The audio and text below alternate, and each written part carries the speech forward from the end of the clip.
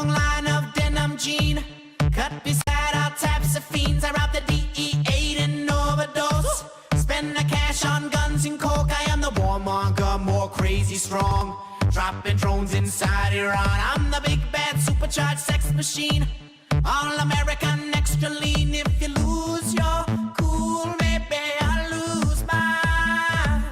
You try the red line, I love crossing red line.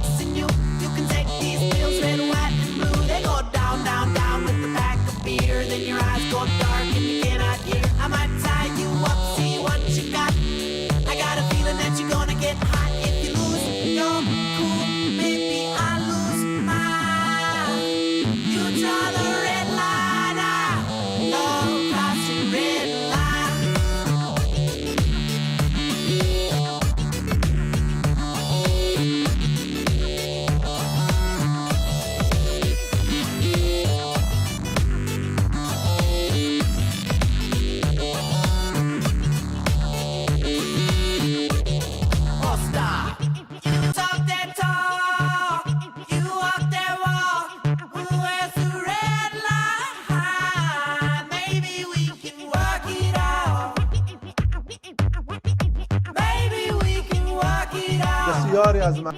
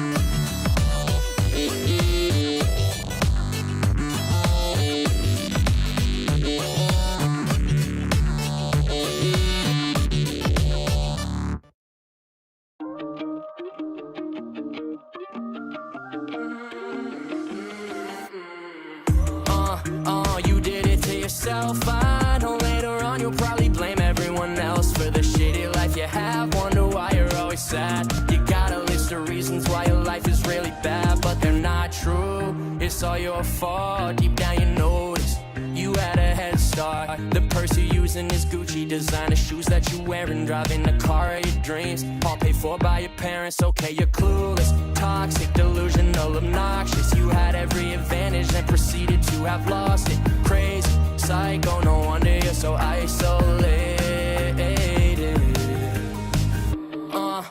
You did it to yourself. I know later on you'll probably blame everyone else for the shitty life you have. Wonder why you're always sad. You got a list of reasons why your life is really bad, but that you did it to yourself. I know later on you'll probably blame everyone else for the shitty life you have. Wonder why you're always sad. You got a list of reasons why your life is really bad, but they're not true.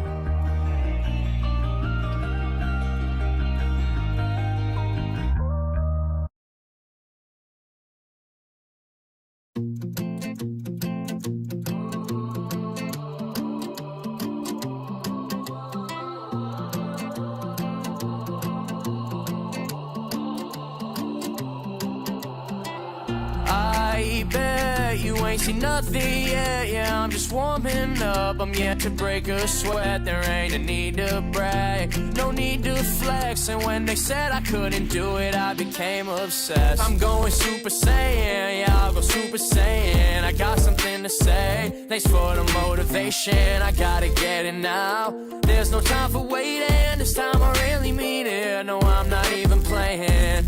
I gotta keep my eyes on the prize. 200 mph, that's a hell of a ride. Can't describe what I've been feeling inside. I love proving people wrong, cause then I look them in the eyes and say, I bet you ain't seen nothing yet. I'm just warming up, I'm yet to break a sweat. There ain't a need to brag, no need to flex. And when they said I couldn't do it, I became obsessed.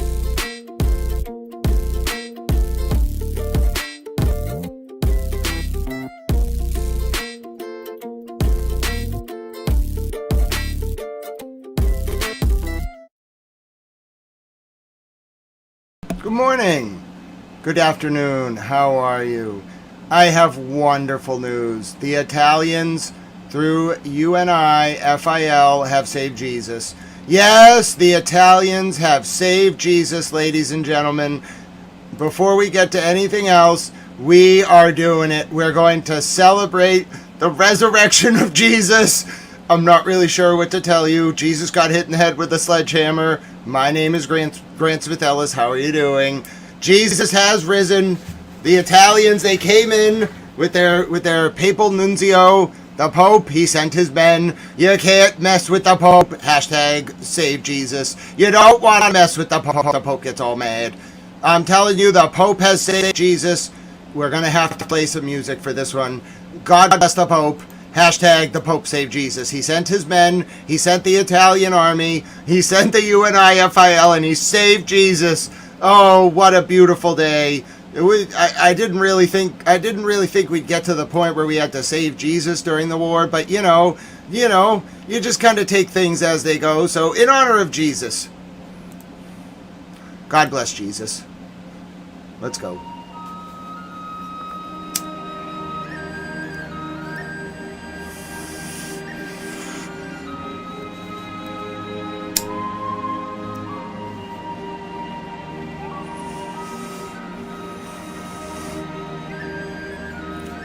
They better not be destroying any more Jesus statues. It took like 48 hours to get this Jesus repaired.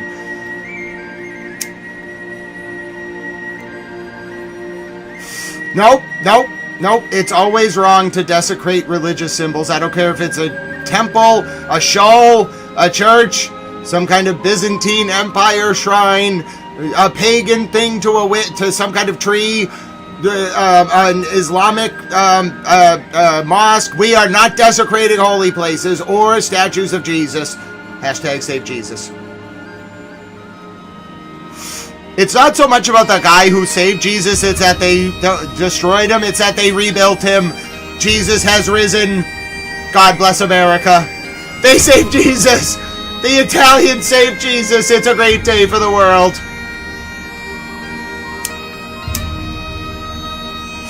Correct. The Talmud opposes Baal. I'll be the first person to attest to that. I read it myself. The Talmud is anti-Baal. Anyone who would destroy Jesus is not representing the Jewish religion. They're atheistic Baal worshippers who've usurped the name of the Jewish religion to destroy Jesus. Jesus has risen. They saved Jesus. Hashtag save Jesus. Mimi's gonna be thrilled. Mimi loves Jesus. They saved Jesus. Jesus is saved. Oh, what a glorious day. They saved Jesus. Oh, God bless America. And the Italians. God bless Jesus. They saved Jesus. I'm not kidding you. They saved Jesus. I was really worried. They saved him. He's saved. Hashtag save Jesus. This is great. The Pope sent his nuncio. They were not gonna let Jesus be destroyed. Hashtag save Jesus. Jesus has risen.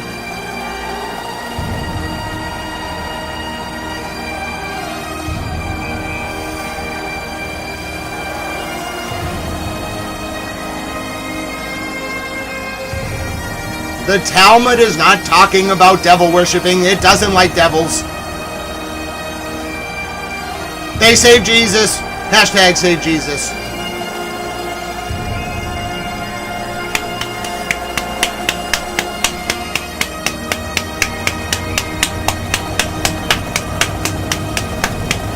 Good job, Italy.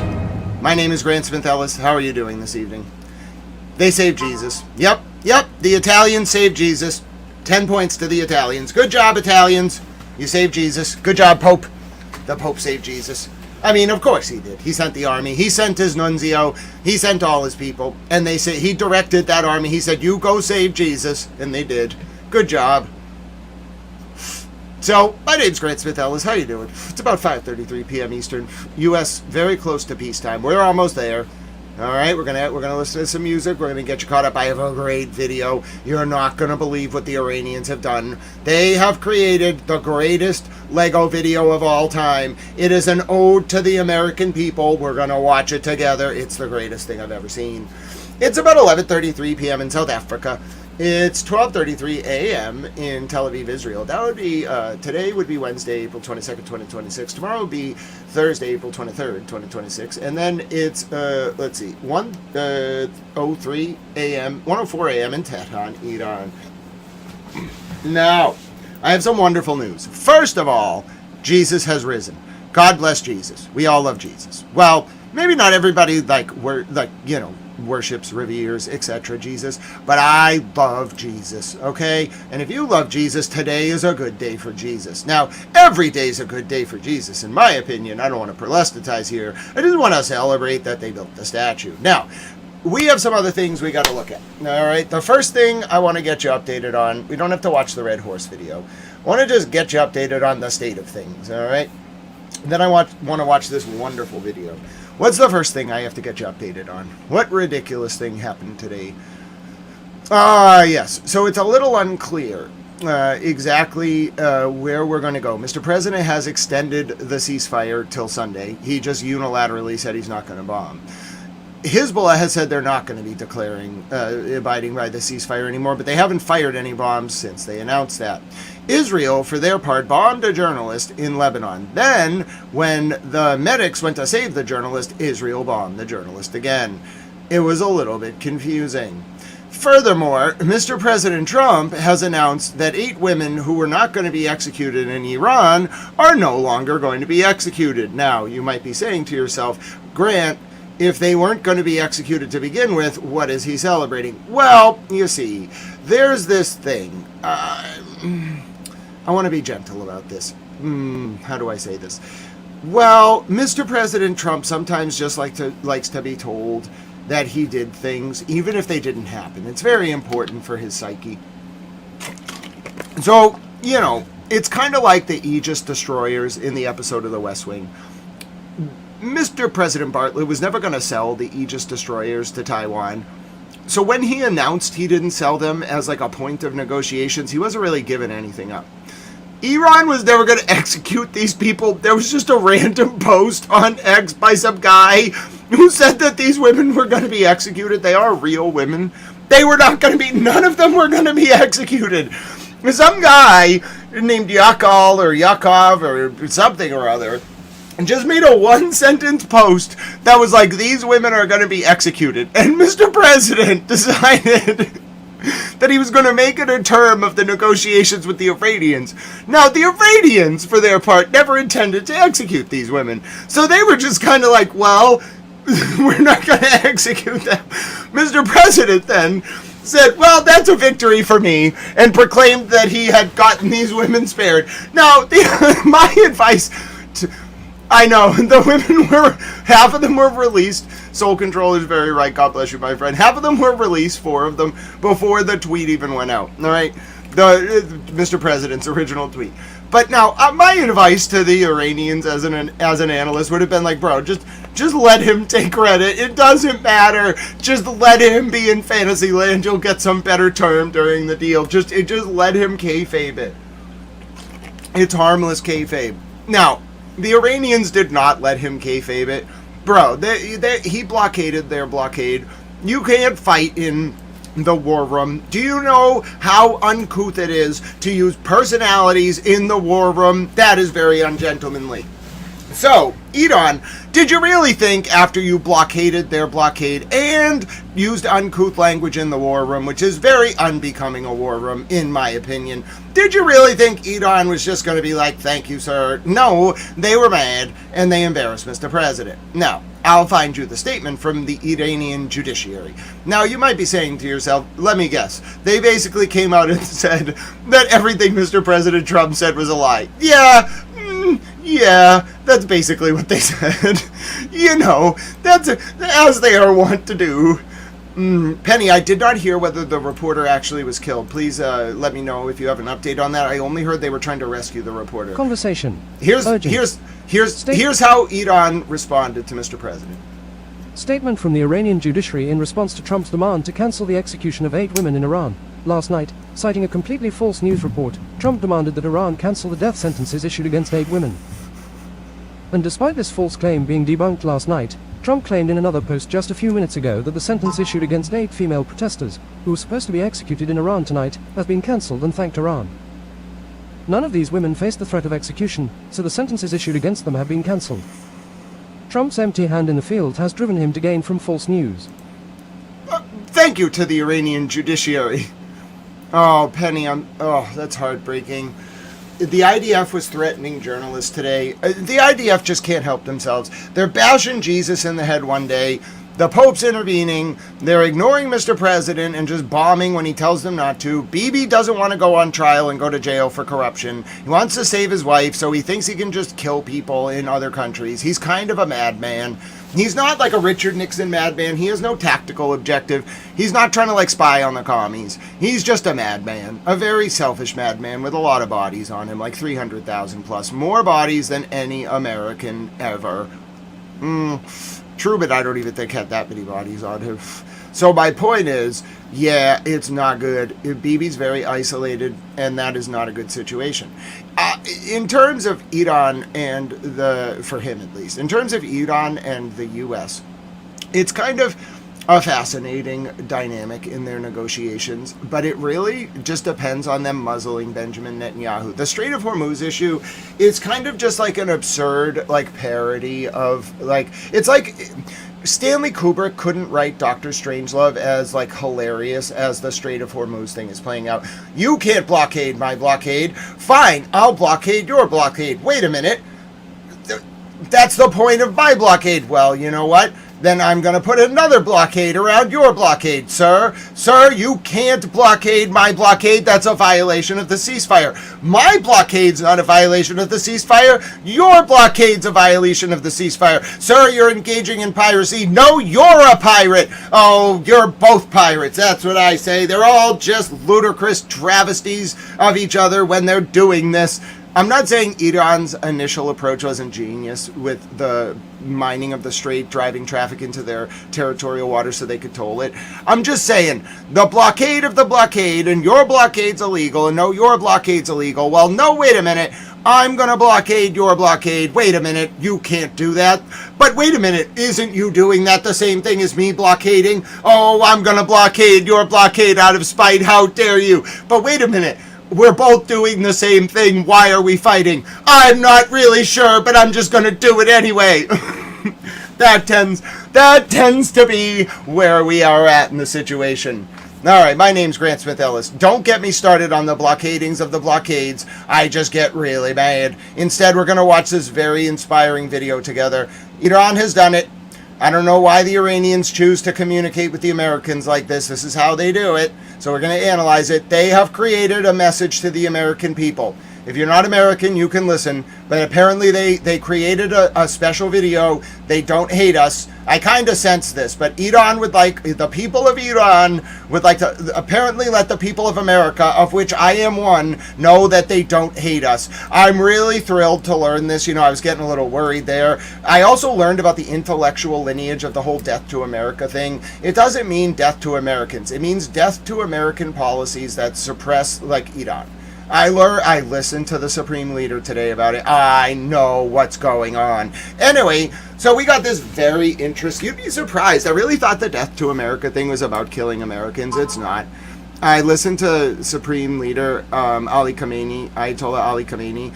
explain what exactly Death to America means. We can listen to it in a minute. But before we do, actually, let's do that first. I think these two videos work as a good, like, a commentary with each other.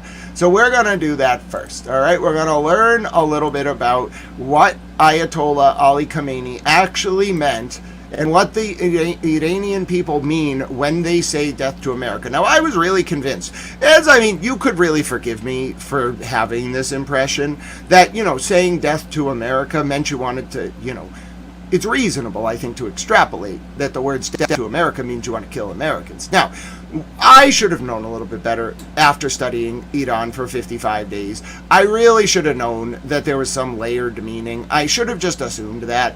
But in my defense, it's not like I just listened to speeches by Ayatollah Ali Khamenei. They're a little hard to come by with English captions. So I think we should listen to it together. I think it's a relatively important speech. And then after the Supreme Leader, Ayatollah Ali Khamenei, speaks, he's the former Supreme Leader now of Iran. He was killed on the first day of this war, back all the way on February 28/March 1st of 2026. Let's take a listen to what death to America actually means, because I learned something today. بدانید که این شعار شما، مرگ بر آمریکای شما، این فریادی که ملت ایران میکشن، این دارای یک پشتوانه و عقبه منطقی و قوی است، دارای پشتوانه عقلانی است. معلوم هم هست که مراد از مرگ بر آمریکا، مرگ بر ملت آمریکا نیست. ملت آمریکا مثل بقیه ملت ها، یعنی مرگ بر سیاست های آمریکا، مرگ بر استکبار. معناش اینه، این دارای پشتوانه عقلانی است. قانون اساسی ما به این ناطقه، تفکرات اصولی و عمیق و منطقی بر این ناطقه و این رو برای هر ملتی که تشریح بکنیم این رو میپسندن و میپذیرن و قبول میکنن. و الحمدلله جمهوری اسلامی راه خودش رو باز کرده است، دارد پیش میرود. من تردیدی ندارم در این که شما جوانهای عزیز روزهایی رو خواهید دید که بسیاری از این آرمانهای بلندی که جمهوری اسلامی ترسیم کرده است در کشور شما، در زندگی شما تحقق پیدا کرده است. So I learned something today. I figured you could learn something today as well. That's what death to America actually means. It probably might be good to I get it, but it really makes the American people think that Iran wants to kill Americans. It would be nice if they explained that. I get they can't do that in a slogan, but I'm a pretty well-versed person in this. I'm not trying to toot my own horn, but I didn't know that. I've studied a lot of material related to Iran and this region. I did not know that. So I learned something today, and so did you. Wasn't that fun? We're all learning things. My name is Grant Smith Elvis. How you doing? We got more work to do. I'm going to show you oh, wait a minute. Before we go to our video, I know you want to see the cool video. I saw Standing Stones today. It was the greatest thing ever. Soul Controller. No, they actually, because of the parliamentary structure, the Arab minority party in the Knesset could end up being a kingmaker for the Change Coalition. You just got to give it till the next election, whenever the hell that happens. Before we go there, I met Standing Stones today. He gave me the painting. Oh, and Standing Stones, I have a message from Towel Girlfriend. Nikki wanted to let you know you are the only person who has met her. Met her. Some people have talked to her and heard her voice. Standing Stones met Nikki on a video call. He is in the exclusive Met Towel Girlfriend Club. It's only Standing Stones. Now, you might be saying to yourself, that is an amazing painting. It is. It's the greatest thing I've ever seen in my entire life.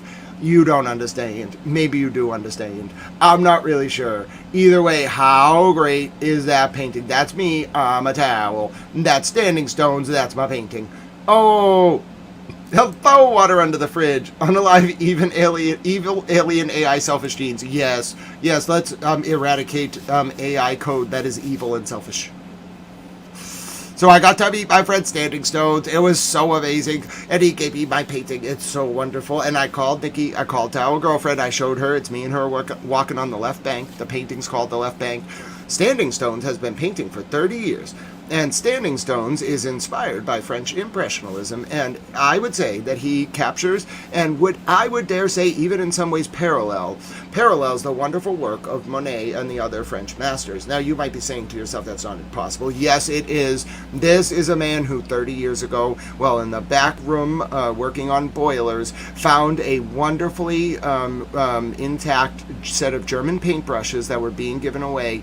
And that inspired him on a journey that started in the previous millennia and spanned 3 decades to culminate in today's moment in that small coffee shop somewhere outside of Boston, Massachusetts, where that painting came into my possession. It will now go at the center of my personal gallery until the day I die. It's the greatest thing ever. And Nikki Towel, who is my girlfriend, Towel girlfriend herself, got to meet Standing Stones when I got the painting. She's wonderful. Standing Stones is wonderful. I was radiant with joy. Oh goodness, what a day.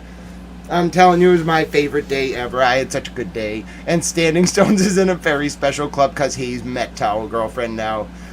Up with Standing Stones, down with space chickens. Hashtag down with space chickens.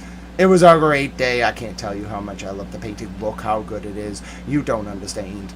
Maybe you do understand. I'm not really sure if you understand or you don't understand. That's my face. Okay, you ready? I want to zoom in on this part. Okay, no, not that. I want to go to the painting. Okay, look at the details on that painting. Look at it. Look at them. Look at it. Look at it. It's glorious. You don't understand. Oh, it's amazing. That's not even the full painting. It's 16 by 24. There's a boat. Look at the boat. Look at it. Alp loves it. Oh, God bless you, ALP. Yes, I actually met Standing Stones in person. Yes, that is such a high-quality photo that I can zoom in and you can see the details of the masterful French Impressionism. All right. What's this painting, Alp? This is a painting that Standing Stones made for me. He delivered it to me personally. He's in the chat with you right now. He painted it by hand. It's the greatest thing. He's been painting for 30 years. He's a modern master. Oh, it's glorious. He even signed the back for me. You don't understand. Is it a Monet? Standing Stones, I told you. It's not a Monet. Standing Stones painted it by hand. He's a painter. You can see his whole catalog. He can share the website for us in the chat. He's great. Oh, Andre, it's so good to see you. How are you, my friend? God bless you. Let me just tell you, it was a day, friends. It was a day. Yes, what an amazing moment for Towel. Is it? I'm telling you, I thought it was a Monet at first. No, it's a Standing Stones original. It's amazing. It's one of the best paintings I've ever seen. And did you know, you can't buy them, but Standing Stones has a gallery of artwork online you can look at. He's the greatest painter ever. He gifts them. I am so touched. That was the Standing Stones art segment. I'm so pleased I got to do that. Now, Standing Stones, God bless you, my friend. Let me read you the post I wrote for Standing Stones. It's really good. British reporter Tal. I'll read it. It was such an honor to receive this wonderful painting from my dear friend Standing Stones today. Standing Stones has been painting for over 30 years, and his raw talent and love for French Impressionism shine in every brushstroke. Towel Girlfriend was thrilled, as was I. God bless you, Standing Stones, and thank you for being such a wonderful soul and such a dear friend to Towel. I will cherish this painting forever, and it will be at the center of my personal gallery until my death. It got 103 likes, Standing Stones. Great job. I didn't get to look at it till now. Good job, Standing Stones. Absolutely proud of you, my friend. People love your art. They love us. You are a wonderful human. Now, if you want to go visit Standing Stone's website, you just go to his Twitter. I'm sure he shared some of his artwork on his Twitter. It's right there in the chat. Thank you all for your indulgence. Now to the video I teased earlier. I think this is a great video to compliment Standing Stone's touching tribute, not even tribute, touching manifestation of the apex of French Impressionism. This, ladies and gentlemen, is the newest from Iran. It is a message of love to the American people. Let's do it. We do not hate you, people of the West. We see you through the smoke of what they call progress. We have watched from across the ocean, from behind their walls, and what we see is a people who deserve better than what rules them. This is not a war cry. This is a wake-up call. Open your eyes, brothers and sisters. The hands that wave your flag are not the hands that hold you. Listen. We love Americans. We love your soul. The land of dreamers, The brave, the bold. but something sits on top of you, Dressed in your name. spending your children's blood. Like a game. We love Americans. Oh yes, we do. But the ones who speak for you don't speak for you. Wake up, Before the morning's gone. they built the cage so slow. You thought it was your home, yeah, they hand you left and right like two halves of a lie. Different faces, different voices, same agenda inside. One wears a blue suit, one wears a red tie, but behind closed doors they shake hands and divide. The taxes from your table fund the war you never chose. They name it liberation, but it's oil, everyone knows. They call us terrorists on the television screen, while the real terrorism wears a suit and gets a pension in a dream. They sell your children futures built on manufactured debt, then send those very children off to wars they'll soon forget. And when the coffins come home draped in stars and stripes, nobody on that podium is losing sleep at night. The media machine spins before the body hits the ground. A new enemy is needed every time the polls come down. We watched it from Tehran, from Kabul, from Baghdad too. The ones they demonize were people just like you. They said we hate your freedom, but your freedom is our dream. We read your constitution, we know what those words mean. It's the ones who wrote the speeches and then buried what they said, who turned that sacred document into a tool of dread. We love Americans. We love your soul. The land of dreamers, The brave, the bold. but something sits on top of you. Dressed in your name. Spending your children's blood like a game. We love Americans. Oh yes we do. But the ones who speak for you don't speak for you. Wake up, Before the morning's gone. they built the cage so slow. You thought it was your home, the billionaire who funds the law and writes the law himself. The pharmaceutical machine that keeps you sick for profit and for wealth. The school that teaches history with chapters torn away, so you never ask the question, who really made it this way? They gave you social media so you'd argue with your neighbor while they signed the deals in secret, taking everything you labored. Left versus right, black versus white, they need you divided. Because a united people's the only thing they've ever dreaded. They sanctioned us, they bombed us, they painted us as beasts, but the ordinary American was never at that feast. You were working double shifts while they were working diplomats. You were counting grocery bills while they were counting combat stats. We don't confuse the empire with the people that it rules. History is full of kings who turned their own into their tools. Your founding fathers warned you, yes, they wrote it clear. That power concentrated is the thing that you should fear. That foreign wars and secret deals and banks too big to name, where the very seeds of tyranny dressed up in freedom's frame. And now we watch across the sea and wonder, do they know? Do the people of that nation see the curtain and the show? We've lost our brothers, lost our sisters, lost our skies to their machines. But we separate the people from the politics and schemes, because hatred is their weapon, love is ours to wield, and truth is the only armor that will never crack or yield. So we sing this not in anger but in solidarity, that the people of the world want nothing more than to be free from the ones who take our names and use them for their wars. We are not your enemies. We're prisoners of the same cause. We love Americans. We love your soul. The land of dreamers, The brave, the bold. but something sits on top of you. Dressed in your name. Spending your children's blood like a game. We love Americans, oh yes we do. But the ones who speak for you Don't speak for you. Wake up, before the morning's gone. they built the cage so slow. You thought it was your home. We do not celebrate your suffering, we mourn it the same way we mourn our own. Because your mother crying for a soldier is no different from my mother crying in the rubble. Pain does not have a passport, and the ones who cause it never feel it. So to every American reading a headline and feeling confused, to every citizen wondering why everything feels rigged, You are not crazy. you are not alone. And from the other side of the wall they built between us, We see you, we hear you. and we are standing here, Not as your enemy, but as proof that the world. that the world. We do not hate you, people of the West. We see you through the smoke of what they call progress. We have watched from across the ocean. Alright, then it replays. Good video, though. That was good. That was good. I have some not so good news now. That was a very inspiring video. We are not your enemy. I feel like that was a message to us. That was very on point to a lot of the things that I figured the Iranian people felt. I take you now to the latest report from Sky News about the tragic death. Israel has killed another. Bibi Netanyahu has killed another journalist. I'm not ascribing the actions of Bibi to Israel.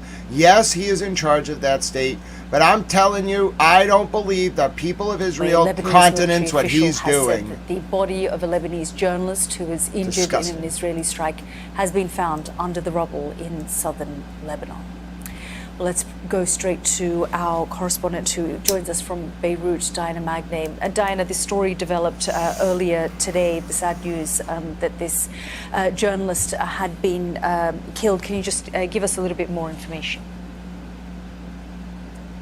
Yes, Yada, this is Amal Khalil. She works for the Al Akbar news agency, which is Hezbollah aligned.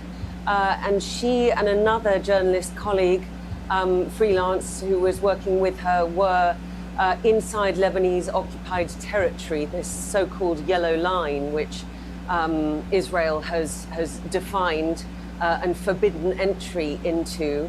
And they were in a sort of two-vehicle convoy, it seems, and the reports that we've been getting from various sources made it quite difficult to work out what was happening. But according to the IDF, they had left what the IDF deems to have been a military building or structure belonging to Hezbollah, and had gone in two cars deeper towards Bint Jbeil, which is a town in the south which has seen very, very fierce fighting, again within Lebanese occupied territory. The IDF called an airstrike on the first vehicle. 2 people in that were killed. Amal and her colleague Zainab then tried to take cover in a nearby house, and there was another airstrike on that house. Now, from what we are understanding from Lebanese officials, the rescue team that tried to go there were denied access. There was live fire coming at them. That seems to have been resolved over the course of various hours. The IDF said that they didn't block access. That's not what we were hearing. And there have been rescue teams trying to work to try and get Amal from underneath the rubble. And as you say, that is unfortunately not, her body has now been found. We understand that her colleague Zainab suffered serious head injuries too. And this brings the number of journalists killed here in Lebanon since October the 7th, 2023, up to 15. Israel does not have a good track record, as you know, in targeting journalists.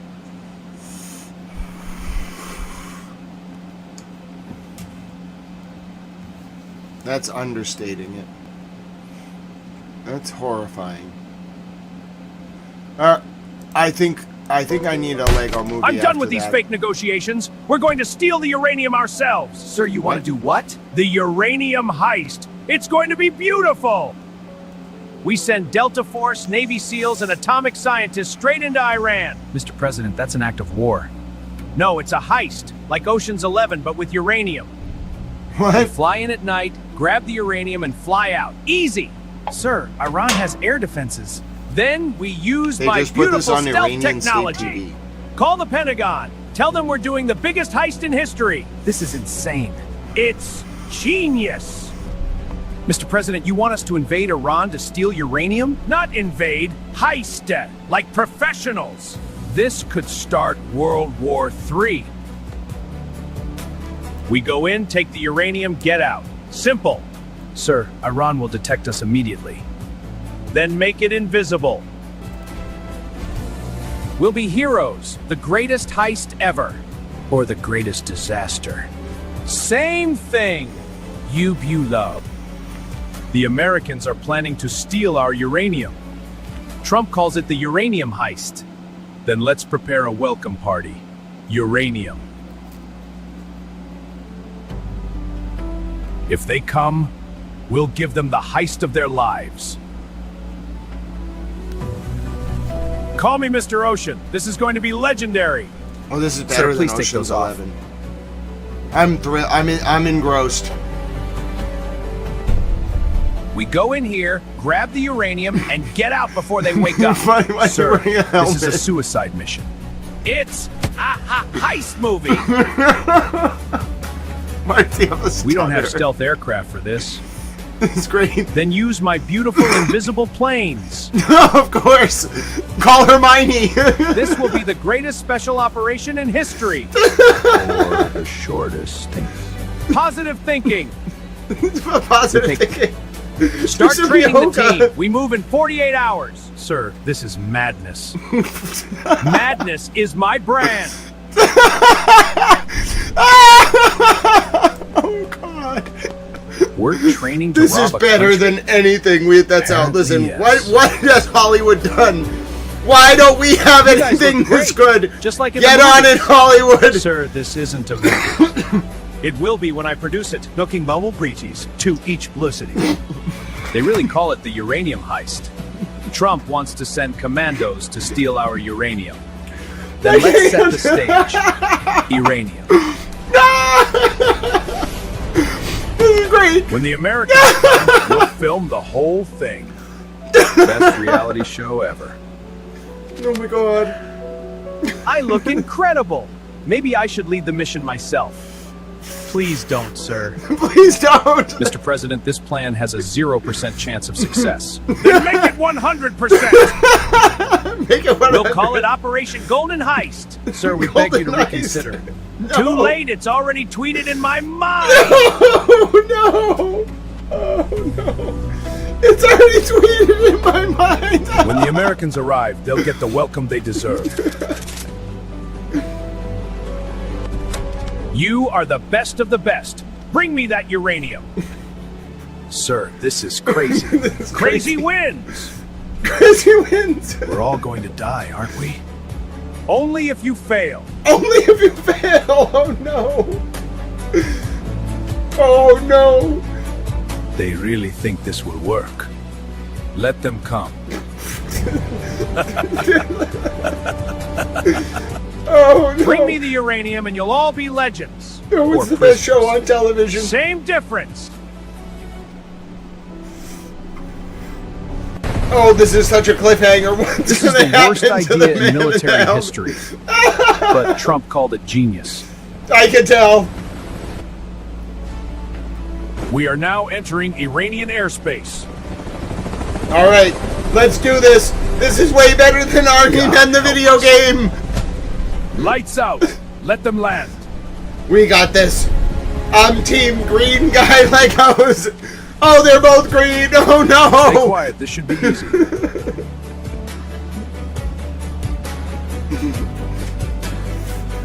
Oh my goodness. This is going to be shown in history books. Welcome to Iran, gentlemen. Trump sends his regards. Oh no. Who's that guy? Well, that didn't go as planned. Smile, you're on camera. No. Any word from the team? Oh no. They're not We're back responding, in sir. Washington. They're probably winning.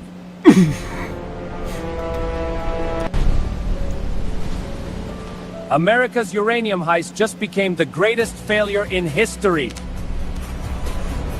Oh, the Lego men are ready. This is fake news. They You're were fake winning. news. Sir, they're all captured on live TV. Deep state. Theological. His cave oats is back.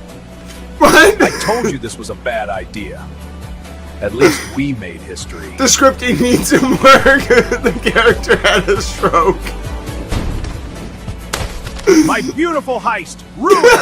Perhaps we should go back to negotiations. Never! Thank you, Mr. Trump, for the best propaganda gift ever. Who was that guy, Indiana Jones?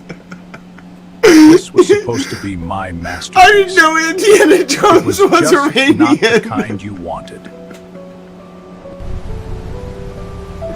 And so the greatest heist in history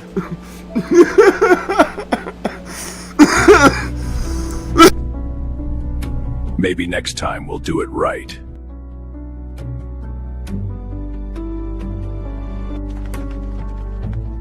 Wait a minute! To Donald Trump, the best director of comedy in the world. I want Indiana Jones back! You can't just take Indiana Jones! Back to negotiations then, but I still don't want to do this. The uranium heist was a success, just not for America.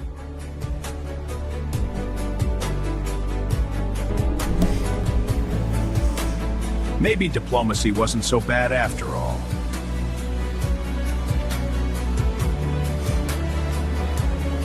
To the American heist team, thank you for the show.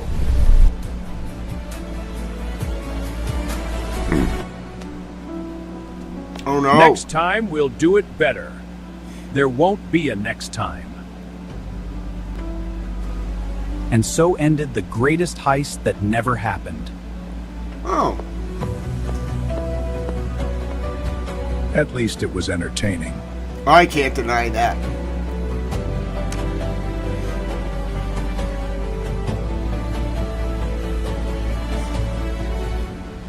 Say cheese for Trump. You want to give him some cheese? Why do you want to give him cheese? Maybe we should just negotiate after all. He was tempted by the cheese. The heist was canceled, but the embarrassment remains. And the cheese! Don't forget the cheese! You gotta ply him with cheese! That was the Set up the secret! negotiations. It was the cheese! Mr. President loves cheese. Just give him some good Romano. Looks like the heist is over. Indeed, the art collector will be most disappointed. He should have known better than to steal from the masters. I know. All he got out of it was some cheese and a taco. I still say it was a good idea. Oh, that's why he needs the cheese for his taco. That's right.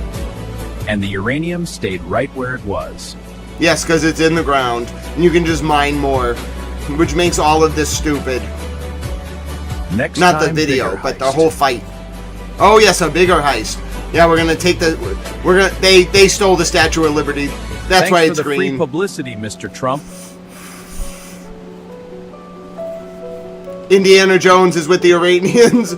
We've lost Indy, bro. When you've lost Nobody Indy, you're does screwed. chaos better than me. I know you cost us. Indiana Jones defected, Mr. President. What the hell? We lost Welcome, Indy. Iran! And they lived absurdly ever after. Wait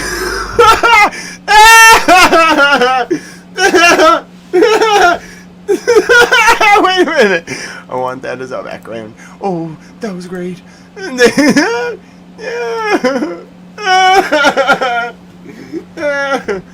Oh, goodness.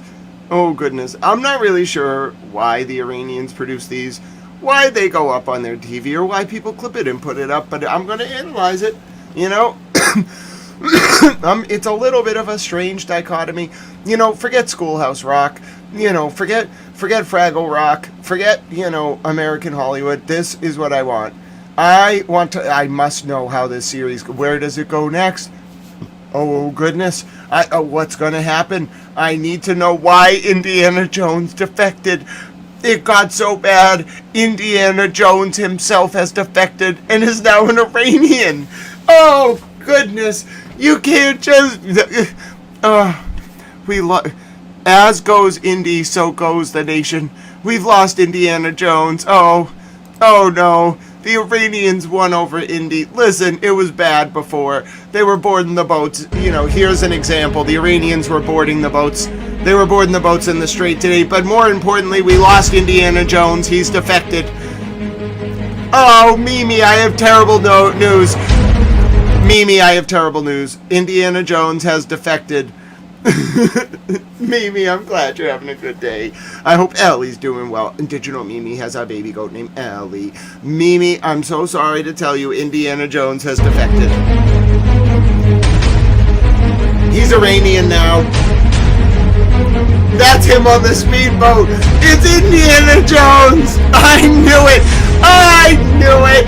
That's why the Iranians got so bold. They're boarding the ships. It's Indiana Jones.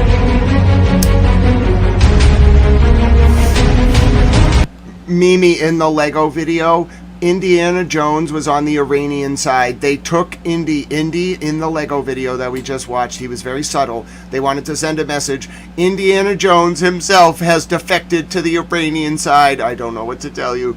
It's terrible news. God save his soul. I hope he has a good time in Iran. He's probably going to be saved, over there. It seems pretty nice, but Indiana Jones, once we're losing cultural icons, we're done, Mimi.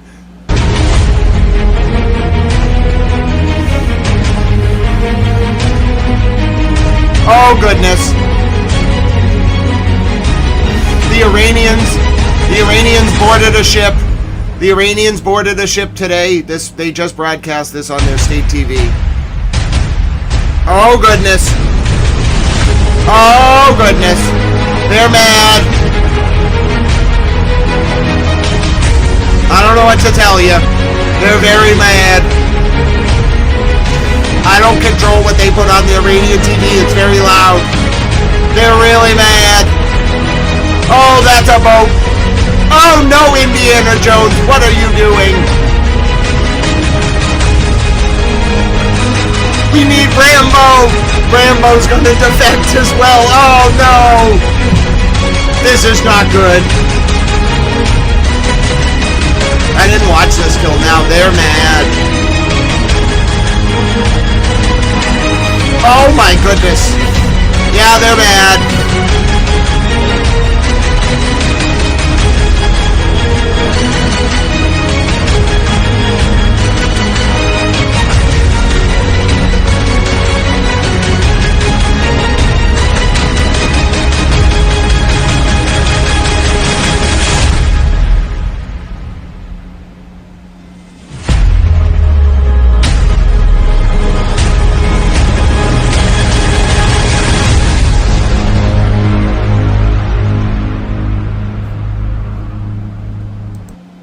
That was aired on Iranian TV like 5 minutes ago. That's the Iranian military. They have the boat. I repeat, they have the boat. I don't know whose boat that is, but they have the boat. I repeat, the Iranians have the boat. I'm not sure what they did with the boat. I don't know where they took the boat. I'm not really a boat expert. But that is the Iranian military. I know what I can analyze footage. That is the Iranian military having taken a boat. They stormed the boat, they boarded the boat, they captured the boat, and they filmed it. My name is Grant Smith Ellis, and that's what happened. Aaron says we need some dance music. Yeah, Aaron, I think I got a song that's apropos for you. Sure. Now, what type of dance music? Like, are you in a vengeful mood, or do you want to be in a happy mood? I actually have some dance music we can listen to kind of warm things up. Maybe I can get a goat video. Everyone loves a goat video every now and again. Who doesn't love a goat video? You know who loves goat videos? Mimi. You know why? Because Mimi has a baby goat named Ellie. She's a baby goat. Everyone loves goats. Hashtag save the goats. If you don't like goats, there's something wrong with you. You know what I'm saying? So I had a request because of, the intensity of the boarding of the boat. Which, I mean, Iran most certainly boarded a boat. I don't know what to tell you. I'm going to look for a goat video for you, then I'm going to play a song. This is a special request going out to Aaron Gobra. We can't do the Bee Gees. I have to pick the dance song because they're very strict as to what you can play. But I have a song. We can dance, all right? We can dance. We can't do the Satan, but we can dance. And if you don't dance, then you ain't no friend of mine. You know what I'm saying? We can dance. We can dance. We can dance. Etc., etc., etc. Whatever the lyrics are to that strange song. Can I please have my goat video? Would you be so kind? I need to get back to the first page of my library as well. Give me 1 second here. I got things going on. Things are not really, like, you know, doing what I want them to do. Can we have my goat video? I would really like my goat video. Would you be so kind? You're kind of being problematic here. Would you mind just loading my goat video? Thank you very much. As we're making all that happen, I'll get ready to... I just want to go to my library, please. My library has way more than that. Please, thank you. Give me 1 second. I have to make this work. I'll let you watch the goat video as I get this all ready here. We've had a request for a dance song, so I'm just going to play a dance song. Alright? Let's see, which one do I want to do here? I had a few good songs I found earlier. Which one do I want to play? We did Red Line earlier. Sip It Slow is a good dance song. Yeah, we can do Sip It Slow. Here we go. Some goats for Mimi, and a song called Sip It Slow. It's a good song.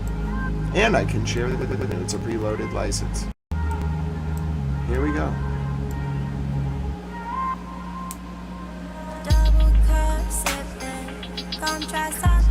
One Night in Bangkok is a great song.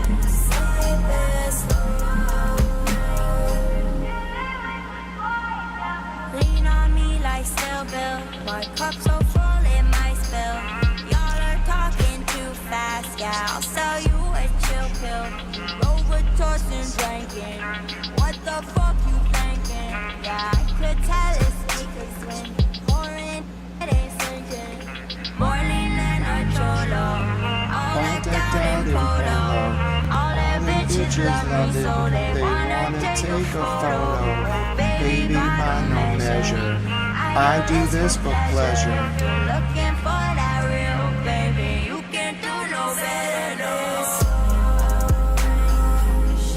It's a certain type of dance. I think I know what some of you want, though.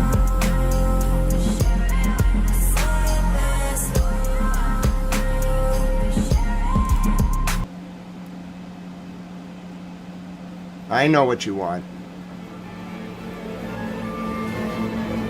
Nope. Nope, I can only play 20 seconds of that version. Give me this version.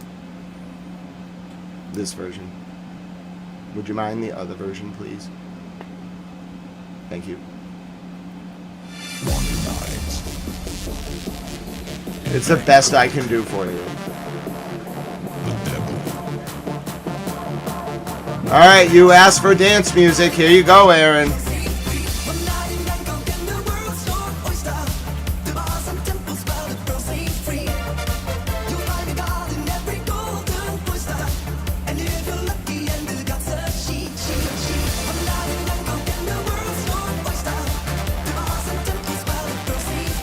Good throwback. We had a request for a little mental decompression. This is a good song.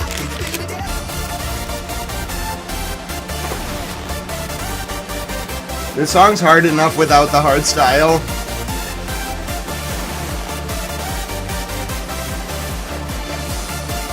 I agree, Mimi. This is a classic, though.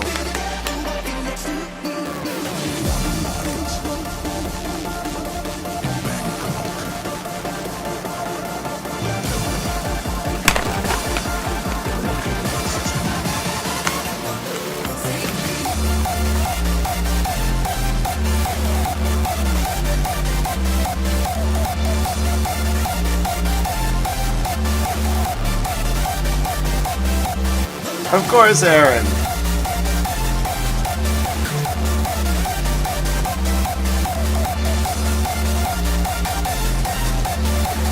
Yeah, it's a remix.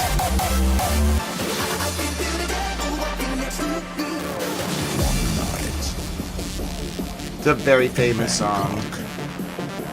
This is our mental decompression.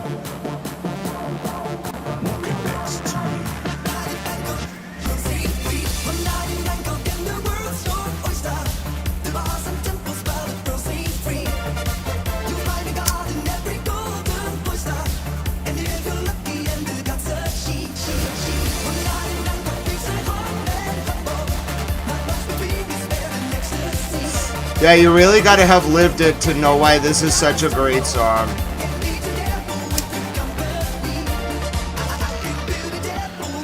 Oh, that's cool.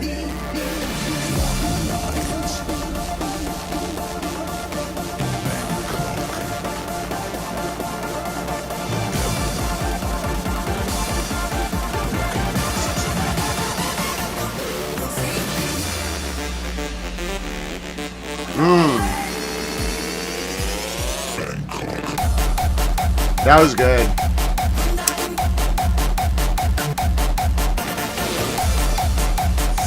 That was really good. It's called a drop.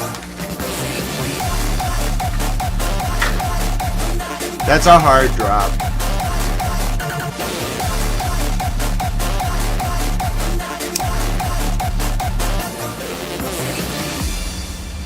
That's a really good drop. That was good. The point of a song like that is to build up to a drop. That was a great drop. It's meant to be an experience. It was really good. I like that. It's a good remix. It's not the original, but it's good. It was really good. I liked it. How you doing, folks who are just coming in? You came in at the end of a mental decompression break. There's a pretty intense scene where the Iranians boarded a vessel and filmed it and put it on state TV. They put it to really intense music, so we did a little mental decompression break. Someone wanted a dance song, and then I remembered not everyone dances to like chill, like techno, slowed down, so I played a faster song. Hashtag coats on the way to the ballroom. I wish I could play Ballroom Blitz. That would be epic. Let me take you to the latest scenes from Sar Bishesh. This is in the streets tonight in Iran.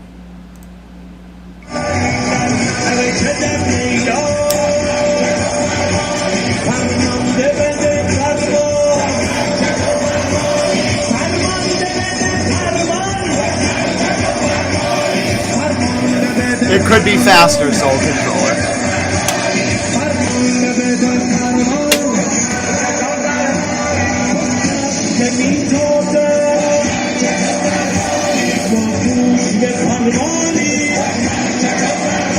Blitzkrieg bought this great.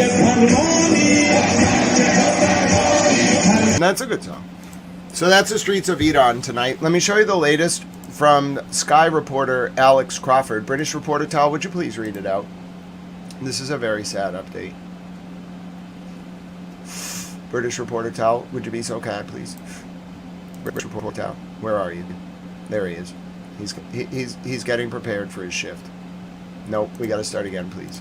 Go ahead, British reporter Tal. Conversation. Civil defense crews were finally able to access the site where Leb journalist Amal Khalil was trapped under rubble, but only hours later. They retrieved her body. Her newspaper Al Akbar has put out a video tribute. Lebanon's Minister of Information condemned the incident, describing the targeting of journalists as a blatant violation of international humanitarian law and calling for international action. Let me show you now the tribute to the journalist who was killed just hours ago in Lebanon. May God rest her soul.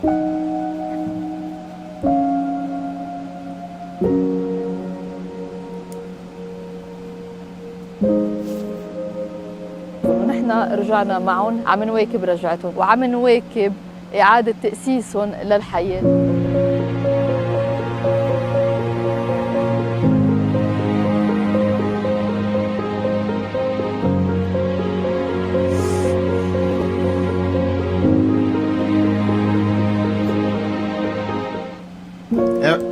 Every journalist killed during war is a tragedy.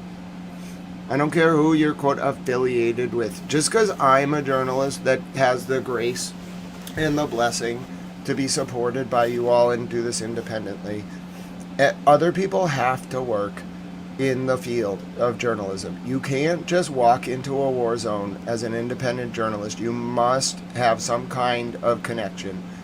Doing that to a journalist because she has like connections in Hezbollah is the same thing as justifying targeting Trey Yinks because he knows people in the IDF. That's absurd.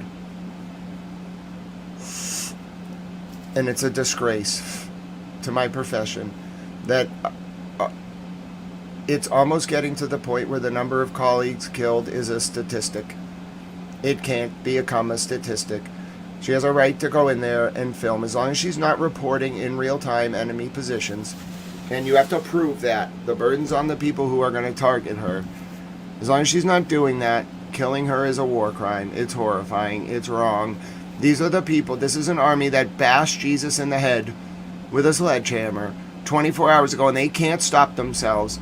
They killed a journalist 24 hours later. They have no friends. The only friend they have is like Argentina. And I'm not really even sure the Argentinian people are cool with their president doing what he's doing now. So, Israel stands alone. And the more journalists they kill, the more bombs they drop, the more pressure Bibi tries to put on the people of Lebanon, the more severe the isolation from the international community will become. The EU should have learned its damn lesson and voted to reject that trade agreement. You, EU, caused this death. Why? Because you didn't have the stones to stand up and reject that trade agreement. You cowards. Even after the Hungarian Prime Minister fell, you cowards. That's what I'd say to him if you elected me president. You cowards! I get so mad. They had the chance to stand up to him. You caused this. Damn European Union being all cowardly. I blame Germany. Stand up to Bibi Netanyahu. It's not the Jewish people. They don't stand for this. I'm half Jewish. I don't stand for it. Outrageous. Outrageous. I'm mad. Getting me all mad. I'm going to play the Lego video. Don't make me do it. I'm going to show you scenes. I'm not going to show the recovery of her body. I'm going to show you what it looked like today, just an hour ago. Israel violated the ceasefire again, and they slaughtered a journalist. No regard for human life. No regard for my profession. No regard for the ceasefire. No regard for international law. No regard for the instructions of President Trump. No regard for the Pope. No regard for Jesus. I'm talking just about the IDF right now and this Benjamin Netanyahu. I don't think the people of Israel on the whole stand for this. I'm outraged.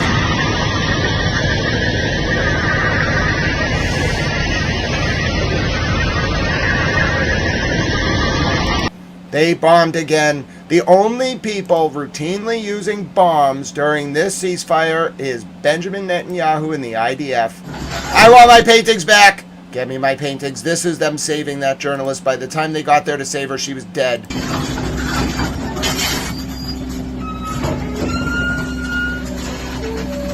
They tried. Israel shot at the rescuers so that she died alone under that rubble. They could have got to her in 10 minutes. They shot at the rescuers. Those people, they needed to use the heavy equipment. They shot at them. So she died alone. It's a disgrace. Yes, I saw about the Virgin Mother in the church. I think I did play that. I'm disturbed. I'm mad. It's not even I don't even think the Americans and the Iranians are going to react with violence or missiles. They're going to react by isolating Bibi because he doesn't listen. He just doesn't listen. It's disturbing. It happens over and over and over and over and over. It is purposeful, Tripoli Bob. He's a petulant child who wants to avoid going to jail by using the citizens of Israel and the innocent civilians in Lebanon to save his political future and thus avoid jail, due to a convoluted and politicized series of rulings from the Israeli Supreme Court. It's absurd. It's absurd. I'm mad. Let's take a look at more scenes now from Iran tonight. If you're wondering what they're going to do if Israel or the U.S. tries to undermine the integrity of the ceasefire in order to protect Benjamin Netanyahu. Those are drones. They are sole controller, but so is Israel in the EU and Bibi in the EU. They're only intertwined to the extent that these countries don't stand up to Benjamin Netanyahu. Call the Pope. He'll do it.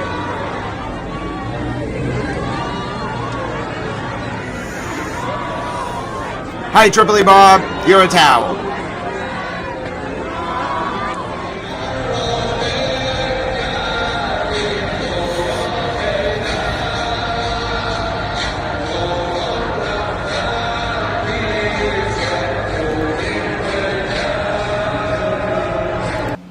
Tripoli Bob, they delayed the trial again, or his testimony.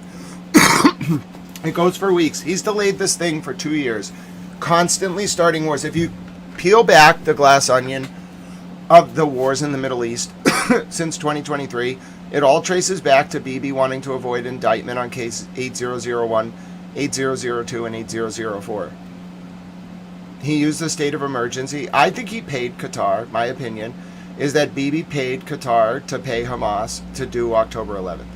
I don't think that's a conspiracy. I think Hamas did it. I just think they were paid by Qatar.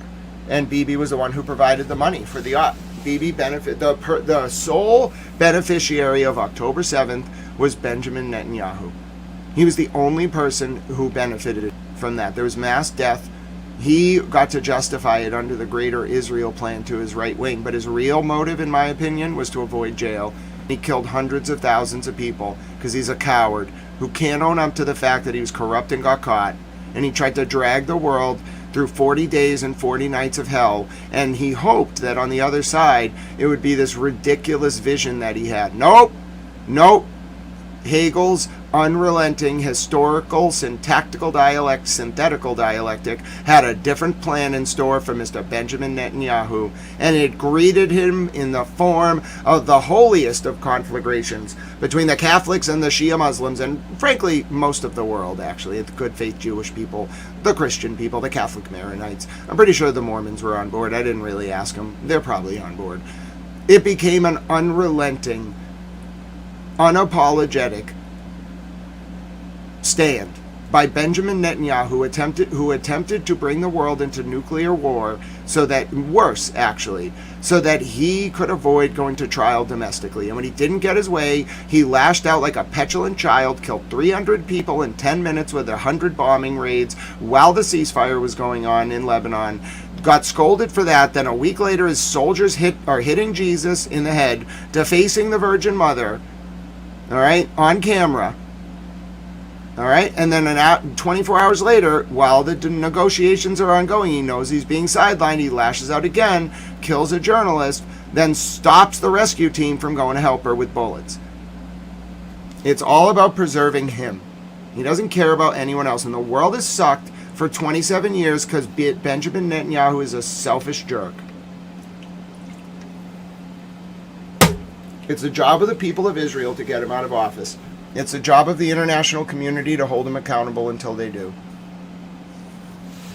My name is Grant Smith Ellis. I'll check if that song is in the database, whoever requested it. None, I'll check. A lot of the awesome requests that I get, even the songs I want to play, are just not in there. I wish more artists would sign up for it so I can share my ad revenue as small as... I'm not a big channel.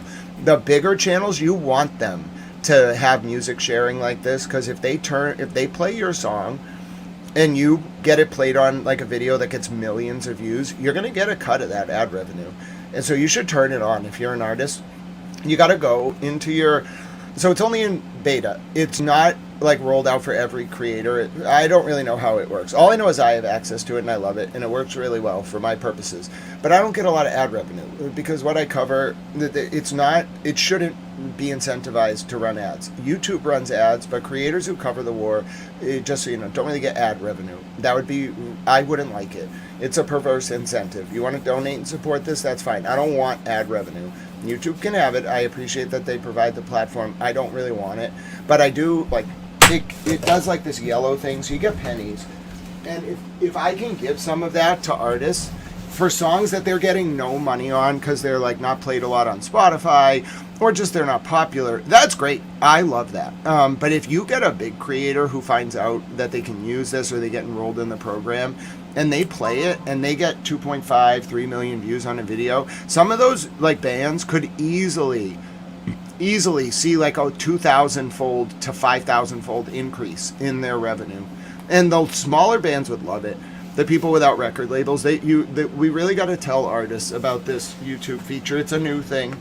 So I think YouTube's doing its best. You know, they actually sent out a great email about the super chat goals. So I think they're going to keep that up. They gave me some tips. It was like a newsletter on how people are making the most out of super chat goals. So I know YouTube is like thinking a lot about live streams. I think that's why they're doing the creator music beta. It's great. It's a great way to buy music licenses. But smaller groups, if you're out there, if you know people who are in bands that upload their music on YouTube, please, you have to go into your channel. All right, some of you are not turning this on. You have to turn on ad revenue sharing. You can do it on a track by track basis. I don't care what ad revenue split you pick. There's definitely numbers like that are high. There's numbers that are low. My channel, I only get pennies really. So you're not really like, I don't care if you want 90 or 20 or 15. On a channel that gets like 3.5 million views a video, you probably like want to think about like that when you're setting your revenue split. This is just my general advice as a creator. You probably don't want to be setting it at like 40%. No one who gets 3.5 million views on a video is going to give you 40% of their ad revenue. I think, just my opinion, I don't get that many views on individual videos. Maybe over like a month and a half I might get like 1.5 million views, but the ad revenue, I don't even know how to calculate it because my videos don't get, they're yellow instead of green most of the time on the ads, which is fine. But if you get your video played on like a creator that gets a video with 3.5 million views and you're in the video and you have the preloaded license and you do the revenue share, and you set it at like 5 to 15%, you're going to get I've never seen, I don't know what the numbers are, and you kind of have to be in those circles. I've never talked to a channel that gets that many views on a video, but my guess is if you set it at like 5 to 15%, you could make thousands of dollars. That's just a guess. I don't know what it's like to actually have a channel with that many views, but I imagine you could make a substantial amount of revenue as a small band. So just tell your friends. You just have to turn it on. You have to go on a track by track basis, and you have to pre-license the track. You have to pick how much you want the creator to get and how much you want to get. It's like what you're doing is you're putting up like a license and letting the creator choose if they want to like agree to the terms. You can sell a license to the track. I bought a license to a track. I own a license for 2 years, an unlimited license. It's unlimited rights. I can do whatever I want with it. That was great. So if you want to sell your licenses, you can sell it to me directly or any creator. We can buy it. You can set the terms. I don't know why the band sold me an unlimited license, but they did. So it's like kind of like I have rights to play it in a stadium. I'm pretty sure I have rights to play it like in my videos. I have rights to play it like live. I can upload videos with it. I can upload it and put it as like an intro to content. I own the unlimited rights to it. If you want to do that, that's also an option in the system. I think that's a great way for bands to make money. I'm not a lawyer. This is not legal advice. My opinion as a creator. Just be aware, if you sell me the license and you just sell it with unlimited terms, I mean, I own the license. So it's probably just, I like the ad revenue share, but I'll buy the license. I'm not buying the song. I'm buying a license to distribute it. So, okay. It's a cool system. I love it. I think it's really going to help direct band to content creator distribution, but it's not rolled out fully. It's in beta, but I really recommend bands sign up for it. I think it's going to be a great service. It's going to become very popular, I think. All right, my name is Grant Patel. So let's get back to the updates. That was my extolling the virtue of using the that was me extolling the virtue of the YouTube creator music sharing system, but it's in beta, so, you know, hopefully by the time it's rolled out, more people will be in it. It's mostly because people request a lot of tracks that are just not in the catalog. I would love some tracks that I want to play to be in there. I might send some emails to smaller bands asking if they'll sign up, but yeah, it's a process. Here we go. New Cash Patel video from Iran. I'm sure Pete's going to love this one. Oh, that's correct. So the Navy Secretary has resigned. Thank you for that reminder. Before we move forward and watch the video about Kash Patel, which I'm sure Pete is going to love, along with some other some others in the chat. I'm getting a little tired. I was up early. I don't think I actually have a doctor's appointment tomorrow. I think that I do for some reason. So I got to get up early and call them no matter what. I have a surgery next week. It's a dental procedure, but I had to actually call in a doctor. Like, it's a serious procedure. It's going to take 2 hours. The doctor was like, my doctor was like, 2 hours. And I was like, yeah, oh goodness. So when a doctor says, oh goodness, you know you're in for it. But I'm going to make it through. The U.S. Secretary of the Navy has resigned. I can confirm that news. This is from Sean Parnell. This is the official account for the Assistant to the Secretary for War for Public Affairs. So let me have this read out by British announcer Tal. It's not real surgery, Silent Dogs. I'm not going under the knife. Well, there might be. I don't know. It's dental surgery. I have to get it or I'm going to lose a tooth. It's dental surgery that's done with what's called an oral surgeon. Statement. Secretary of the Navy John C. Phelan is departing the administration, effective immediately. On behalf of the Secretary of War and Deputy Secretary of War, we are grateful to Secretary Phelan for his service to the Department and the United States Navy. We wish him well in his future endeavors. Under Secretary Hung Cao will become Acting Secretary of the Navy. Navy Secretary leaving in the middle of a war. Well, here we go. Yeah, it is a little weird that the Navy Secretary is leaving in the middle of a war. Thank you, Silent Dogs. It's much better. It's preferable to losing the tooth. So that's my view on it. Here's the Kash Patel video. Here you go, Pete. Yeah, Keystone Cats having a meltdown. Couldn't log in, thought Trump fired him. And the man, what? Keystone Cats, Keystone Cats. Crazy eyes popping, make the wish direct the fast. Couldn't log in, thought he got fired. What a joke, panicked hard, blowing up phones total. Keystone Cats, Keystone Cats. Bulging eyes wild like he's losing control. Drinking heavy, showing the blade. Can't do the job, suing the Atlantic for $250 million. What a fraud. April 10th, one glitch, and he lost his mind. Called 9 people screaming, I got fired this time. Make a wish director, agents laughing in the back. While I ran hacks his email, he has a heart attack. Keystone Cats, Keystone Cats. Crazy eyes popping, make a wish director fast. Couldn't log in, thought he got fired. What a joke, panicked hard, blowing up phones total. Bro, heavy drinking rumors showing up sloppy and late. Fighting real agents, keeping the clowns on the plate. Bulging eyes, snapping at the smallest little glitch. Biggest clown in the FBI, straight up snitch. You want a revenge on the deep state? Thought you were the man. One login failed and you cried like a little kid down. Now you're suing for $250 million, screaming defamation. Paranoid drunk, you're the real embarrassment nation. Keystone Cats, Keystone Cats. Crazy eyes popping, make a wish direct the fast. Thought he got fired from a login screen. Pathetic ass. I ran still standing. Taking defense laughs at you. Pathetic ass. Keystone Cats, Keystone Cats. SBI's biggest joke, walking total trash. Taking defense. We see them crazy eyes, We see them meltdown, meltdown, meltdown. We don't forget. What? Oh, well, Iran certainly read the Atlantic. Let me give you the latest from Fox on the Navy's secretary being fired, apparently.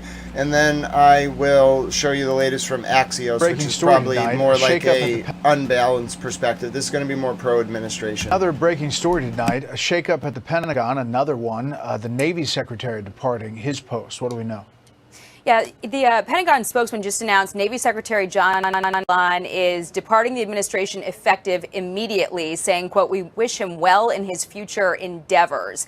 It was not immediately clear from this post if he resigned or was fired, but Fox News has learned in the last few moments that he was fired. He had a very close relationship, apparently, with Donald Trump Jr. and just hosted a bridal shower for his fiancée this past weekend in Palm Beach. Phelan was confirmed by the Senate just over a year ago. Undersecretary Hung Cao is to assume the role of acting secretary. This marks the 34th military officer that Secretary Hegseth has fired since taking over the agency, Brett. Yeah, John Phelan.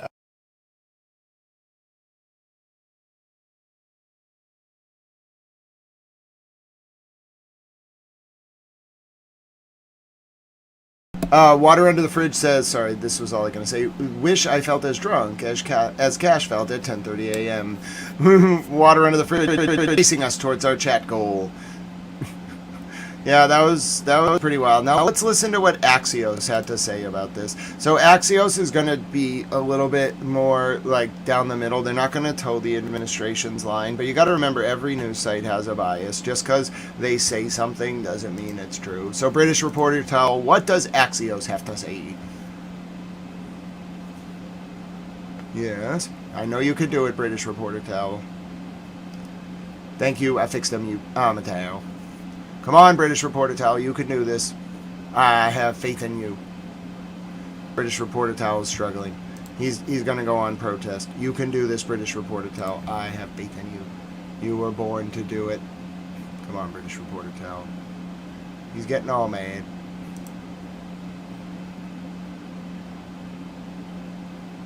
Come on, British reporter towel. You can do this. You were born to do this. I have faith in your abilities. I don't want to read the. Come on, British reporter towel. You can do this. He's protesting right now. It's okay. I'll do it. John Phelan out as U.S. Navy Secretary. No. I refuse. Oh, that's why he didn't want to read it. Let's see what the summary was then. Signing up for Axios right now. I think I already am signed up. I don't want to do it again. This is what Steve Lookner says. Axios on Secretary of Navy departure. Phelan didn't understand he wasn't the boss. His job is to follow orders given, not follow the orders he thinks he should be given. A person familiar with the situation told Axios he didn't get along with Defense Secretary Pete Hegseth. They added, oh, Iran's going to make a Lego video about this in like seconds. Just wait for it. This was the Iranian spokesman for the foreign minister the other day. Image you see is one of those. An Iranian boy, yes, the son of Iran. In the school.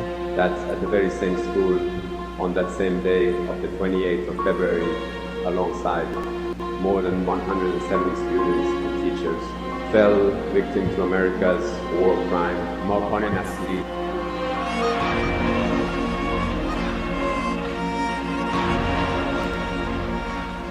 From a small body, no piece was ever found, and this will be recorded in history as the symbol and example of America's help to the people of Iran. Though my homeland may burn, may I never be calm or still. God grant me death before I ever betray my homeland's will. We honor the memory of all the martyrs of the Shajarat Tayyib's pool in Mina, and we send our salutations to the souls of all the martyrs of the recent King's War. I have the last message now from the journalist who was killed in Lebanon today. Here is her last message. Yes, Pete, we're going to play the strike video after we listen to this last message.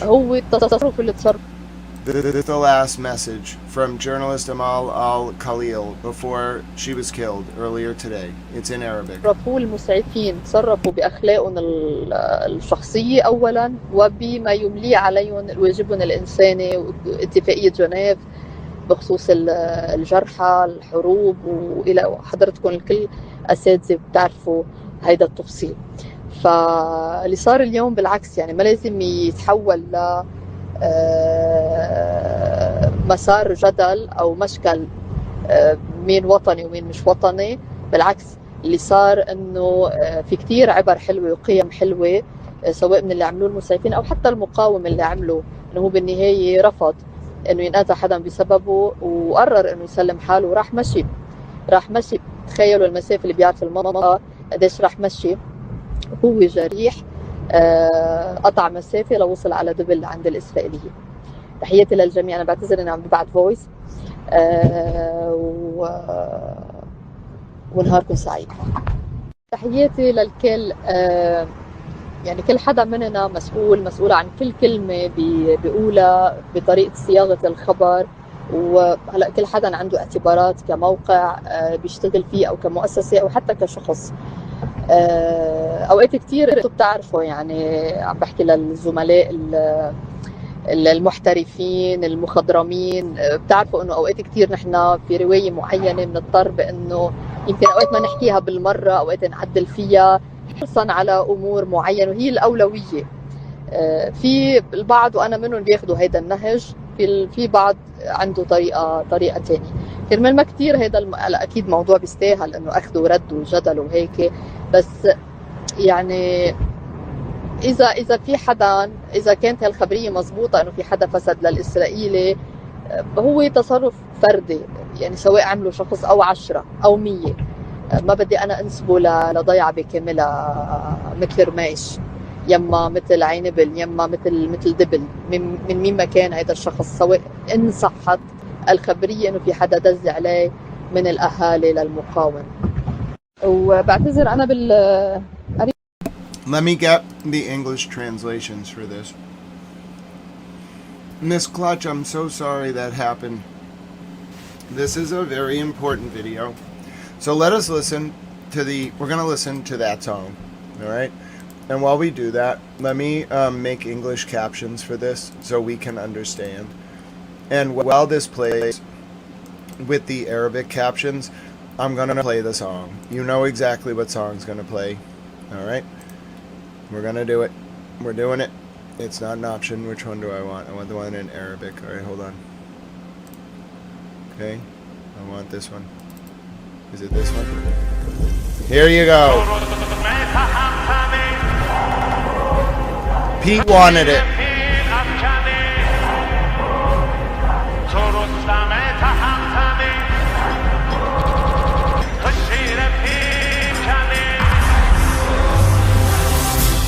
فصل آخر است که آغاز میکنیم، این بار هم به نام حق اجاز میکنیم. دریا گواه ماست که فرعون نمانده نیست. داریم سوی معرکه پرواز میکنیم، داریم سوی معرکه پرواز میکنیم. دمدنی درستم تهمتنی،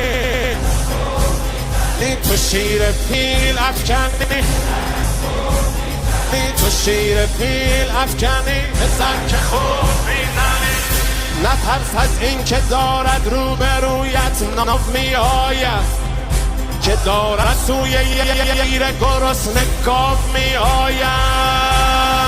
تو رستم تهمتنی، تو رستم تهمتنی، تو شیر پیل افکنی،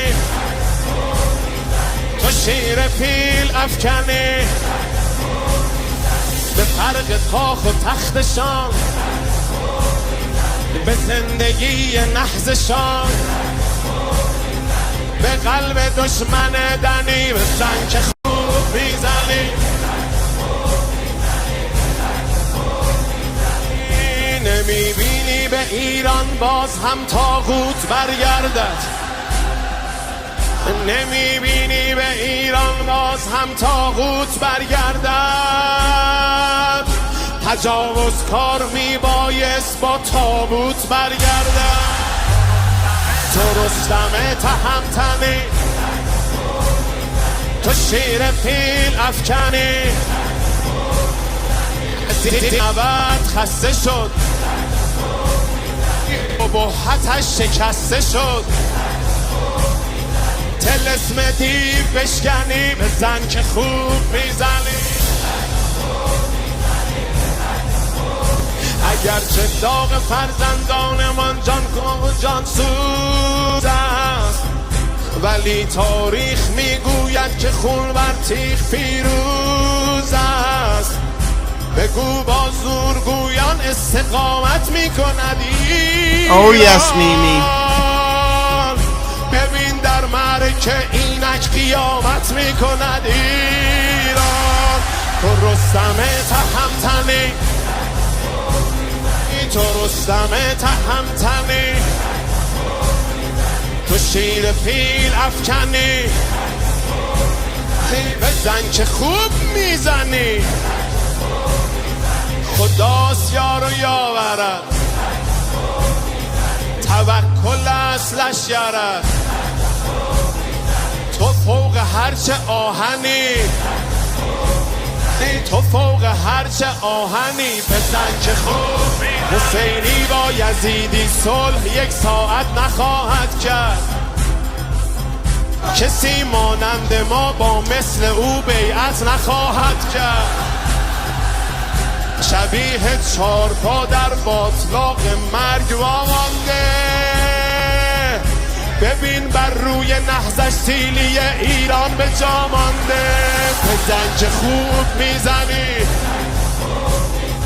بزن که خوب میزنی قریب شادی جهان رسیده تا به آسمان تو امید روشنی بزن که خوب میزنی رستم تهمتنی تو شیر پیل افکنی به قلب دنی تلسم دیو بشکنی تو فوق هرچه آهنی بزن تو رستم تهمتنی تو شیر پیل افکنی. It is good for adrenaline, that's for sure.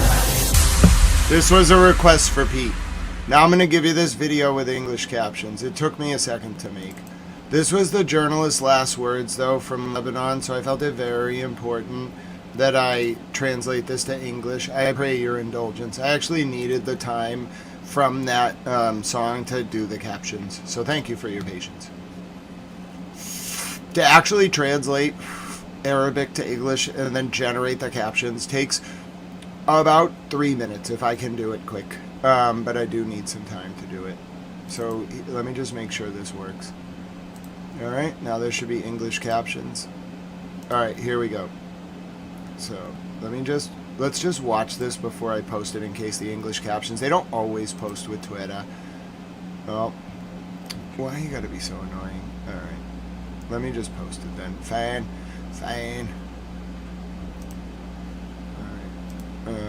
We're going to separate the views. Alright. They want it to be annoying. Here is the journalist's last interview with English captions. I prepared these personally. This was her last dispatch, so we're going to watch English captions. Thank you. God bless her. اللي بيهم هو التصرف اللي تصرفوه المسعفين، تصرفوا بأخلاقهم الشخصية أولا وبما يمليه عليهم الواجبهم الإنساني واتفاقية جنيف بخصوص الجرحى الحروب، وإلى حضرتكم الكل أساتذة بتعرفوا هيدا التفصيل.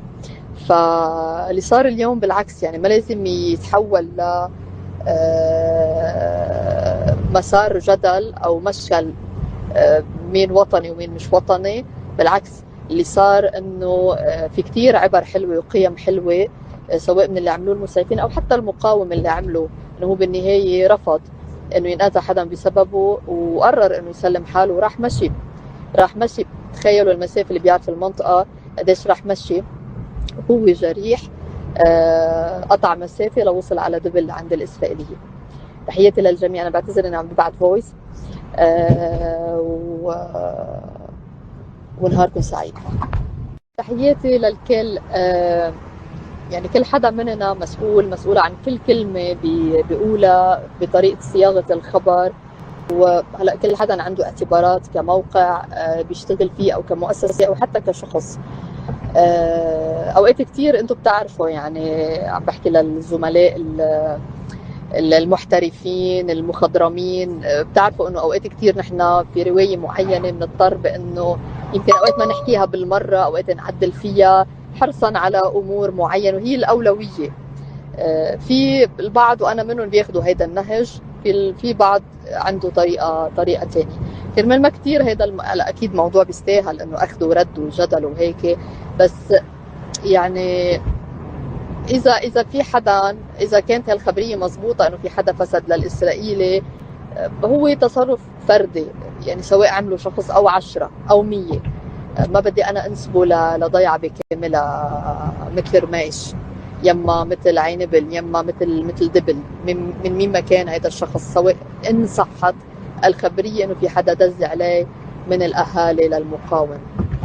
وبعتذر أنا قريبة على الحدود ما في إرسال، بعتذر ما قدرت أتواصل مع حضرات الزملاء اللي تواصلوا معي لأنه هون الشبكة سيئة كتير. ايه صحيح، انا ما ذكرت هذا التفصيل، كان لازم اذكره، بس انا بعتبرت انه حرصا على عناصر الدفاع المدني اللبناني واكيد عناصر الصليب الاحمر اللبناني هن موجودين هلا للاسف تحت الاحتلال، وهيدا العدو غدار ما بيرحم حدا ابدا. فانا خفت من انه ممكن هذا التفصيل يتسبب باذى، يمكن حتى اصلا الروايه كلها رح تسبب لهم لا سمح الله باذى مع هيك عدو.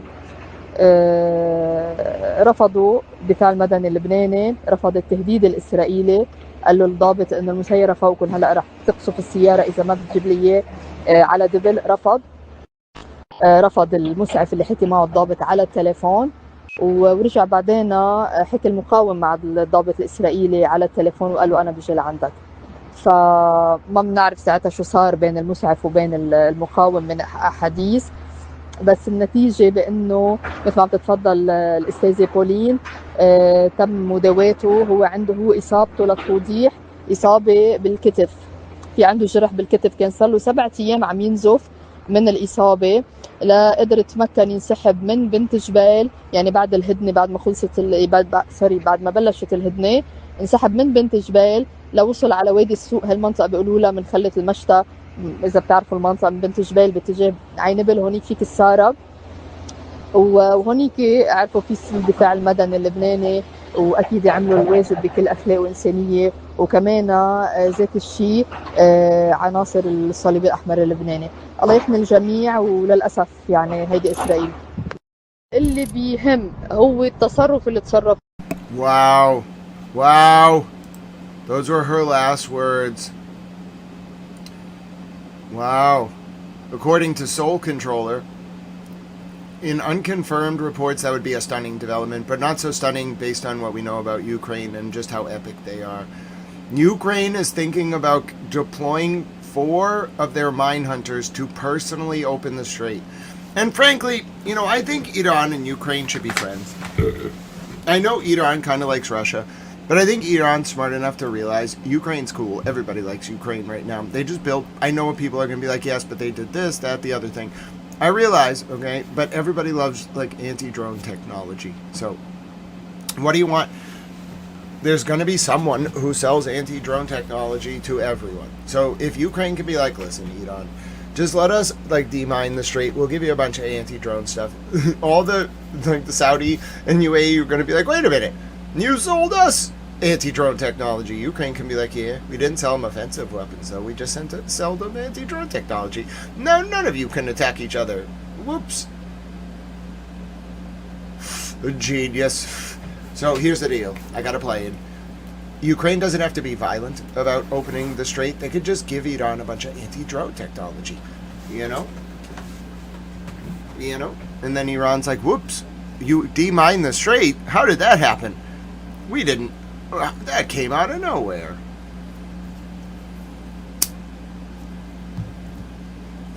So, yeah, quite a day. I agree, we should all be friendly. Hashtag, let's all be friends. My name is Grant Svitelis. Thanks, Soul Controller. I'm thrilled for you. We're going to watch the press conference with Caroline Levitt now. She gave a press conference earlier. Inevitably ridiculous things happened, so let's just watch the full press conference. The AP had it, so give me 1 second. I actually saw it while I was refreshing your chat to like free up the cache. So let's do that now. Alright, let's look at Caroline Levitt's press conference. Who knows what Iran's going to make of this one? Where'd she give her press conference? Hold on. She gave, I think the AP had it. Hold on. The Associated Press does a lot of what are called pool feeds. So they just go to everything. And then they like put the thing up so you can watch it. It's really nice. They do what's called a wire or a pool. Either one is appropriate. I'd call it more of a pool feed when they do this kind of thing. But they run a wire service for other journalists too. Yeah, their wire is good. I like their wire. I just follow their journalists on Twitter. Here's the latest from the White House. You're going to listen to a press conference. I'm not going to watch it at high quality. We don't need 1080p. We're going to watch this was the latest press conference at the White House. It happened maybe 2.5 hours ago. Let's take a listen. It's a weird press conference.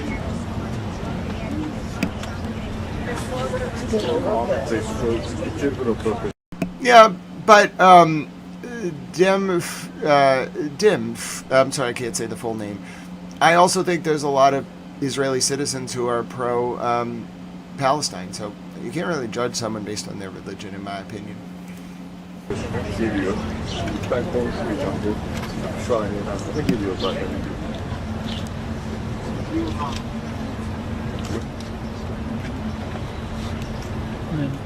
I love it, North Side.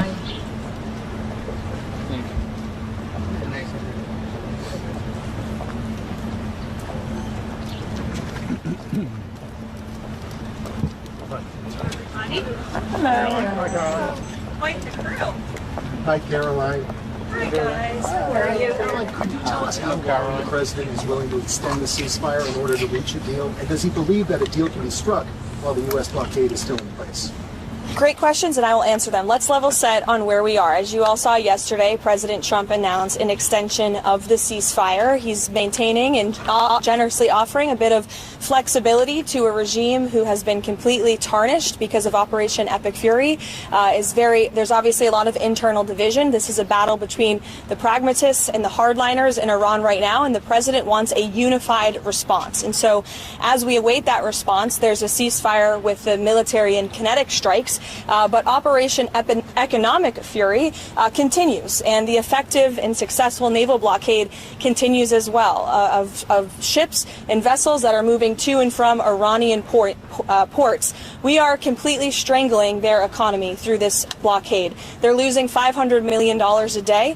The Karg Island is completely full. They can't move oil in and out. They can't even pay their own people as a result of this economic leverage that President Trump has inflicted over them. So he's satisfied with that as we await their response, and we will see. The president has not set a firm deadline to receive an Iranian proposal, unlike some of the reporting I've seen today. Ultimately, the timeline will be dictated by the commander-in-chief and the president of the United States. Who was in charge in Iran and who the administration has been negotiating with? Well, we obviously know who we're negotiating with because our negotiating team has sat down with those individuals in person. But obviously, there's a lot of internal fraction and internal division, which again just proves the effectiveness of Operation Epic Fury in the first place. Their regime and many of its leaders for nearly 5 decades have been wiped off of the face of planet Earth. So again, the president's offering them a little bit of flexibility because we want to see a unified proposal to the president's very strong proposal, and he's made his red lines very clear. Again, the United States maintains control over this situation, leverage over the Iranian regime. Not only have they been significantly weakened and obliterated militarily, but they are losing economically and financially every single moment that passes with this blockade. So the president is going to continue to lead the free world, to run the United States of America as we await the Iranian response. John. Thanks a lot, Caroline. 2 questions. What's the ultimate goal of this blockade? Is it indefinite? And is the ceasefire that's in place right now also indefinite? Look, again, I'm not going to set a timetable for the president. He has not done that, and I won't. I know there's been some anonymous sourced reporting that there was maybe a 3 to 5 day deadline. That is not true. The president has not set a deadline himself. Ultimately, he will dictate the timetable. And again, he is satisfied with the naval blockade, and he understands that Iran is in a very weak position, and the cards are in President Trump's hands right now. On the issue of Virginia redistricting, because he weighed in this afternoon raising concerns about those. Why didn't he campaign more actively against this referendum? Why not spend time on Truth Social encouraging people vote no before the vote, then raise concerns after? That's a question that's political by nature. As you know, I'm not part of the president's political team anymore. I do sit here at the White House as a government employee. Look, the president has a lot on his plate, a lot on his schedule. He did host a telephone call prior to the election the night before, but he's made his position on the results of this election clear to all of you today. Mary Bruce. the president is not setting a deadline with this ceasefire right now, but this war has already gone on longer than he said it would initially. How long should Americans be prepared for this war to go on? Well, look, I think President Trump ultimately will dictate the timeline, and he will do so when he feels is in the best interest of the United States and the American people. Sure, go ahead. Thank you very much. So in the same day, the president said that he doesn't want to extend the ceasefire and the bombs would start falling after the end of the ceasefire. And unilaterally, he declared that the ceasefire would be extended indefinitely. Iranian state media are openly mocking the president of the United States and saying we didn't even request the extension of the ceasefire. What's the response from the president of the United States? The response is you guys all see a lot of different messaging coming out of Iran, a lot of different rhetoric and language from them. I would caution you to take anything that they say at face value. What we've seen is that what they say publicly is much different than what they concede to the United States and our negotiating team privately. I've said that repeatedly to all of you in the news media, and you should take our word for it. Another topic, there's been some reporting about a possible bailout for Spirit Airlines. Can you update us on those talks, and why does the administration think it's a good investment to buy into a bankrupt airline? Well, I understand the airline is bankrupt because the previous administration blocked the merger, which was probably not a wise move. Obviously, this is something the Commerce Department and the President are tracking. I don't have any updates or announcements, but the aviation industry is very important to this President and this White House. Millions of Americans depend on it. We want to see the best possible outcome, but I don't have any announcements today. Thank you so much, Caroline. So, how long is the President willing to wait for the Iranians to come to the table, and does he trust the Iranians to come to the table? Again, I've now been asked this question a few different times, a few different ways. I'm not going to set a deadline. Libby, go ahead. Caroline. A lot of the negotiations, or it seems public statements that we've seen from the President come on True Social and the Iranians on X, a lot of back and forth there. Did the President's True Social posts throughout the day ahead of these negotiations have a negative impact on the negotiations? I think look at where we are right now. The President chose to extend the ceasefire together. The United States and President Trump have been very clear in our demands and our red lines and what we need to see in the best interest of the American people and our country. The short answer to your question is no. Does the White House have an understanding at this point of who inside of Iran will have the final sign-off on it? The White House and our intelligence community certainly has a good understanding. We want to see a unified, to the previous different messaging on social media from many people with that public nonsense is not what we hear from them privately. But again, that's the AP's actual record of this, just not having got most of it. What the president is awaiting. Again, I'll leave our intelligence community and the president to decide. Nick, go ahead. Thank you, Caroline.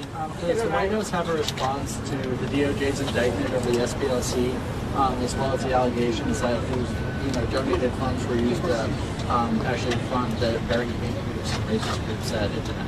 Yeah, I saw the indictment yesterday. I saw the acting attorney general and FBI director do a press conference on it. It was quite shocking to learn of the egregious violations of the law the Southern Poverty Law Center was committing. And I think that's a story of this country. All right. The AP feed just didn't get out half that. I have some breaking news in the Sandra Birchmore case. Sandra Birchmore, of course, was the young woman just over 20 years old or so at the time of her murder, in 2021. Sandra Birchmore alleges the federal government was killed by a man by the name of Matthew Farwell, a cop at the Stoughton Police Department working under then Deputy Chief Robert Devine, who was alleged to have taken Sandra's life by hanging her from a door. This is a content warning. What I'm about to read is a federal document published by the Attorney General's, the U.S. Attorney's Office in Boston.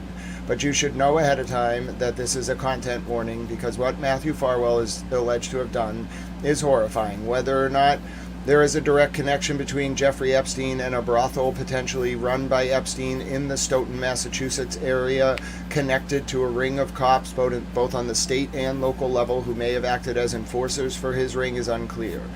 What is clear, however, right now is that there's a new filing from the federal government in the Matthew Farwell case. Matthew Farwell, after initially being cleared, of Sandra Birchmore's death by what's called the state police in Massachusetts, Matthew Farwell was then 2 years later, roughly 2 years later, between August of 2023 and August of 2024, investigated by the federal government, by a grand jury, and then charged in August of 2024 with murder of a cooperating federal witness under 28 U.S.C. 1853, I believe. And then a year later, in about October of 2025, Farwell was charged in a second superseding indictment with the murder of Sandra Birchmore's unborn 8 to 10-week-old baby boy. Alleges the federal government at 9:27 p.m. on February 1st, 2021, Matthew Farwell went to Sandra Birchmore's apartment in Canton, Massachusetts. Matthew Farwell alleges the federal government was seen on security camera entering Sandra Birchmore's apartment, at which point he alleges the federal government he hung Sandra from a door and then left her to die. On February 4th, 2021, the Canton Police Department, the local police, responded to a wellness check from colleagues at Sandra's school, where she worked at the time as an administrative assistant. Upon going to Sandra's home and finding her dead, she lived in an apartment alone. The Canton Police Department began an investigation.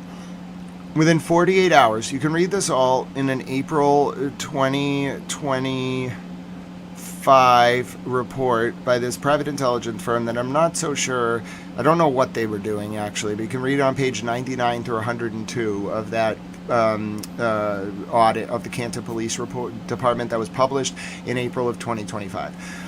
In 48 hours, the Canton Police determined, after an interview with a maintenance worker at Sandra's apartment, that Matthew Farwell, then a Stoughton police officer, was the man on the security tape in a mask who had come to Sandra's apartment at 9:27 p.m. the night before when Sandra died. Sandra's phone battery decreased in percentage where they could extrapolate when it was last used. Sandra was always on her phone, so in turn the time of death was extrapolated to right when the man, they didn't even need to wait for the body temperature analysis. They were able to figure it out from the phone, so they knew the man who visited her apartment at 9:27 on February 1st, 2021 was the man who killed Sandra Birchmore. In turn, the maintenance man said that man, Matthew Farwell, had moved Sandra into her apartment a year earlier and that it was indeed Farwell on the security camera. Okay, then the Canton Police, within 48 hours, go to Sandra's school. So this is February 4th, 5th, and 6th of 2021. They interview people at Sandra's school, and they learn that her colleagues, they learn that Matthew Farwell had been in an abusive relationship. He had been essaying Sandra since she was a 14-year-old girl, when she was in the Police Explorers program, which was run by then Deputy Chief Robert Devine through a contract grant, through something called the Learning for Life program, which was tied to Epstein and Maxwell. Okay, so Farwell groomed her, okay, and then he abused her for years, and when she got pregnant, he killed her.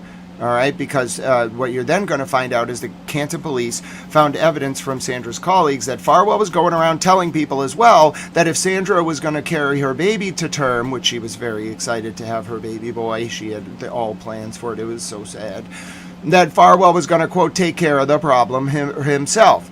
All right, so you may say to yourself, then what the hell happened, Grant? Well, for some reason, on February 6, 2021, when by law the case gets turned over from the Canton Police to the Massachusetts State Police, who by statute have original jurisdiction over all unattended deaths in the Commonwealth, when they started investigating, in particular a state police unit assigned to the Norfolk County District Attorney's Office called the State Police Detectives Unit, SPDU, run by a man named Detective Lieutenant Brian Tully, now retired, and his executive officer John Fanning, who used to work in Stoughton, along with Sergeant Yuri Buchanan, who was the third in command and also used to work in Stoughton. Now, I'll tell you what, ladies and gentlemen, that investigation of Matthew Farwell was done by none other than John Fanning himself, who was Brian Tully's right-hand man. Yes, I'll tell you, John Fanning exonerated Matthew Farwell. He wrote a report in 2021 saying that Sandra Sandra killed herself. Ladies and gentlemen, that is what has caused the seminal conflagration that brought down the Norfolk County District Attorney's Office and half the state police in Massachusetts. Why? Because I believe that former Canton Police Chief Ken Berkowitz went to the FBI before May of 2022, and that's what caused the federal government to impanel a public corruption grand jury with Judge Indra Talwani on May 26, 2022, which has been investigating those corrupt bastards who hurt kids ever since. And I'll tell you what, it was that grand jury, ladies and gentlemen, that took up the case in Sandra's name in August of 2023. It was that grand jury, the federal grand jury, not the cowardly state police, who indicted Matthew Farwell for Sandra Birchmore's murder. It's that federal government and that DOJ under current U.S. Attorney for the District of Massachusetts, Leah Foley, who's gonna bring Matthew Farwell to trial, while the current Norfolk DA, the coward that he is, Michael Morrissey, has her death still listed as self-harm. It's a travesty. It's a disgrace. That's why Adam Deutsch is gonna come in and get them all. They were child trafficking. I can prove it. In Norfolk County, they were all complicit. Deutsch knows. Leah Foley knows they're gonna win. He's gonna win that seat, and people are going to jail. We're gonna free the birdies. They're my little birdies now. You don't understand. I get really mad about this. I'm doing this all from memory. Anyway, so once the federal government has indicted Matthew Farwell, a number of public documents come out from an internal affairs investigation of the Stoughton Police Department. Those documents indicate that before Sandra's death, an unknown person was texting Sandra, threatening her about money that Sandra owed to the girls, quote, at the, quote, dorm suite. Sandra didn't live in a dorm suite.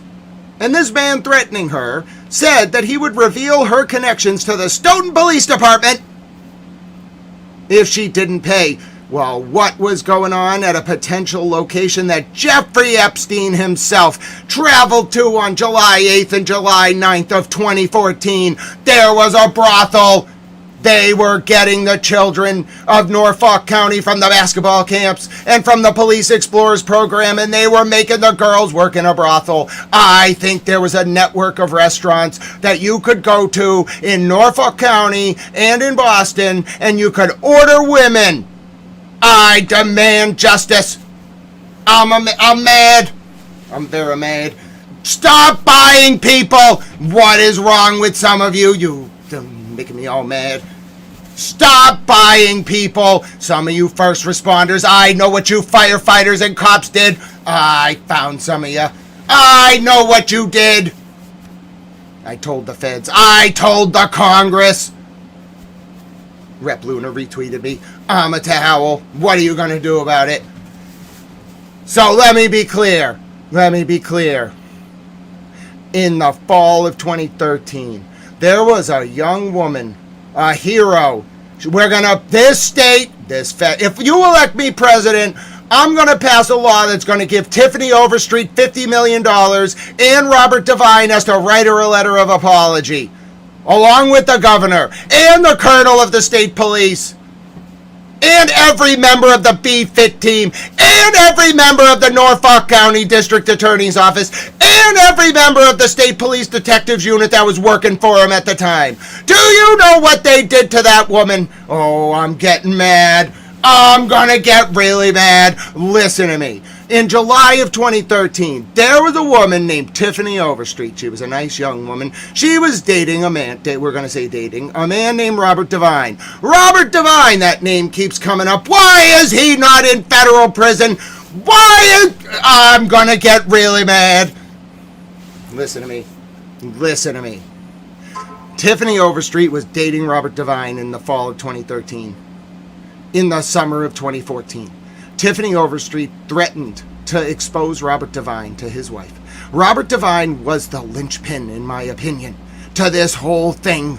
He ran the Police Explorers program. That's where Sandra got recruited. I think they were some kind of Epstein Gestapo pimp force. So you know what happened? On July 8th and 9th, there was a basketball camp hosted by Robert Devine and Michael Morrissey in Stoughton. Jeffrey Epstein well, he was a convicted sex offender, flew into Manchester, New Hampshire on July 8th. He got there at like 4 or 5 p.m., roughly. It's tough to tell. There's no timestamps. He went to Starbucks. Then he went to Dunkin' Donuts.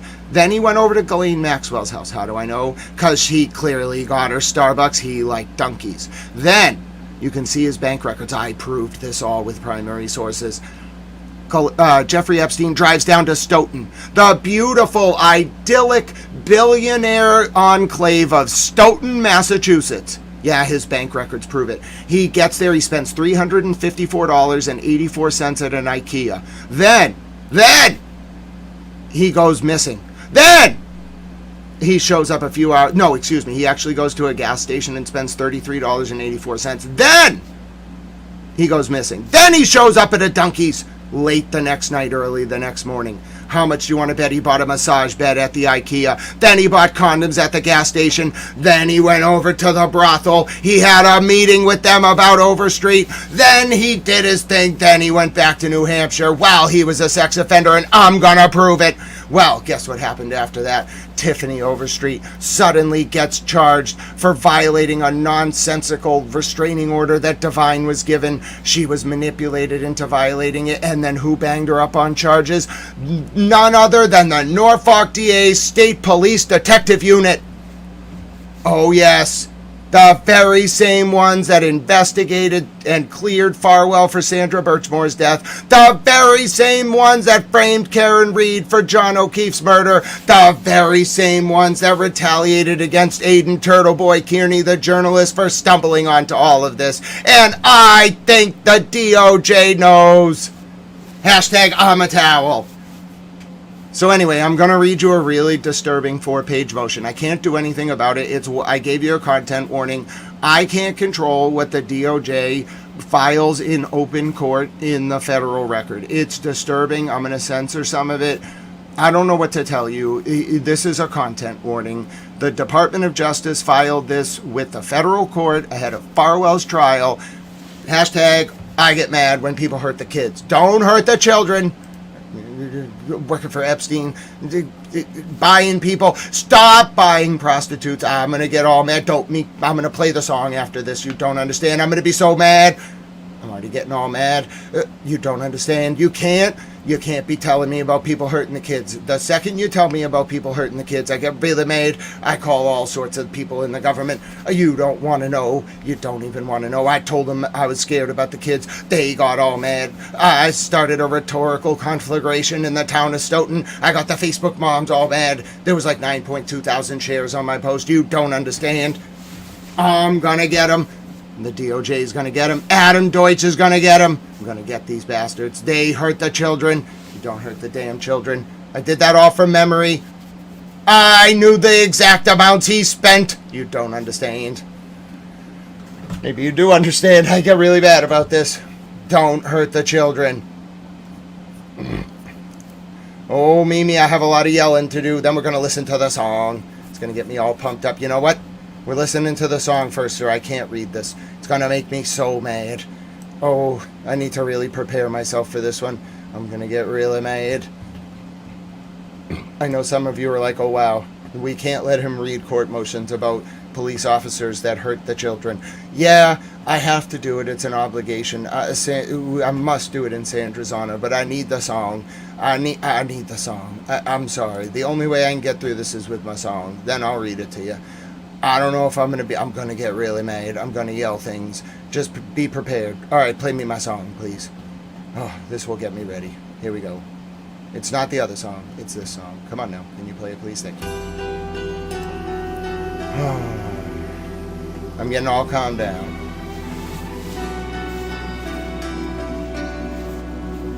Don't get me started on the people hurting the children. It is breaking news, though, so I must do it.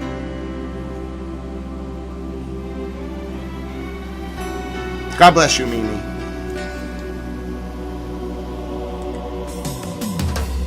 ضربان قلب من یبون لسن ضربان قلب من یبون لسن ضربان قلب من یبون لسن یا ایها العزیز ای واسم همه چیز من تا تو رو نبینم ازت دست بر نمیدارم ای مهربون تر از پدر و مادرم دوست دارم من تا تو رو نبینم ازت دست بر نمیدارم ای مهربون تر از پدر و مادرم دوست دارم گوش به فرمانم فرمانده تپش تپش ضربانم فرمانده سرباز سید علی آماده راستی نیومدی نگرانم فرمانده ای فرمانده آمادم آمادم آماده ای فرمانده آمادم آمادم آماده ای فرمانده آمادم آمادم آماده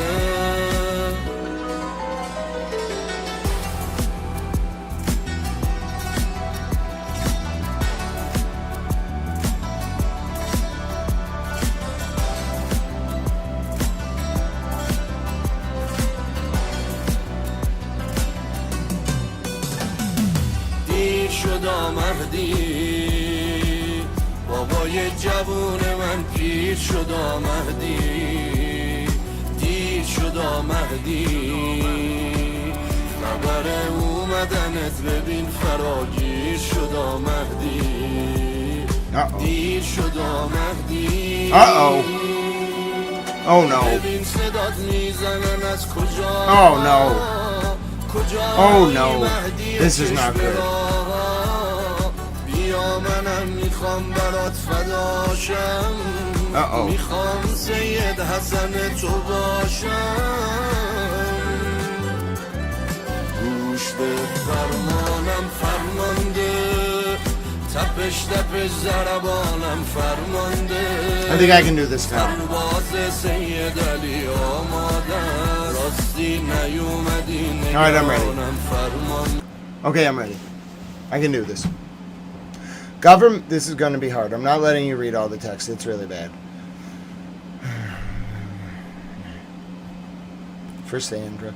The government submits a second supplemental memorandum in support of its motion for detention in order to incorporate evidence recently obtained by the investigative team. In August of 2024, the FBI seized an Apple iPhone that belonged to defendant Matthew Farwell, pursuant to federal search warrant C-Nose 22246661. There's triple sixes in the search warrant. 63 MPK. That's not ironic. That's a message. Out of an abundance of caution, the government agreed to permit the defense team to conduct a review of the seized data to identify and withhold any potentially privileged material before disclosing the remaining data to the government's investigative team. On April 6, 2026, Farwell's counsel provided the government with a filtered version of the iPhone data. While Farwell's attorneys have withheld more than 80,000 communications, a preliminary review of the filtered data they have disclosed has yielded new information that was not available to the government when it filed its supplemental memorandum. This is the government's arguing to keep Farwell in jail. It's a supplemental memorandum to their initial memorandum. He only has 4 months before his trial. He's not getting out of prison. Okay, if Diddy didn't get out of prison before trial, this dude's not getting out of prison before trial. Have you read the standards? I'm not a lawyer, this is not legal advice, but come on.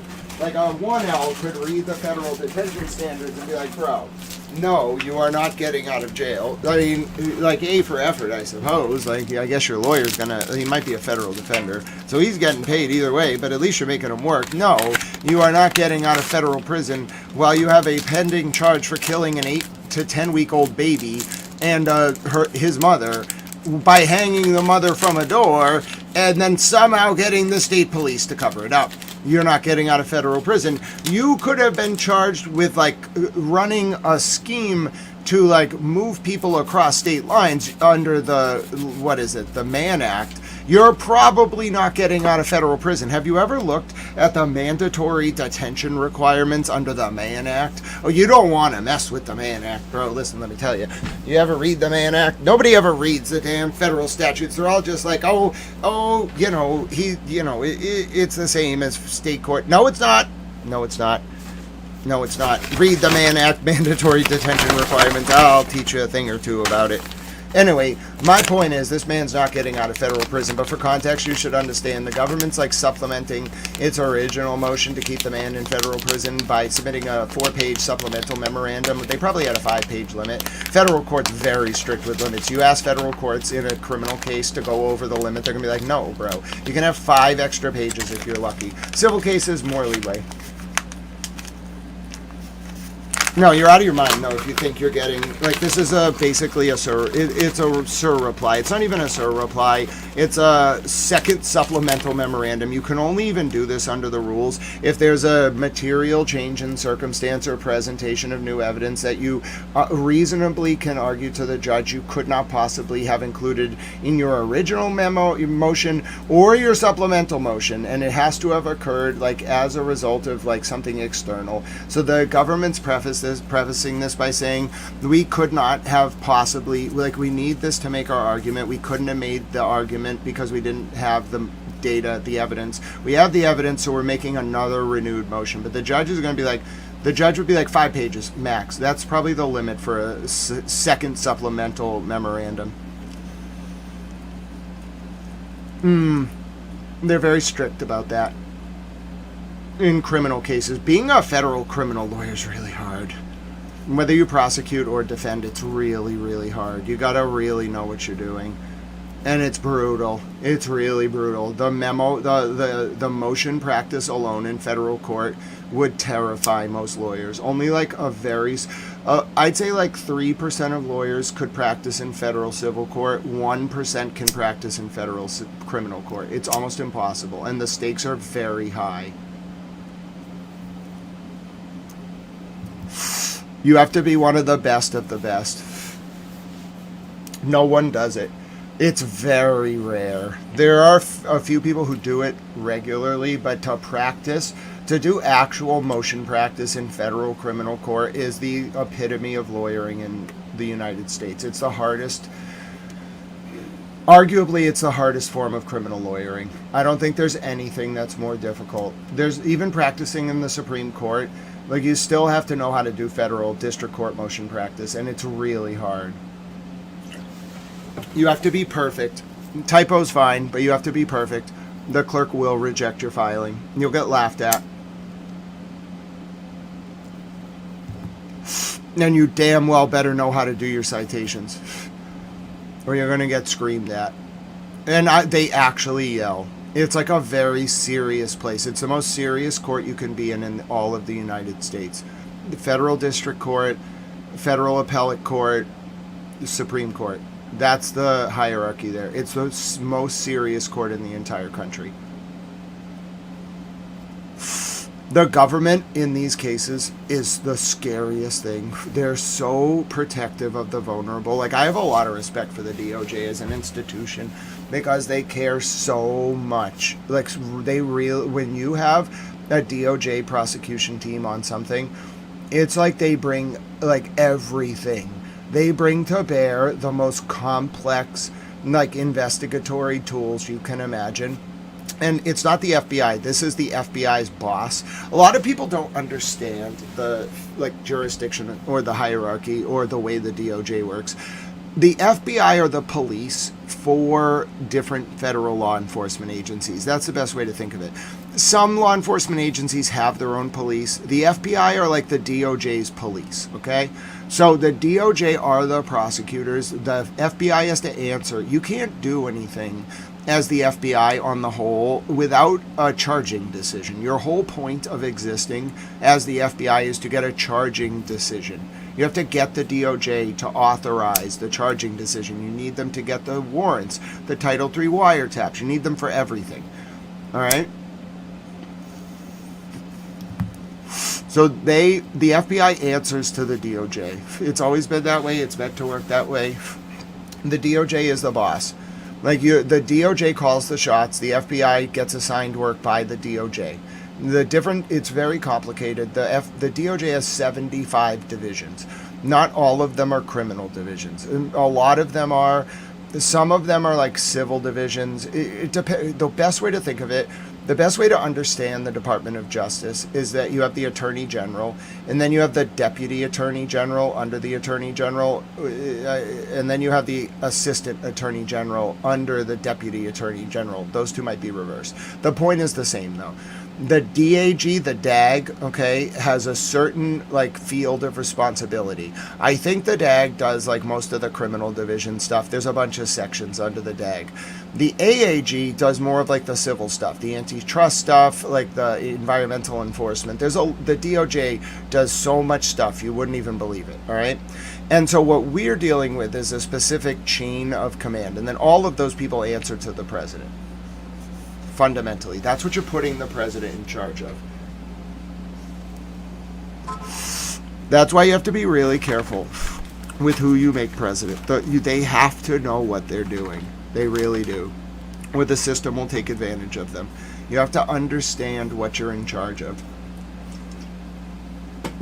If there's been a filing in a federal case. I am monitoring the developments with Hezbollah. No one's broken the ceasefire yet. No one has fired any missiles. I'm seeing a lot of hot-tempered, bellicose rhetoric. That's fair. But I got to finish this motion. This is that case about the police and Jeffrey Epstein, like that corrupt sort of cop ring I've been covering for a little bit. We didn't talk about it a lot during the bombings, while the bombings were active, because I was prioritizing my concern about the people under the bombs that were falling.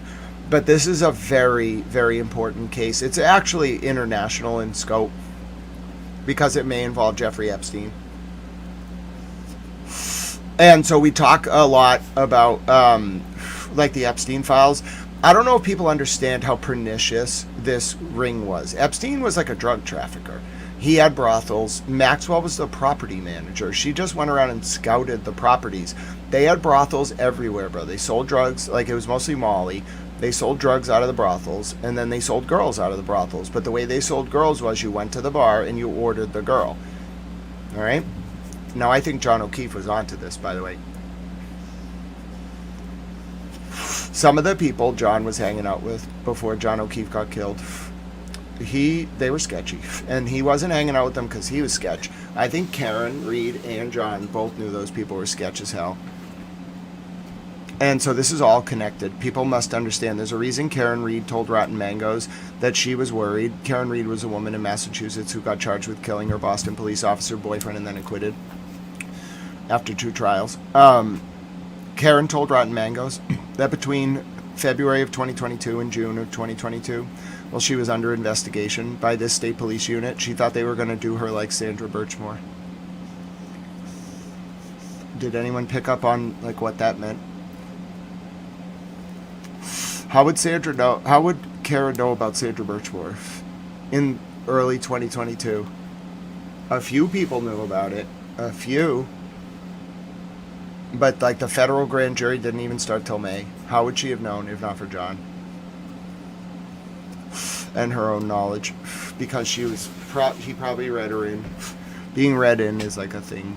So anyway, we talk about the Epstein files. We don't talk about what it meant. They were running brothels. These girls lived regular lives. They were free but in cages. They're all free now, because if anything happens to those girls, let me just tell you, the feds know, the Congress knows, multiple state oversight agencies know. All right? These girls would like be forced to work jobs during the day. Then at night they had to do shifts at the brothel. They would buy them apartments and then move them around the state. They all knew they were working in the best way I can explain it is all these girls, there's a lot of them. We talk a lot about Epstein, so I really want to tell you like locally how it manifested. The way it kind of worked was the girls, I think they knew they were working for something really dark because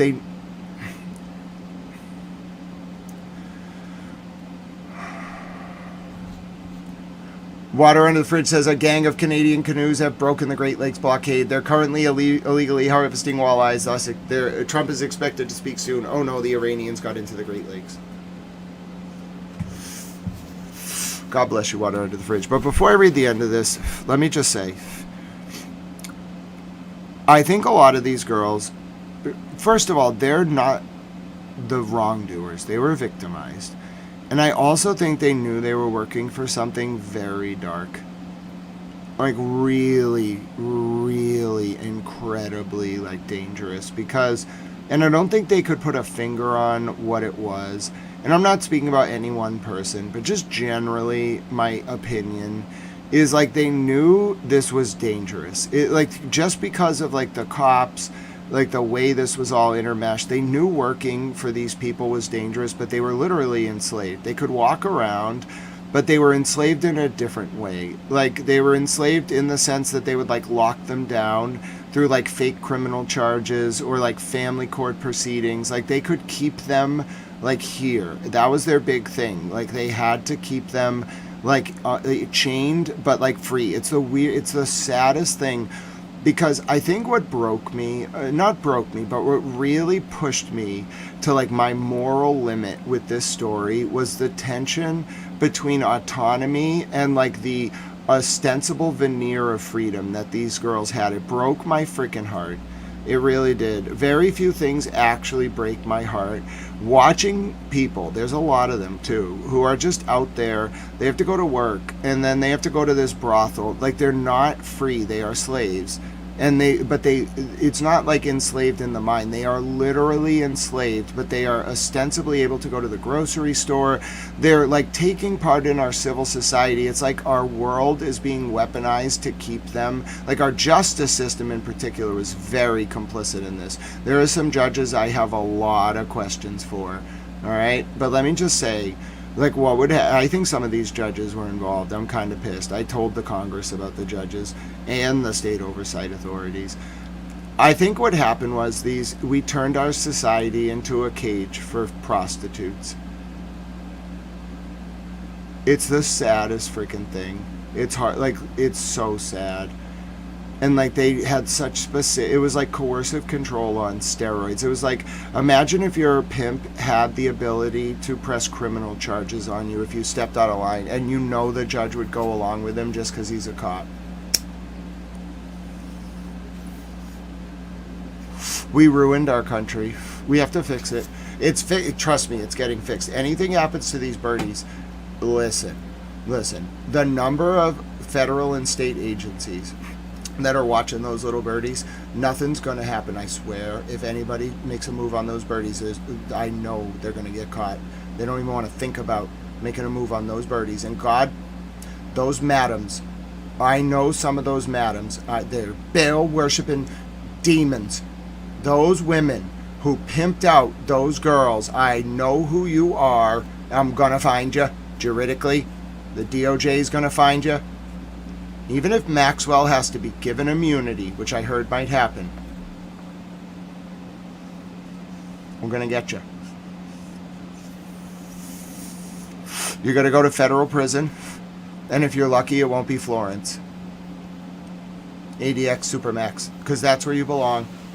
Every one of you. I don't care if we have to build new prisons. We'll build 50. You know what? We'll build 100. We'll build them just for you. Every madam, every complicit cop, every pimp. Before I read this, I must say, if you elect me, I'll get them all. Every one of them. I'll build, and they won't be private prisons. Nope, they'll be public. No incentive to put people in there. We're just going to get them all until we arrest them. We'll have giant prisons. And they're all Supermax prisons. All right? These people can't be trusted to be around each other. They'll run the network from the inside. We're going to treat them like terrorists. The days of Baal worshippers hurting kids and running this country and being cops and judges is over. It's done. If you worship Baal even once, you should leave America. We're coming for you. We're going to win every state position, every federal position. We're going to win every elected office. And then we're going to put you in jail. So you can stay, but we're coming for you.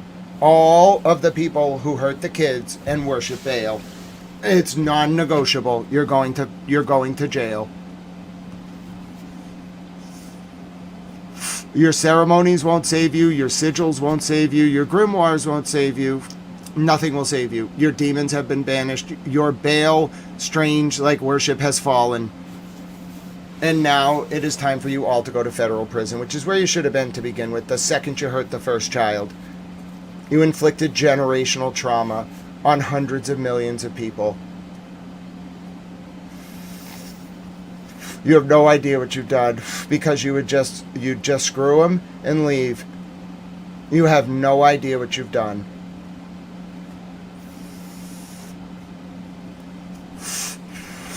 Can you tell I've seen it firsthand? It's horrifying what they've done. They've caused generational trauma in my country.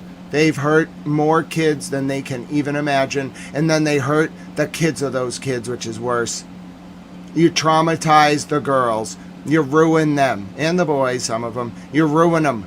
They don't develop special abilities. You frickin' ruin them. And then you know what happens? They can't function because you hurt them. They have trauma, and then they hurt like those around them because they can't process the trauma. And that passes down through generations. You've destroyed America. You Baal worshipping demons. You just had an insatiable attitude for children, and you destroyed America, and now we're coming to get you.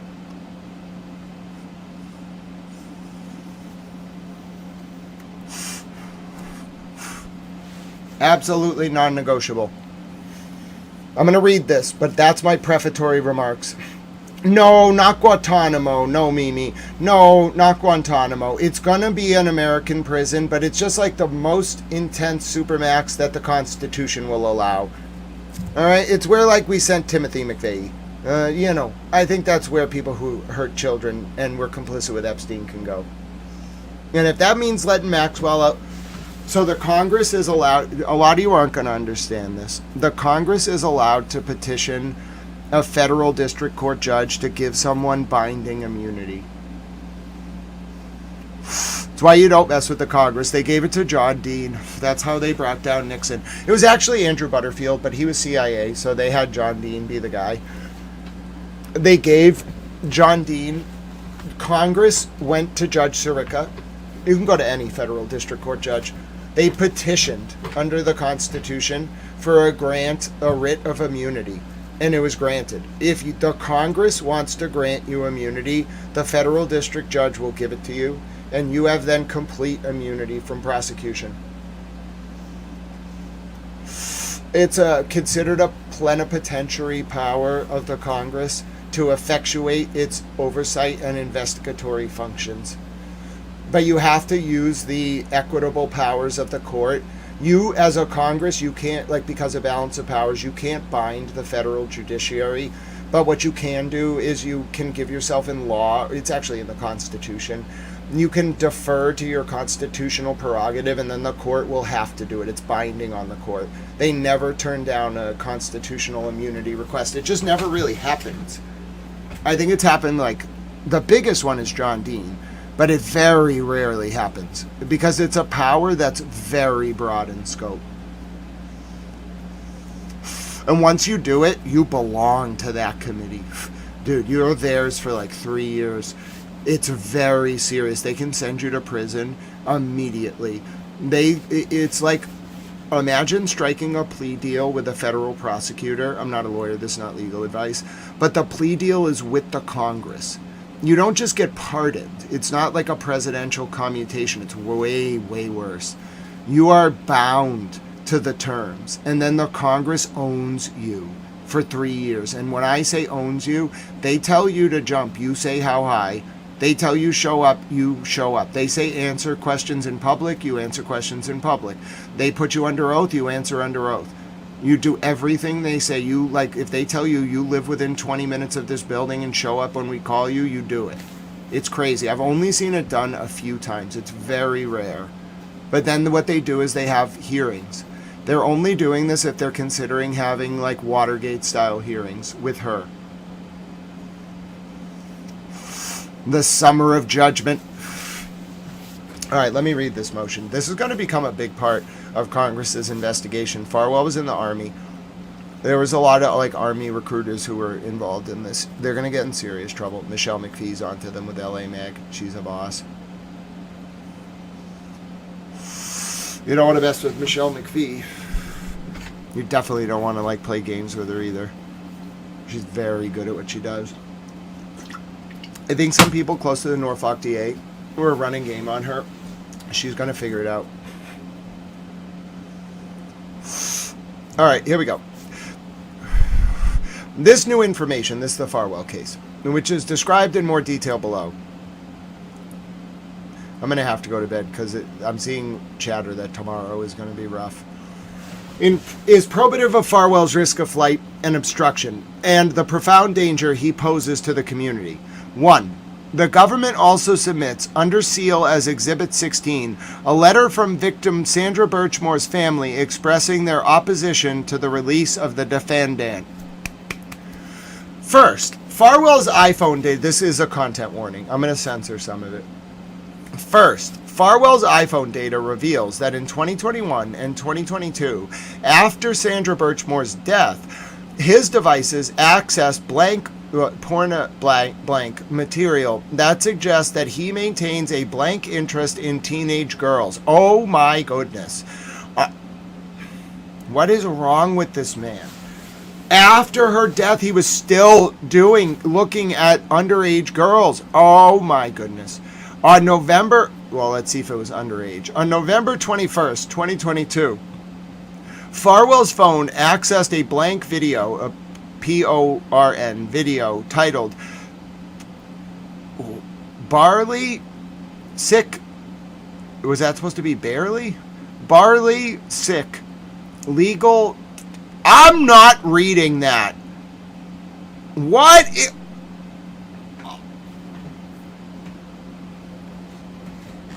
What the fuck?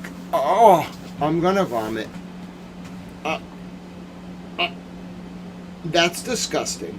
I'm not reading that. What is wrong with these cops? What the hell?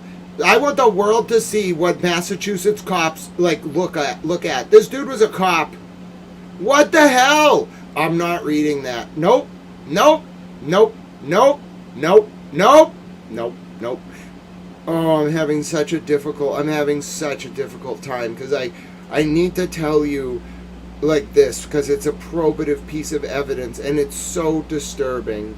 But I'm not reading that freaking sentence. That's disgusting.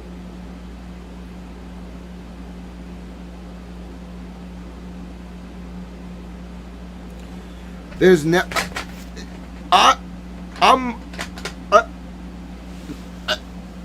I want the world to know. I'm doing it. I want the world to know what cops in Massachusetts are like. We're reading new evidence that just came out from the federal government in the Farwell case. There's a content warning. I can't do anything about the DOJ dockets, okay, in a major criminal case. It's going to be in all the newspapers. I have to do it. The public interest overrides my moral disgust with what this cop was doing. Then I'll play a little bit. We'll see what we can. I might have to go to bed after this. I'm in a really bad mood. This just came out tonight, by the way. I started reading it because Dee Dee posted it 40 minutes ago. So I was like, oh, I'll just start reading it. Oh, that was a bad life decision. Yeah, I know, J-Rob. I have to balance the public interest. Not the public interest. I don't mean literally interest in the material. I have to do all right, I'm not a lawyer. This is not legal advice. Under the rules of evidence, if you want to admit something, you have to do a balancing test. Something can be probative under Rule 401, but not admissible under the 403 balancing test, okay? There's a bunch of ways under 403 that something can be more probative than prejudicial or have a larger propensity to confuse the jury than being probative, or it can be more cumulative than probative, or there's a bunch of other things, okay? And all of that is what's called the balancing test. I have to do a similar balancing test as a journalist when I determine what information needs to be relayed to the public and how. I have to weigh a lot of things, like the content, the context in which the material is being presented. This is a federal court, like criminal docket. The importance of the information to the foundational legal argument. This is a three-pronged argument for continued detention. Like, the obscenity of the content, that does factor in. How relevant the obscene content is to the like underlying issue in the case. All of this, I have to balance it. I have to think very carefully, and then I have to make the call, which is my right as a journalist under the First Amendment to the U.S. Constitution, as to what the public interest, not interest in the material, what like the public interest in the legal process demands of me as a reporter. That's how I think of it. And then I'll make the call. I have to, it was helpful for me to lay that out for you, but I have to really think through it all. In this case, I'm leaning towards summarizing what he actually Googled, but since it's a verbatim search, I may actually have to do it. But you can tell I'm really struggling with it. It would be a tough call for me to make. This is Stoughton. Oh, it's really bad, Mike Johnson. It's a federal case. It's going to be international headlines. It's about a very sad story involving a woman named Sandra Birchmore and a very corrupt police department. It might even involve Epstein. It involves lots of cover-ups. The federal government's charging the cop now. It's bad. On November 21st, 2022, so this was February... like 18 to 22 months, somewhere in there, after Sandra's murder. It was 24, 23, 22, 21. It was like 20 months after Sandra's murder. November 1st, 2022. Okay, this is when he does this Google. Farwell's phone accessed a PORN video titled Barley Sick. So that means they're saying it was misspelled in the title. Sick means the word before was misspelled, so barely. Legal teen gets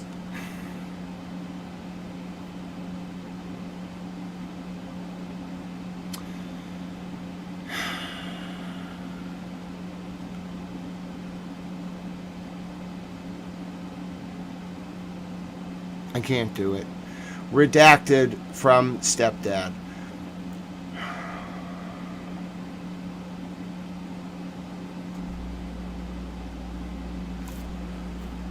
This video is approximately 23 minutes long and depicts a young adult-looking female. What? I can do this. Petite in stature with slight redacted development, engaging in redacted with an adult male. Throughout the video, the phrase, why are you doing this to me? Redacted appears in capital letters in the bottom right-hand corner. Farwell's device also accessed PORN videos with the following titles: Shocked and Impregnated, quote, videos targeting effed up family teen, and POG. He can't mean pogs. No, it's not spelled P-O-G. What the hell is a pog? Oh no. I don't even know the sexual terminology he's using. Oh goodness. I'm not looking that up. I don't want to know what a pog is. Oh. I mean, good for them. I kind of have a guess. What is wrong with this man? And why do they call it a pog? What the hell?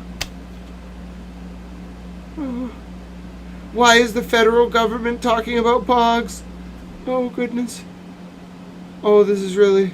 I've been through a lot in my career, but this one's really pushing me. I don't know if I can do this one. What the hell is a POG? Is it what I think it is? What does it have to do with POGs? I don't want to know. Oh, no. What does it mean? Someone just tell me. Someone just tell me. Someone just tell me. I'm watching water under the fridge. Someone just tell me what POG means. PAWG. I don't want to guess. Can someone just tell me? I need to know to explicate this document. I don't want to know. I'm not Googling this. I just want to know what the hell a POG is. I need to understand what this crazy man was Googling, because the federal government thinks it's important. That's all I can really tell you. Soul Controller, I wish I could. It's not for me, my dear friend. Like, this case is going to go to trial. There'll be no cameras in the courtroom, but I've covered every document about this case. This is, I promise you, I've read thousands of pages in this case. This is the most absurd. There's never been anything like this. It's not like I've, like, trained to be able to process this kind of material. I don't know what the hell this is or where this came from, but it's very important to the federal government, or they wouldn't have done it. Yeah, I have no idea. All right, we're moving on. All right, so he Googled whatever the hell a POG is. I feel like I'm letting you down as a journalist because I refuse to Google it, but I'm not Googling that. I don't know what's going to come up. I don't want anything to do with this crazy man, and I don't like where this is going. No, Patty LaBelle, I think we should just move on. I don't think that's that important. I don't really want to know. So he Googled something about a POG. We don't really know what this is. It's not spelled like the game, like the Pogs, you know, P-O-G. That's what I thought at first. No, it's a POG. I don't really know what this POG is. It seems to be, like, not an English word. I don't want to know. I really don't want to know. I'm going to be direct with you. I have seen pornography in my day. I'm not going to lie. But I would not do that to you. But I don't watch, really, especially now that I have a girlfriend. I do not watch pornography. And I don't know anything about pornography. So I'm very confused. I mean, I'm disgusted. Why can you look up, like, incest? Why is that even a thing? Why are these porn sites hosting this? Why is Google allowing people to Google this? Is this some kind of, like, coded language? Are they worshiping devils? Does it have to? I don't know. Yeah, Northside, the problem is, like, it's actually what he Googled. So if he Googled something, like, really messed up, I do kind of have to know. I'm wishing someone would just put it in the chat. I'm not Googling it, though. So he Googled POG, teen, stepsister, moans. Oh. Don't you dare blank, blank, blank. I'm not reading that. What? Oh, this guy's cooked. Farwell's post-offense interest in the foregoing material is relevant to the court's determination, this is why we read this, of whether Farwell poses a risk to the community. You think that this is, by the way, if you're all like, why would they ever say that to a federal judge? Well, because they need to prove to the judge that he's a risk. As set forth in the affidavit in support of detention, the evidence indicates that Farwell took Birchmore's blank in April of 2013 when she was 15 years old and enrolled in the Stoughton Police Explorers Program, see ECF filing numbers 9-1, paragraphs 17 through 21. At the time, Farwell was a 27-year-old police officer instructor. During the course of their relationship, he would often require Birchmore to pretend as if she were 13 or 14 years old during blank intercourse, or pose as his sister and simulate non-consensual incest. What? That's it. That's it. What is wrong with these cops? Oh my God, that's it. That's it.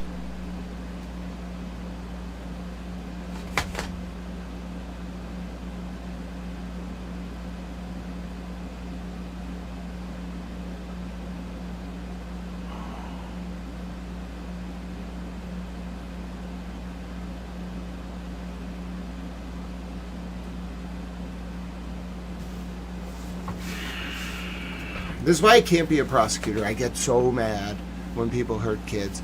He made her do what?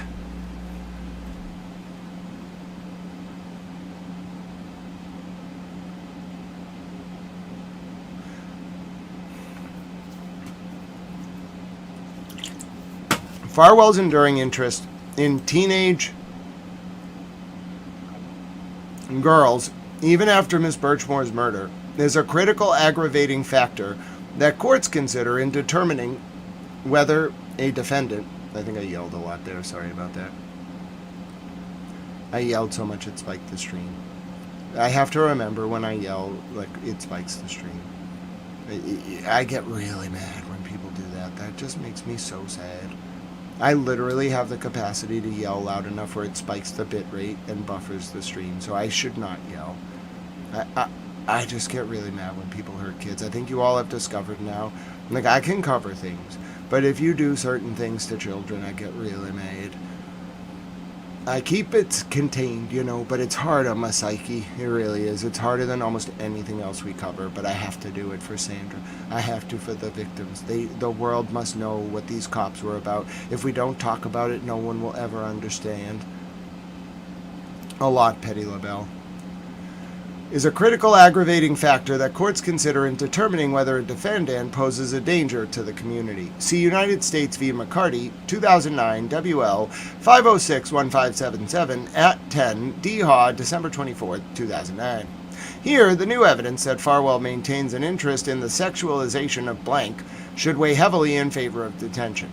Second, Farwell's iPhone data includes additional evidence relevant to the court's assessment of the risk of obstruction.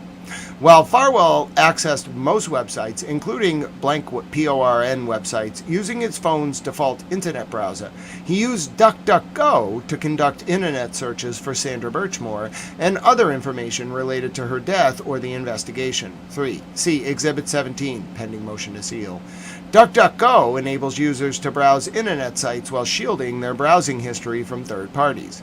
Farwell's affirmative efforts to hide his internet activity related to Sandra Birchmore underscores the difficulty of finding conditions that will ensure that Farwell, a somewhat tech-savvy former police officer, does not take steps to further obstruct the investigation and trial. Third, Farwell's iPhone data contains additional evidence of risk of flight or non-appearance.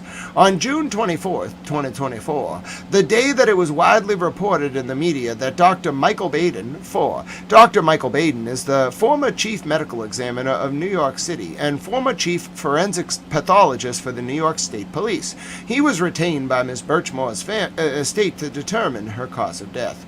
On June 24, 2024, the day that it was widely reported in the media that Dr. Michael Baden concluded that Birchmore died by homicidal strangulation, Farwell wrote a message in his iPhone notes application to a close friend. See Exhibits 18 and 20, pending motion to seal. In that note, he tells his friend that he wishes this had all gone a different way. Farwell asks his friend not to forget his wife and to step in and raise his children. Farwell indicates that, quote, this is the hardest thing he has ever done, and that he would see his friend, quote, on the other side. While the note contains several self-serving false statements, oh, was that an S note? It is probative of Farwell's state of mind regarding his intent to flee or otherwise not appear for trial. That's a very gentle way of saying that. Farwell took no steps to flee, nor are there other notes like this written during the 3.5 years that he believed he had gotten away with the charged offenses. However, when Dr. Baden's report was published, it was the first time that an expert had publicly opined that Birchmore's death was not an S. And the data from Mr. Farwell's phone reveals that, that, two that's in a row on line 1, 2, 3, 4, 5, 6, 7 of page 4 or 5 in case 124 CR 10259 DCJ document 127. There's a typo on page 4, line 1, 2, 3, 4, 5, 6.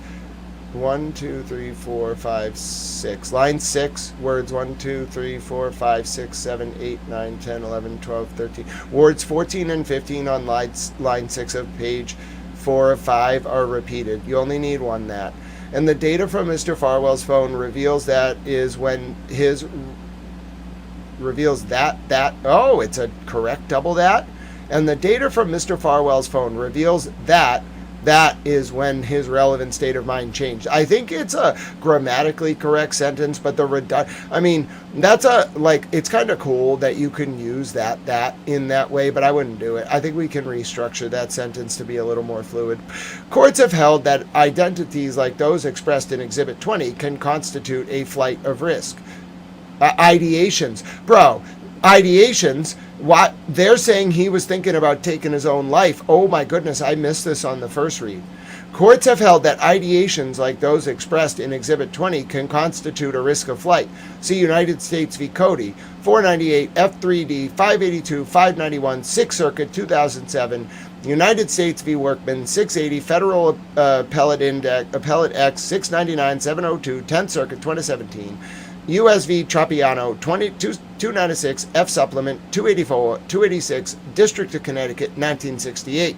For the reasons stated herein, as well as those in the government's other memoranda in support of detention, the government requests that the court order defendant Matthew Farwell detained pending trial. The government further requests that if the court is inclined to release the defendant on conditions, it stay the order for such a time to permit the government to file a motion for revocation of the order or release under 18 U.S.C. Section 3145A.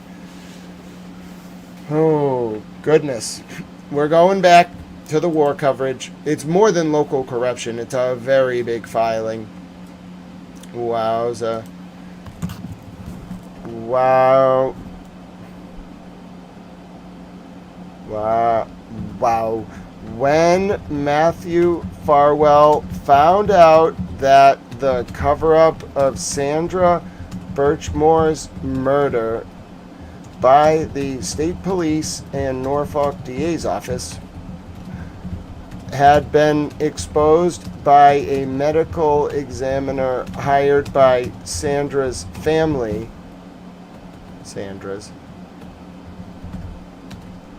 The Farwell wrote a note that implied he was going to take his own life.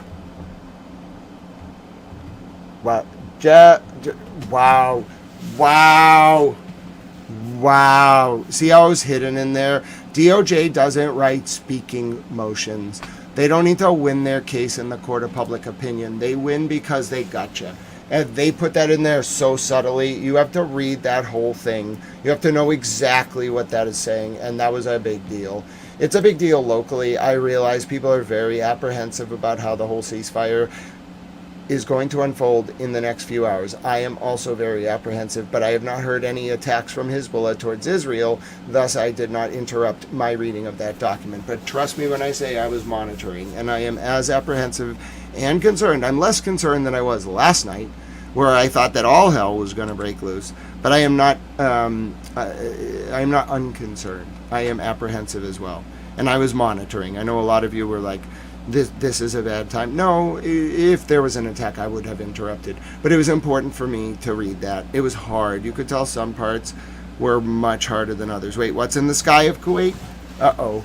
What is in the sky of Kuwait? I don't like seeing things in the sky of Kuwait. What are you talking about? What's in the sky of Kuwait? Uh-oh. What is in the sky of Kuwait just now? This is not good.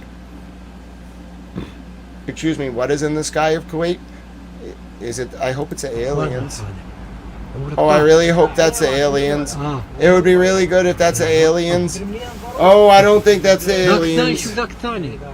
Oh, no. I don't know what's going on. Oh, I wasn't planning for this.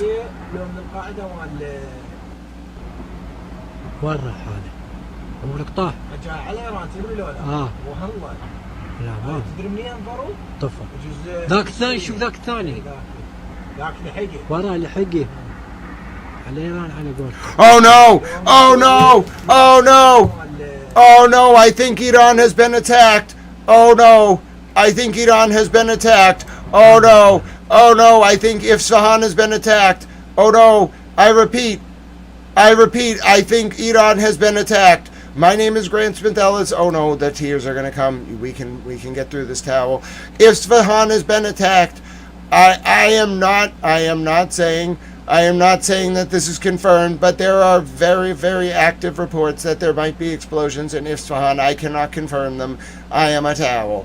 Once I see more than one source reported, I will feel more comfortable reporting this as confirmed. This is only initial breaking reports. It is completely unconfirmed.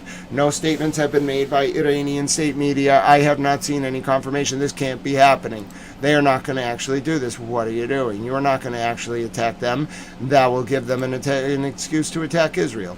Listen, we will know if this is confirmed without even seeing videos on the ground. If there's an attack towards Israel, that would tell us a lot. I hope that doesn't happen. You don't understand. The Iranians will just immediately respond if someone attacked them. They need like 8 minutes. Oh no. Oh no. I hope this did not just happen. I was getting ready to go to bed.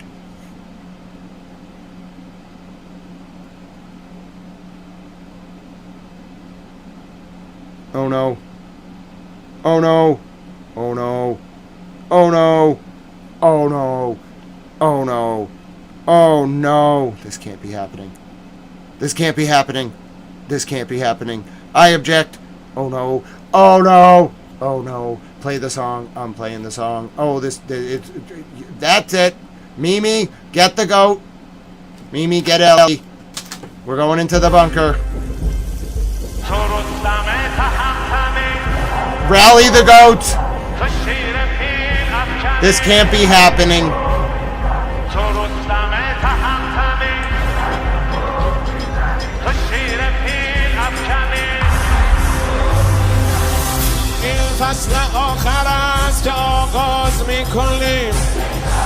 Oh no!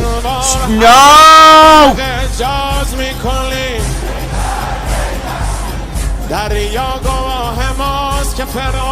Oh, God help us all.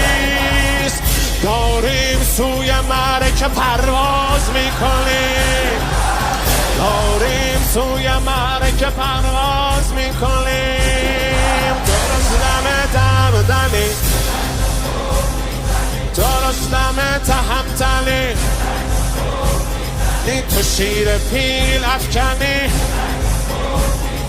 تو شیر پیل افکنی بزن که خوب میزنی نترس از این که دارد روبرویت ناو می آید که دارد سوی یک شیر گرسنه گاو می آید تو رستم تهمتنی تو رستم تهمتنی تو شیر پیل افکنی تو شیر پیل افکنی به فرق کاخ و تختشان به زندگی نحزشان به قلب دشمن دنی بزن که خوب میزنی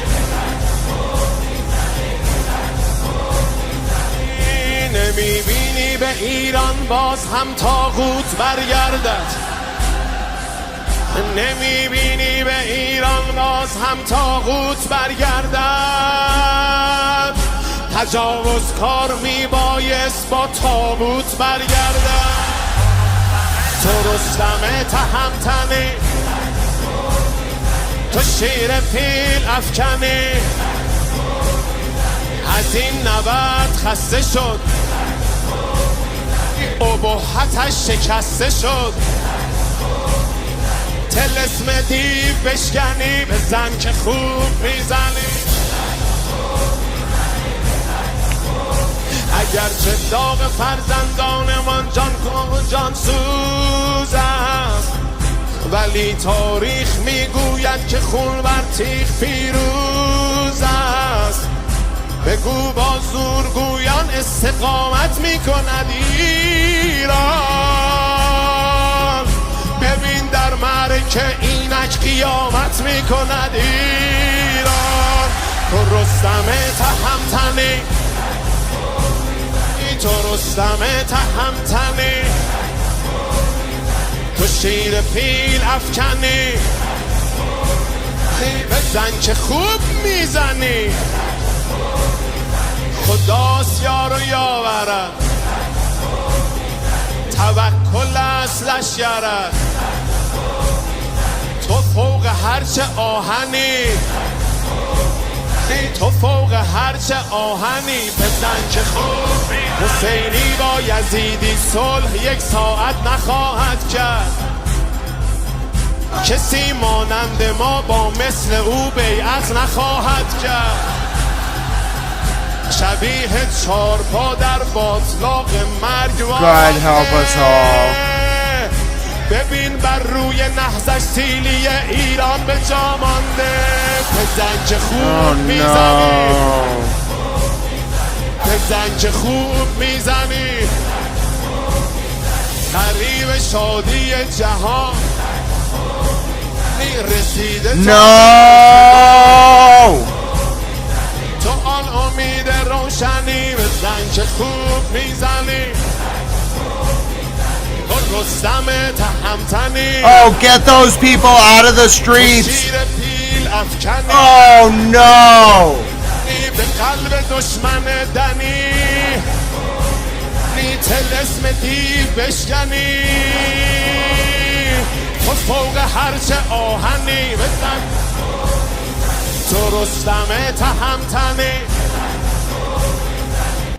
Oh no, how has this happened? No, this can't be happening. It's not confirmed, but I'm worried. I saw the video of the launch from Kuwait. Oh no. That's where we launch our Himran, Ras, whatever they're called. America launches their missiles from Kuwait. Oh no. ورا حاله عمرك طاح على ايران تدري لو لا والله لا ما تدري منين انظروا طفى ذاك الثاني شو ذاك الثاني please ذاك لحقه ورا لحقه على ايران على قولتك وعلي لو من سوريا لو من القاعده ورا حاله عمرك طاح What have we done? What have we done? طفى ذاك الثاني شو ذاك الثاني ذاك لحقه ورا لحقه على ايران على قولتك Oh, why? We don't even have to wait for the confirm. If that alert goes off, they fired. I'm telling you right now, if that alert goes off, we fired at them. They won't wait. They will not wait. It takes like 8 minutes. Oh, my soul. I'm going to need a coffee. I wanted to go to bed. Oh, the adrenaline's going to start. I'm not letting this adrenaline start until Al Jazeera tells me that there has been explosions in Tehran. I refuse to believe this. I'm living in suspended disbelief. In which human rights are observed. Until they tell me, unless they break in with breaking news, I have to rely on my colleagues. There are some very serious journalists at Al Jazeera. Unless they tell me there have been explosions in Iran, I'm not believing it. I refuse to believe it. Let the record show that in this moment, I was in a state of suspended disbelief and I refuse to believe whatever it is that's happening. I object. Says the U.S. president will dictate the timeline for negotiations with Iran. If any station takes it, I will let the adrenaline flow. They're losing $500 million a day. The Karg Island is completely full. They can't move oil in and out. They can't even pay their own people as a result of this economic leverage that President Trump has inflicted over them. So he's satisfied with that as we await their response. And we will see. The president has not set a firm deadline to receive an Iranian proposal, unlike some of the reporting I've seen today. Ultimately, the timeline will be dictated by the commander-in-chief and the president of the United States. But Iran's president, Masoud Pezeshkian, says the U.S. blockade on its ports is an obstacle to talks. A key figure in the negotiations, Parliament Speaker Mohammad Bagher Ghalibaf, says there can be no ceasefire as long as the blockade persists. All of this as Iran's Revolutionary Guard seized 2 cargo ships and fired on a third in the Strait of Hormuz. The IRGC released a video said to show its forces taking control of the vessels Epaminondas and MSC Francesca near Surik. It accused them of operating without authorization and manipulating navigation systems. Trump has extended the fragile ceasefire between the U.S., Israel, and Iran and says Pakistani mediators asked the U.S. to hold off on attacking Iran so Iranian leaders could submit that unified proposal. In a moment, we'll hear from Al-Migdad Al-Ruhaid in Tehran. But first, let's go to our chief U.S. correspondent, Alan Fisher, who is live for us at the White House. Alan, the press secretary, seems optimistic about how this blockade is going. What else did Caroline Levitt have to say?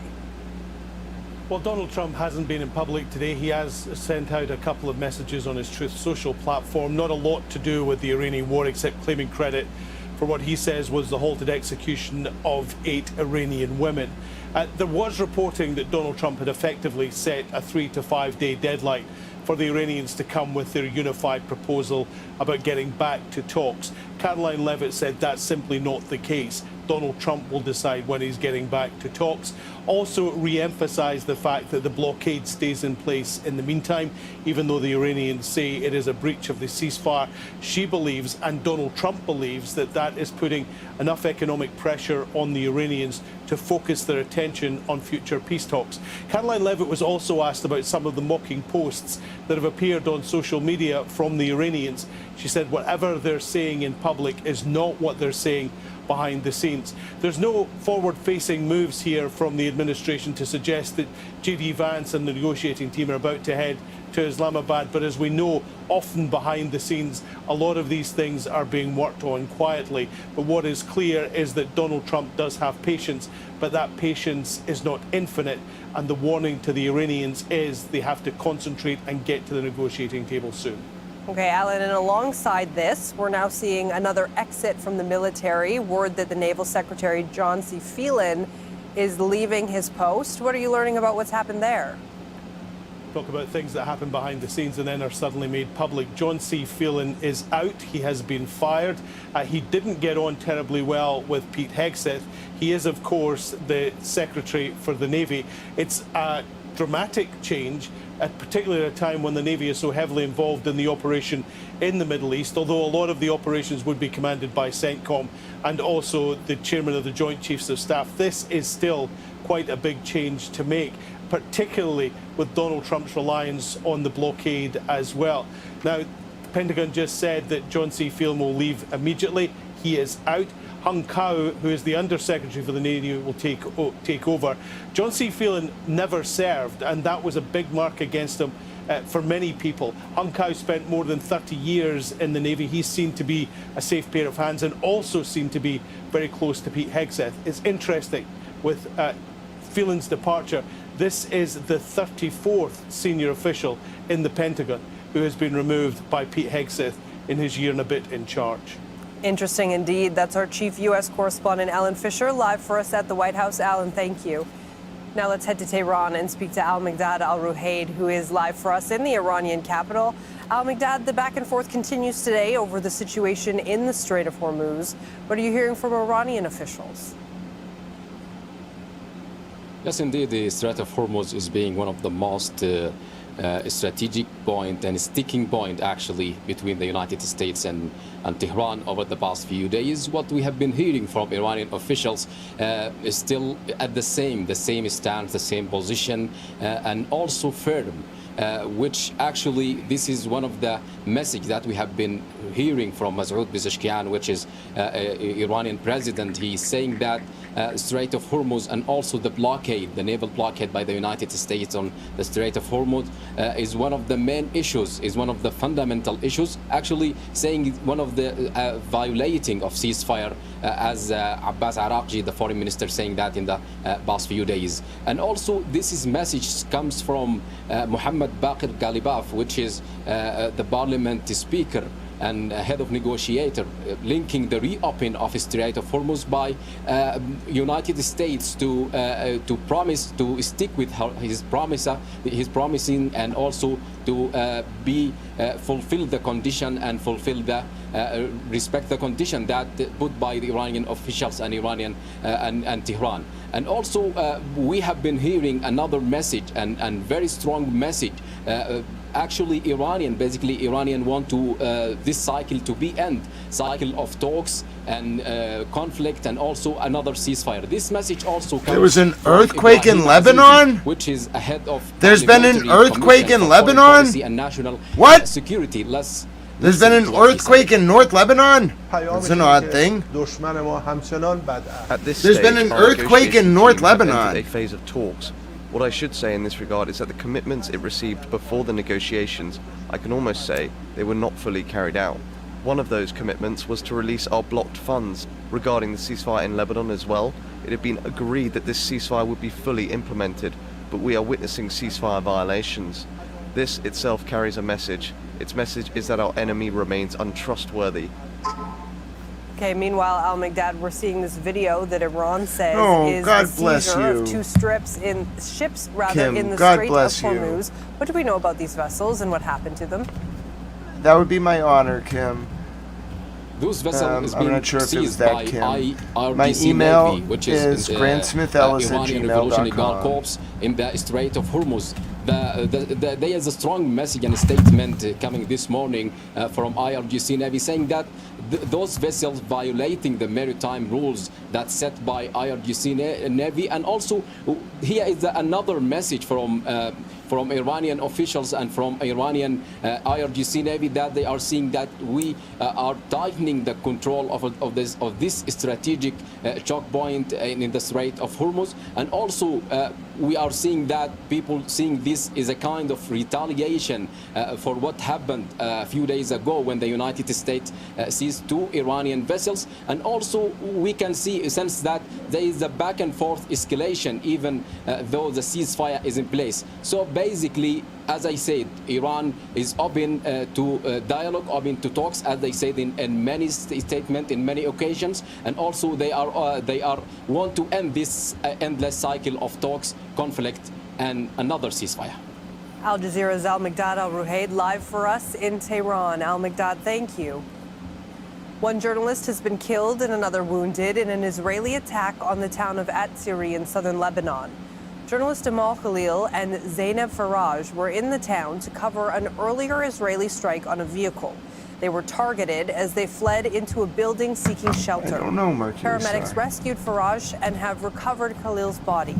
Lebanon's Prime Minister Nawaf Salam says the targeting of journalists and the alleged obstruction of rescue efforts constitutes a war crime. The Israeli military denies the accusations. Heidi Pett reports from Tyre in southern Lebanon. Sor. The two journalists had gone to the site of an earlier Israeli strike which targeted a car in the town of Atiri, leaving two people dead. When they arrived at the scene to do their jobs, to report on incidents here in southern Lebanon, they were targeted by subsequent Israeli airstrikes. The Lebanese Ministry of Health has described them as being pursued by Israeli strikes as they moved from first to shelter in one house and then another. The two were pinned down at the location for well over an hour, unable to move due to the continued strikes or the threat of them, and rescue workers unable to reach them because the road had also been hit. It was impassable. Now, once the Lebanese Red Cross was able to get to the location, they were able to retrieve the bodies of the two original victims, and they were able to get Zainab into an ambulance. She was severely injured at that point. But they were then hit by a stun grenade fired by the Israeli military, who also shot bullets at the ambulance. So they left in a hurry. At that point, Amal was still missing. They could not find her body, but they had to leave the location. During the intervening period, Zainab was treated in hospital. She's now in a serious but stable condition, and it was several hours before teams from the Lebanese Red Cross, from Civil Defense and the Lebanese Army were able to safely return to the location. They worked for several hours into the night searching for the body of Amal, which was then found. Amal is a well-known and respected journalist here in Lebanon. She had actually received direct threats during the last war from an Israeli phone number on WhatsApp, asking her to cease her reporting, in fact telling her that she should leave Lebanon if she wanted her head to remain on her shoulders. The Israeli military, in a statement, denied reports that it had been preventing rescue teams from reaching the scene, and additionally said that they do not target journalists. But it was less than a month ago that 3 journalists here in southern Lebanon were killed in a double-tap attack. Their vehicle was hit, it was hit again, and then rescue workers who went to the scene were subsequently targeted. And in a statement after that attack, they attempted to smear one of those journalists by posting a photo which they later admitted was photoshopped, alleging that he was a member of Hezbollah's elite special forces.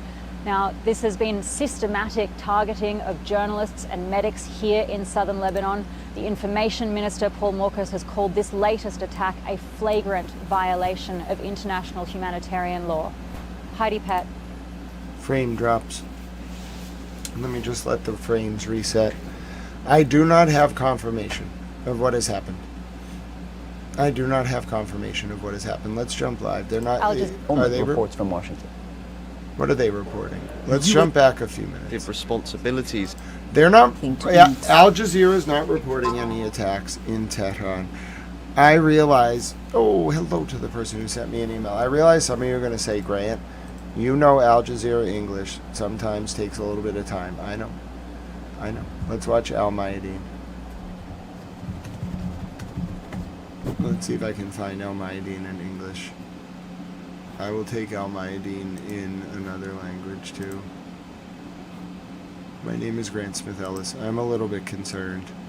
It is unclear if there has actually been an attack on Iran. Conflicting reports of air defenses being tested, of a missile being fired, of a missile not being fired. Let's take a look at Al Mayadeen live and see what they're reporting. Give me 1 second. قبريصة تعطي نموذجا كغيرها من القرى بالصمود والمقاومة ومعيار الوطنية الصادقة التي روت دماء شهدائها هذه البلدة. نقول إننا عائدون وسننتصر ونعيدها أجمل مما كانت بإذن الله. هذا ما تعرضت له بلدة قبريخة. If Iran were attacked, we would know. وحتى مركز الدفاع المدني والعدوان لم يستثني حتى جبانة البلدة في مشهد يتكرر في أكثر من بلدة لبنانية، وهو خير دليل على أن هذا العدوان يستهدف بالدرجة الأولى البنى التحتية المدنية وكل ما يتصل بمقومات الحياة. عباس صباغ من بلدة قبريخة في منطقة مرجعهم الميادين. مع إعلان وقف إطلاق النار بدأت المحال التجارية تفتح أبوابها في سوق النبطي جنوب لبنان، وفي ظل إصرار الأهالي على البقاء والثبات رغم التحديات. خالد الخليل. They are confusing, Soul Controller. I agree. Weird timing. حيث تعود الحياة بخطوات حذرة فتحت المحال أبوابها التجارية.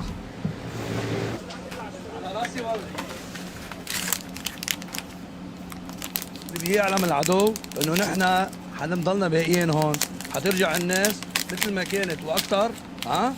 شوكي بعيناه وشو ما عمل حتضل النبطيه مثل ما هي. نحن هون عايشين بنعيم ببلدنا. لو بيجي كل دول العالم تعمل غارات علينا ما فرقاني معنا وما منهاب الموت. الحركة ما زالت محدودة كما تشاهدون والوجوه يغلفها الترقب. I feel like, first of all, if Iran was attacked, that's my painting from Standing Stones. He's great. If Iran were attacked, I feel like the world would know. This is the only video we have right now that is of anything. And it's of a launch of something from Kuwait.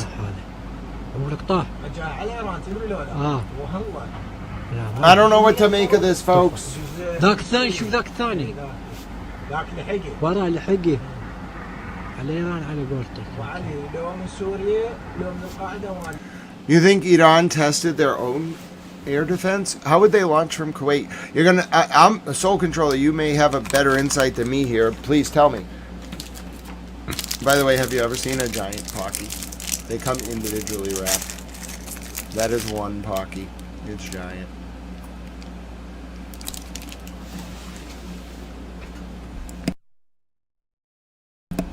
What do you got, Soul Controller? Yeah, the Phoenix lights. ورا حاله أقول لك طاح. جاء على إيران تدري لو لا؟ وهلا. لا ما. تدري منين انفروا؟ طفى. ذاك الثاني شوف ذاك الثاني. ذاك لحقه. ورا لحقه. على إيران على قولتك. وعلي لو من سوريا لو من القاعدة ولا. ورا حاله أقول لك طاح. جاء على إيران تدري لو لا؟ وهلا. لا ما. تدري منين انفروا؟ طفى. ذاك الثاني شوف ذاك الثاني. ذاك لحقه. ورا لحقه. على إيران على قولتك. وعلي لو من سوريا لو من القاعدة ولا. ورا حاله أقول لك طاح. جاء على إيران تدري لو لا؟ وهلا. لا ما تدري منين انفروا؟ طفى ذاك الثاني شوف ذاك الثاني. I agree, Soul Controller. There could be some kind of test, but why the Israeli jets over Iran? And why the U.S. tanker over the Persian Gulf? Something doesn't pass the sniff test. You know what I'm saying?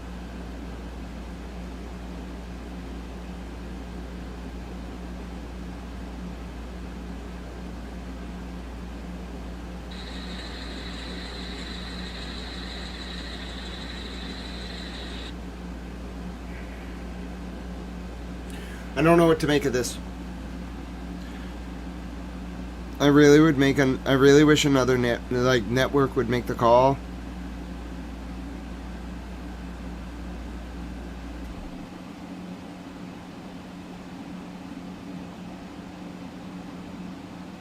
Yeah, I'm going to say that unless Al Jazeera reports it, there's just a bunch of coincidences.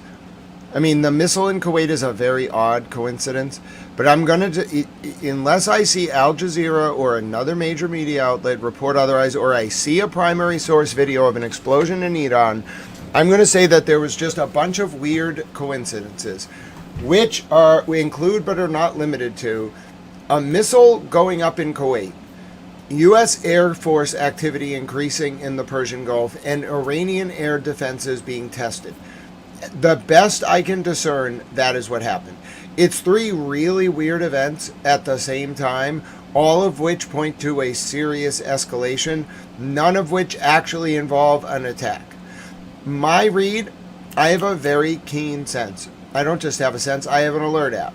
If there were a missile that hit Iran, they would attack Israel. They would not wait, they would attack. We would know immediately. Because that has not happened, I feel comfortable saying that since it's been like an hour, that there wasn't an attack on Iran, at least not now. There might be some kind of prep for an attack. Somebody might have been testing somebody else. I don't really know.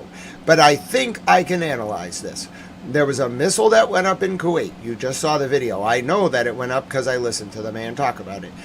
There was simultaneously an increase in U.S. Air Force activity in the Persian Gulf, and then at the same time, there was defense drills or interceptors firing in Iran. Now, if you want to say, well, that doesn't make a lot of sense, like defense drills as the missiles going, fine, I agree. But as far as I can discern, there was not an attack on Iran.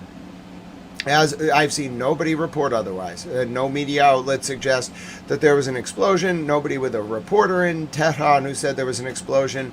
No footage, just sort of air defense activity, which does cause explosions. It's air defense activity, but that does not mean that anyone attacked Iran. The one thing that's thrown a weird variable into this is that missile being fired in Kuwait, but that itself could be a test. So, as far as I'm concerned, absent a major media outlet with a reporter on the ground or a video coming out who has seen an explosion on the ground in Iran, this is just three separate events that have strong indications of escalation that were oddly timed and all occurred at the same time. Tiffany Bob, what you have missed is a missile going up in Kuwait, air defense activity across Iran, and then increased U.S. Air Force activity in the Persian Gulf. But as far as I can see, and I can't prove a negative, there has not been an explosion on the ground in Iran. I don't see anyone who's reported that. Okay, so Soul Controller and some of the sort of accounts that are analyzing this have a similar conclusion to me. Events were seemingly the IRGC Air Force doing defense drills, along with the Iranian Air Force fighter jets airborne, which somehow coincided with the U.S. Air Force military drills in Kuwait, and that included ground missile launches and aircraft activity across the region. That does seem like an oddly, large amount of coincidences. I mean, that's the best, I guess, if nobody attacked anybody, but that's just an odd... All of that is just odd, very odd, and ominous. It makes me wonder what I should do. I don't know really what to do in this situation. The whole thing is odd. Yeah, Vinsilma, something doesn't make sense. It was like a little test. It seems like a test. Right, plus the weird earthquake. There was an earthquake in northern Lebanon. Tremors from what I saw. Where do I think the Ark of the Covenant is? I don't know, Kim. I'd have to do some research. That's a very good question.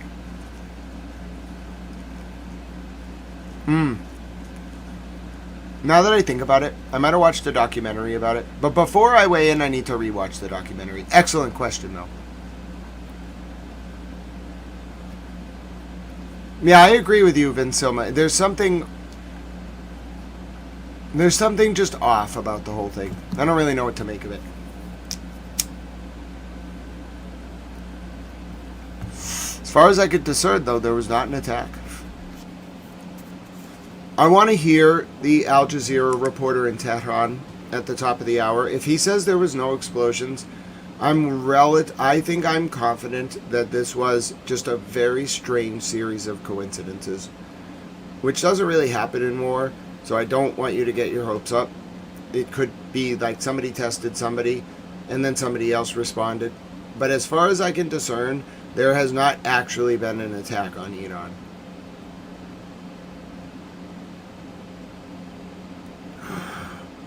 Target identification flights. Wow. Mimi, if they were target identification flights, absolutely. Target identification flights?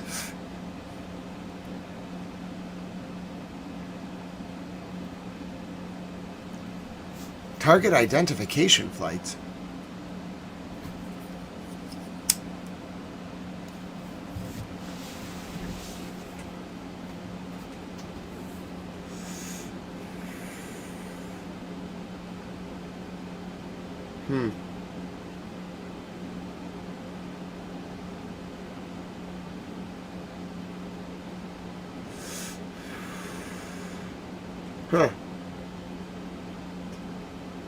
This has a very ominous feeling to it.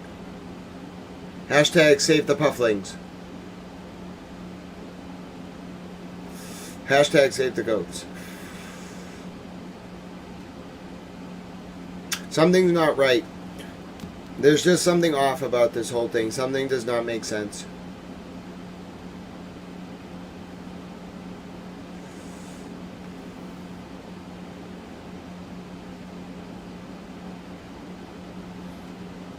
I need more information.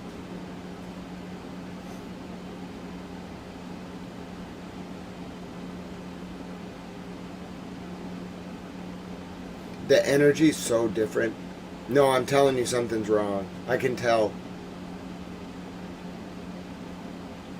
I don't know what's wrong, but the energy's very different. It's like that energy when you kind of like... So when the world is at peace, there's a very light energy. It's like you can kind of feel the outside. I don't know how to explain it. It feels like the air is light. And like I feel very connected to like the outside. But when the energy is like this, it feels like I'm very like... I don't know how to explain it. There's a lack... It feels, first of all, it's heavier, but it's more like individualized. The energy isn't as like connected to the trees. That's the best way I can explain it. It's a very ominous, heavy feeling.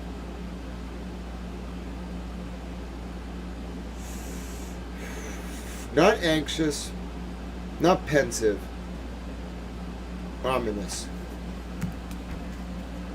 Hashtag save the goats.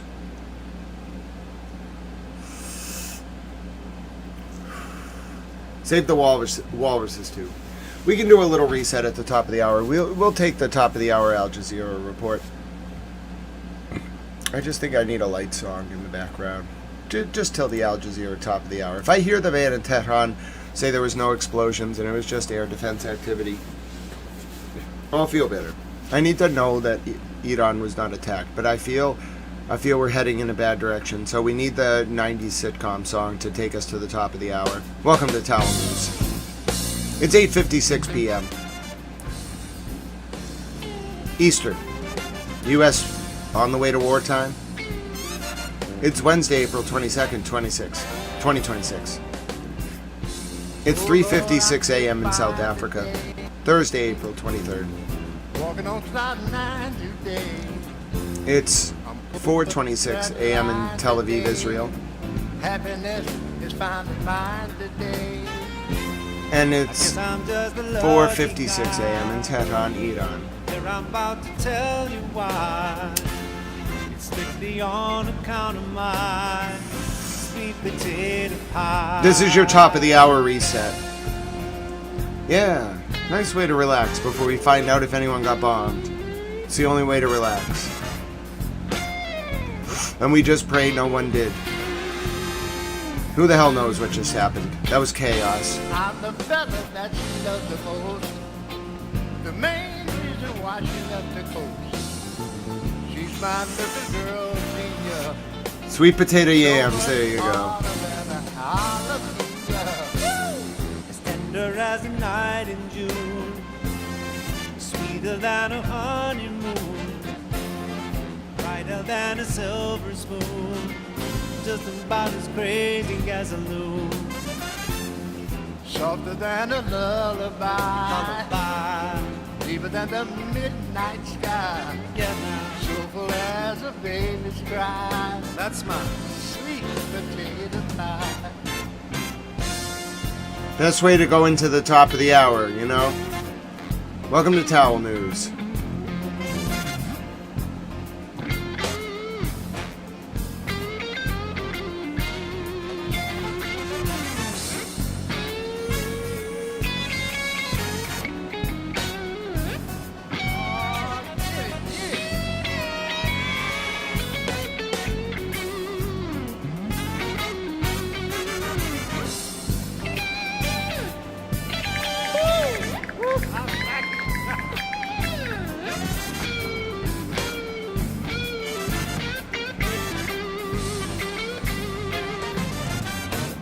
I used to see her around the neighborhood. I wonder how she grew up so good. She belonged to Freddie and he was bad, and I never was ready to make him mad. Oh no. This is Ray Charles, Soul Controller. Ray Charles and James Taylor. Too juvenile. I needed to refine my style. A silk suit, a crocodile smile. Let the whole damn world go by, 'cause I just wanna testify. From now on it's me and mine, sweet potato pie. Oh, yeah, now, my sweet potato pie. Yeah, yeah. Oh, I love this, I love it.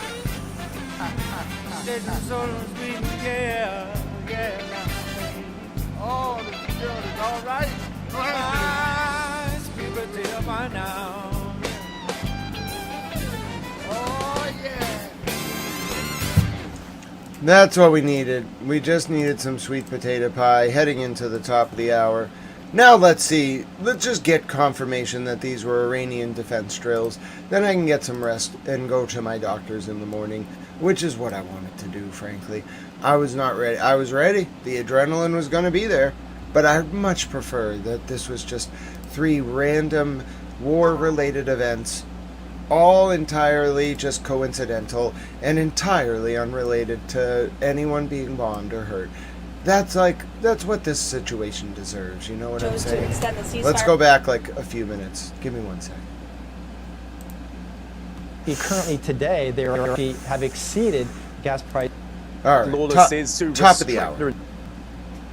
So like a few minutes back. To limit the president's powers.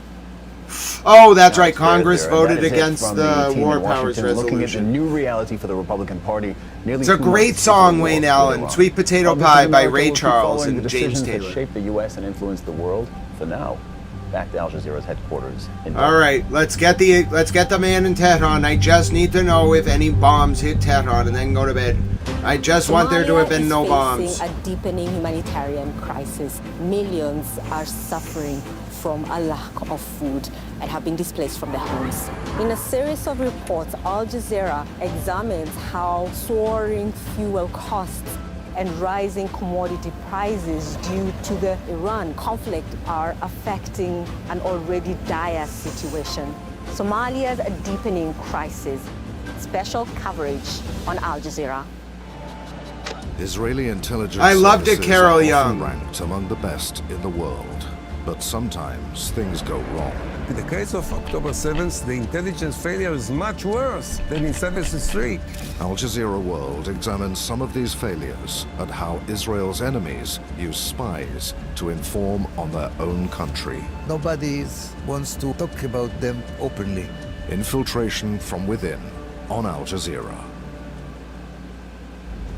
The most reliable way to get from here to the border and beyond is on pickup trucks like these to avoid detection by authorities.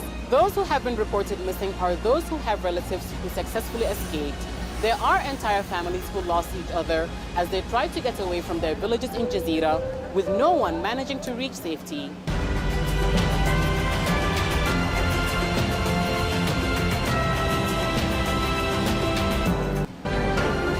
All right, what do you got? This is Al Jazeera live from Doha with our I just want to know. developments out of Iran, the U.S., and Lebanon. Here's what's coming up. Al Jazeera does great coverage, by The the way. president chose to extend the ceasefire because it's Iran who needs to get their acts together. The White House says Donald Trump has not set a deadline for Iran to respond to peace proposals. Iran says there's no trust and accuses the U.S. of violating the ceasefire. Iran's Revolutionary Guard releases images of what they claim to be the seizure of 2 vessels for trying to cross the Strait of Hormuz without authorization. A journalist has been killed and another wounded in an Israeli attack on southern Lebanon. Reports suggest the Red Cross was denied access. The rising cost of the Iran war. Major airlines cut thousands of flights as the conflict drives up jet fuel prices. And a new reality for the Republican Party nearly 2 months into the conflict with Iran. How long can they support a war that has not been authorized by Congress? That's coming up on This Is America.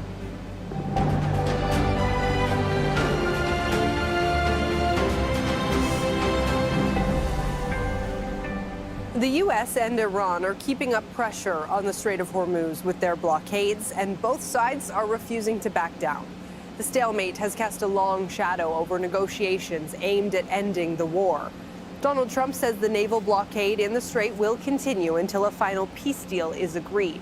The White House press secretary says the U.S. will dictate the timeline for negotiations with Iran.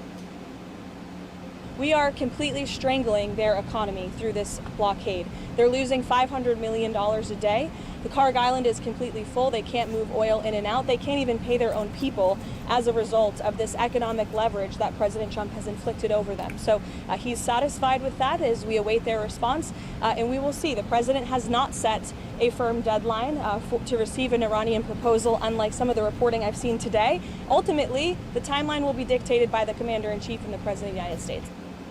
Iran's President Masoud Pezeshkian says the U.S. blockade on its ports is an obstacle to talks. A key figure in those negotiations, Parliament Speaker Mohammad Beggar Ghalibaf, says there can be no ceasefire as long as the blockade persists.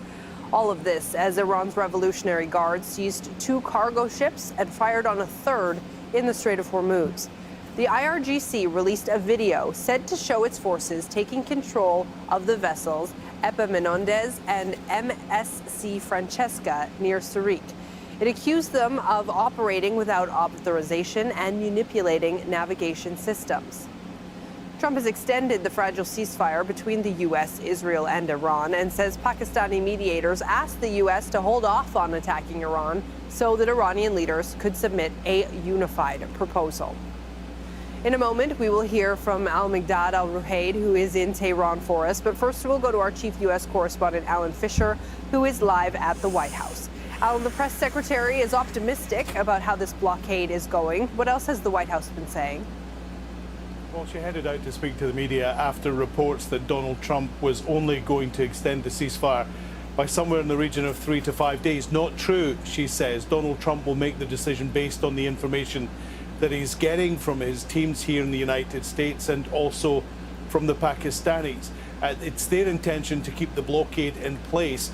The White House believes that that is a key pressure point for the Iranians. We heard that from Caroline Levitt. They think it's costing the Iranians somewhere in the region of $500 million a day, and that's why it won't be removed anytime soon. Clearly, Donald Trump is keen to give the idea of this ceasefire a little bit of time to breathe, but his patience isn't always going to be there. Certainly, there's nothing that is forward-facing that suggests that J.D. Vance, the Vice President, and the negotiating team are planning to move anytime soon to Islamabad for further talks. But a lot of the time, there's a lot of work going on behind the scenes. And clearly, the US still remains confident that they can come up with a deal. They're just waiting to hear from the Iranians and their unified proposal. Meanwhile, Alan, there's another shakeup in the military. John C. Phelan is out as Naval Secretary. What more can you tell us about this? Big move, and when the Navy is so heavily involved in the operation in the Middle East, and particularly with the blockade that Donald Trump thinks is so important. John C. Phelan didn't serve in the military, but he was appointed Navy Secretary. The report is that he's been fired because he's had a few disagreements, particularly with Pete Hegseth, the Secretary of Defense. He's been replaced by Hung Kao, who is the Under-Secretary of the Navy and is also a Navy veteran, spent more than 30 years in the service. But it is still a big change. Now, remember, all of the operations will be conducted by CENTCOM. The Chief of Staff will, the Joint Chiefs of Staff, Head of Joint Chiefs of Staff, Dan Kane, will be overall responsible for that, along with Pete Hegseth. So day to day, John C. Phelan. This is all relatively accurate, but I think what most people want to know is, was there air defense activity over Tehran? Might not have had that much to do, but it's interesting that he is the 34th official to be fired from the White House, to be fired or to leave from the Pentagon since Pete Hegseth became Defense Secretary. Our chief U.S. correspondent, Alan Fisher, live for us from the White House. Iran. Alan, thank you. Let's head to Tehran now and speak to Al-Migdad Al-Ruhaid, who is live for us in the Iranian capital. Al-Migdad, it still appears that this sticking point over the Strait of Hormuz is the obstacle to negotiations. What are you hearing from Iranian officials? He would tell you.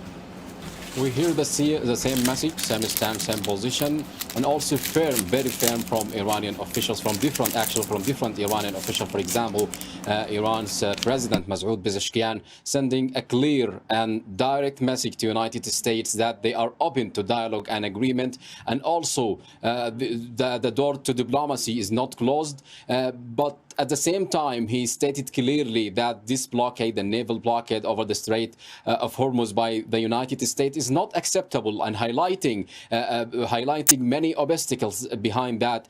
Beyond that, the threatening rhetoric and also threatening language from United States, and also broken promises from the United States is unacceptable. So here, the same issue, it is still the same, the trust between the United States and Iran. There's a deep mistrust between the United States and Iran over the past and historical negotiation round. And also we are seeing that there is the same tone from Mohammed Baqir Ghalibaf, the head of negotiator and speaker of the parliament, sending same message and clear message that reopening of the Strait of Hormuz in one of the main sticking points between the United States and US. And also, actually, Iranian doesn't want this cycle to be back and forth and to be endless cycles, endless of talks and negotiation and conflict. And here is the same message from Ibrahim Azizi, which is a head commissioner in the Parliament for Foreign Affairs. We can listen directly from him. At this stage, our negotiation team have entered a phase of talks.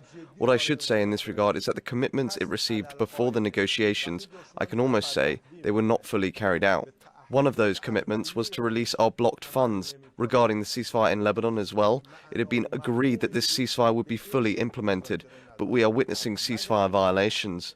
This itself carries a message. Its message is that our enemy remains untrustworthy. So, Al-Migdad, while this sticking point over the blockades in the Strait of Hormuz continues, we're hearing that Iran has seized 2 ships. What more do we know about what happened there? Yes, this morning IRGC Navy sent a clear message and a statement that they seized two vessels linking to the United States and Israel, and also saying that they are violating maritime rules and also jeopardizing the navigation system and also moving without... I will get some rest, but doesn't it seem weird that he's not addressing the air defense activity?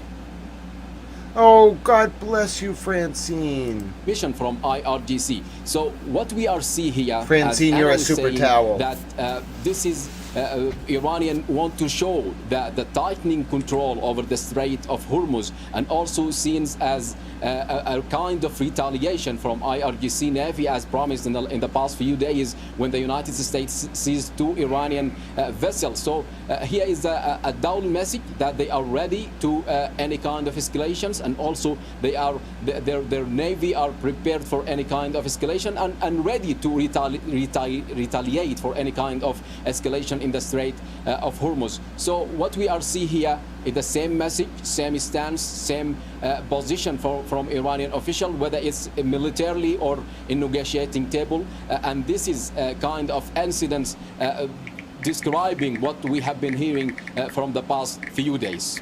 Al-Migdad Al-Ruhaid live for us in Tehran. Al-Migdad, thank you. One journalist has been killed and another injured in an Israeli attack on the town of Atiri in southern Lebanon. Journalist Amal Khalil and Zainab Faraj were in the town to cover an earlier Israeli strike on All right, I'm going to bed.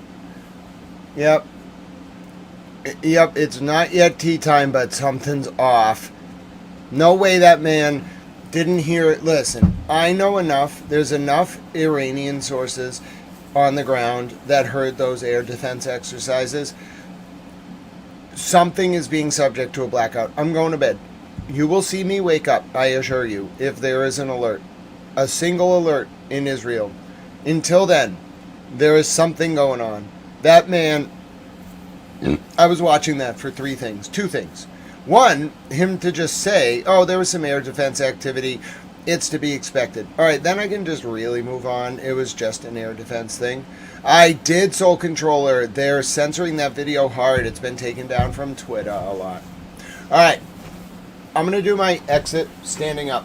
Look at that. I'm a standing up towel. I'm tired. Hey, I'm a standing towel. Hey, I didn't know I can do my stream standing up. That's great. I should do more streams standing up. Did you know I'm like 6'2"? You can ask Standing Stones. I am a tall towel. Alright, I'm tired. I'm going to bed. My name is Grant Smith Ellis. Thank you for supporting the stream. There's definitely something going on. I don't know if it's an initial wind-up to a larger series of attacks. I don't know if it was reconnaissance air flights that Iran was trying to repel. I don't know if it was actually a defense of sort of a test of the Iranian air defenses. All I know is that Al Jazeera reporter didn't say anything about it, and that actually tells me more than I need to know. I'm going to bed. I'm not going to get many more opportunities to actually just go to bed, because I have a duty if bombs are falling to stay up as long as I can. Right now I'm going to bed. I have no idea how long this is going to last. My name is Grant Smith Ellis. The sun is rising yet again in the Middle East. I don't believe any bombs have fallen, although there was a weird series of air defenses activated over Iran at the same time that one missile, maybe two, went up from Kuwait, and at the same time there was an increased pace of activity of the U.S. Air Force over the Persian Gulf. Where this is all going is anybody's guess. I'm going to get up early. I'm going to go. I have surgery next week. Well, it's dental surgery. I'm going to get up early, go to my doctor, figure out what's going on with my life, and then I'm going to return. You may just see me pop up for a morning stream if something goes chaotic. Maybe I'll wake up in the middle of the night and order Dunkies from the 24-hour Dunkin' Donuts. Who the hell knows? This is Towel News. Thanks for watching. This is youtube.com/@GrantSmithEllis. You can like, subscribe. That's a good way to support the stream. You'll see me again tomorrow. What time it will be, nobody knows, only God. I'm going to go to bed praying for peace, as I always do. I like doing these standing outros. This is great. Allows me to stretch a little bit. My microphone can still pick up my voice, even though I'm maybe like 1.5 feet from the mic. In any event, well, yeah, actually, no, try like 2.5 feet from the mic. The mic's barely at my belly button. In any event, if you want to support this stream, you can do so with a donation. There's a Cash App, $, Grant Smith Ellis. There's a Venmo at Grant-E1. There's a PayPal, paypal.me/Grant Ellis. Thank you to every single person who supported this stream. My 2-hour nightly news streams are quickly turning into 4-hour nightly news streams. That's gonna take its toll, but you know what? I don't mind. If I so for those of you who are picking up on sort of the labeling of the streams, if it's labeled as a breakfast stream, I try to go 2 to 4 hours. Sometimes they go 6 hours. If it's labeled as a nightly news, it's supposed to be 2 hours. I don't limit it to 2 hours, but I shoot for 2 hours. Every time I have done that, we've gone 4 hours. So I'm going to say 2 to 4 hours. If it just says the U.S.-Iran war part 56, whatever, I don't intend to cap it. I'll just go based on what happens. So that's your general sort of codel for interpreting the different titles, just to set your expectations. All right, so I let you know how to support the stream. Fundamentally, though, let me do Tippecanoe and Tyler, too. I like to do the presidents before I go to bed. Hashtag Tippecanoe. Speak the truth, says Israel hit Tehran. Yeah, I don't know about that, JRP. I think it was air defense activity. There was no retaliation attack. There was no launch by Iran. The best I can discern, it was air defense activity, coupled with a weird launch or two from Kuwait that no one really can explain, coupled with an increased pace of U.S. Air Force activity. It's possible there were USAF and Israeli recon flights over Iran, target identification flights. I cannot confirm that. There is also an odd situation where there was clearly, I know there was, air defense activity in at least Tehran, maybe other cities in Iran, and the man in Tehran working for Al Jazeera is blacking it out. Whenever that happens, there is something like concerning happening. I doubt it was a bombing. There would be like furious reporting from the people on the ground in Iran like immediately. So I don't anticipate that having happened. What I do think may have happened is the explosions that the people heard in Iran were air defense activities, which may have been a little bit more than air defense testing. It may have been like there were hostile aircraft in Iran, but they weren't bombing. They could have been doing target identification flights. I can't confirm that. That's the best I can make of the chaos. What that means for us going forward, I really don't know. It's a bad harbinger. It is not a positive sign, but it is not bombing. So Mimi and the goat, Mimi's baby goat Ellie, they get to go to bed tonight, at least knowing that as of right now, this moment, 9:19 p.m. Eastern, U.S. potentially wartime, I don't know, on Wednesday, April 22nd, 2026. There is no bombing that I know of occurring right now. It is 3:19 a.m. in South Africa on Thursday, April 23rd, 2026. It is 4:19 in Tel Aviv, Israel, and it is 4:49 a.m. in Tehran, Iran. From Tower News, my name is Grant Smith Ellis. Let's do the presidents, Tippecanoe and Tyler, too. So, President Washington, President Adams, President Jefferson, President Madison. Skip forward to 8, which is President Van Buren. 13 is Andrew Jackson. It was in like 1834 to 1836. Then you got Tippecanoe and Tyler, too. So, Polk, Taylor, Pierce, Buchanan, Lincoln, Johnson, Grant, Rutherford B. Hayes, Garfield, Chester A. Arthur, Cleveland, Harrison, Cleveland, McKinley, Teddy Roosevelt, William Howard Taft, Woodrow Wilson, Harding, Coolidge, Hoover, FDR, Truman, Eisenhower, Kennedy, Johnson, Nixon, Ford, Carter, Reagan, Bush 1, Clinton, Bush 2, Obama, Trump, Biden, Trump, and that's how you do it. We also have a Towel Discord. Feel free to join. It's fun to chat. It's wonderful. God bless you to Standing Stones. It was great to see you and get my wonderful painting today. Let's see if I still have my painting up. Hashtag I'm a towel. I think I do. That's my painting. Standing Stones gave me a painting. That's me. That's me with my friend Standing Stones. He's a wonderful towel. God bless you, Standing Stones. You are appreciated and loved. Oh. Towel Girlfriend Nikki was also so honored, and Standing Stones is the only person who's seen Towel Girlfriend Nikki. We had a video call. She's wonderful.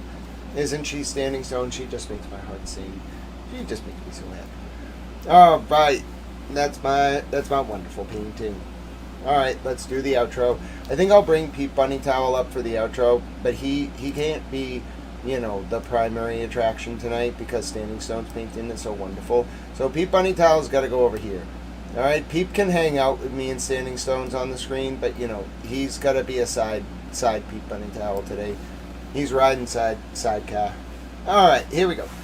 So, if you want to pay it forward today, if you learned something, if you enjoyed that chaos, I don't know if you could call the chaos enjoyable, but if you enjoyed the Ray Charles song, whatever it may be, if you enjoyed chatting with your friends in the chat, if you enjoyed learning things and going through court motions and seeing me yell about police officers who hurt children and might be connected to Jeffrey Epstein, well, you can pay it forward. It doesn't have to be in the form of a donation.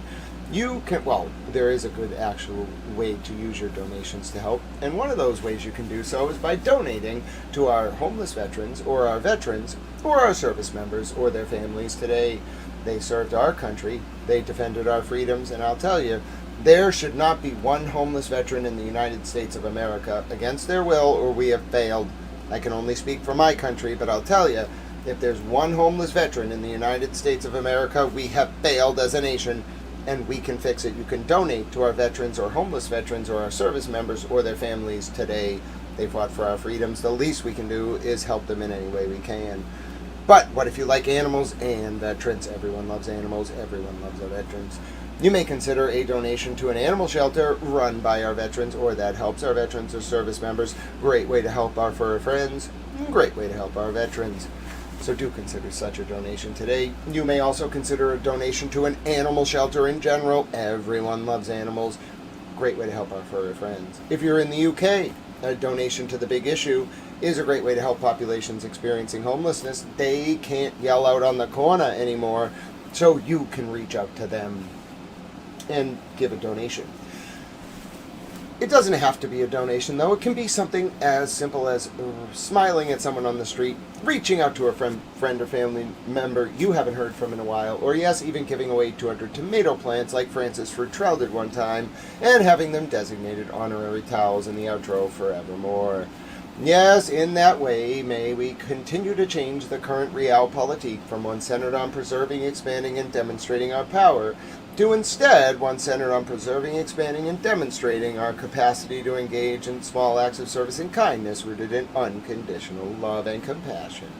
In turn, living up to our Tau Eudaimonia, or Summum Bonum, our greatest good in the ancient Greek or Latin respectively, therein bringing about a new digital epoch defined by Aquarius the water bearer standing tall and carrying a Pete Bunny towel. I believe it's possible because of you all. I have a request from Francine for some outro music. Yeah, I can play us out. It's going to be a short song, though. All right, Francine, it's going to be a short song. It'll be a happy song. It's only going to be a minute or two, and then I'm going to bed. You might say, why is that towel? Well, I'm tired. Now you might be saying, I'm also tired. Well, let's get our rest while we can, and let's pray that somehow this isn't tonight's conflagration, whatever the hell that was, is not a sign of things to come. All right, come on now. Francine has requested a song. The least I can do is find one for her. Come on now. Let me get rid of Al Jazeera. That's probably why it's made. All right, it's going to be a short song. Which one do I got? All right. All right, Francine, here's some upbeat American pop music for you to play us out on another night of Towel Stream. It was great to be with you all. This is going out to my dear friend Francine. She's wonderful. She loves Pete Bunny Towel. All right, come on now. Can we have one, please? Thank you. This one's going out to Towel Girlfriend.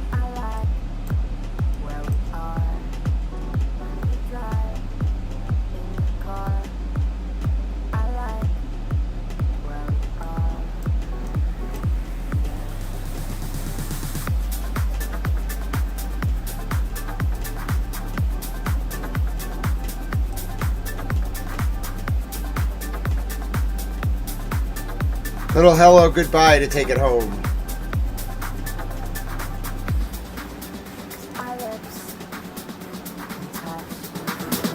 Our cheeks, bringing it back to 2004. yeah.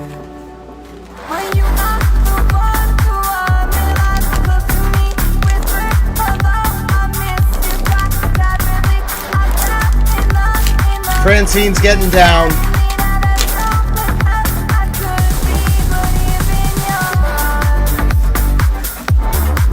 Yeah, you weren't expecting Hello Goodbye techno remix, I'm sure. Don't worry, I got a wide variety of music for you. I'm sure none of you were expecting this one. I like where you sleep, when you sleep next to me. I like where you sleep, yeah. Our lips can touch, and our cheeks can brush. Our lips can touch, yeah. When you knock the ball to all that I go to me with her, although I miss you quite cleverly. I'm back in love with you inside of me. Now there's no one else I could be but even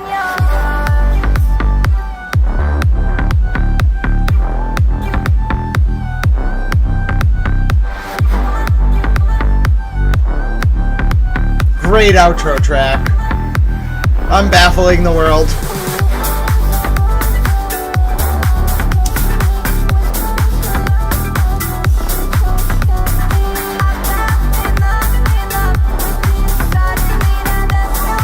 It's all true though.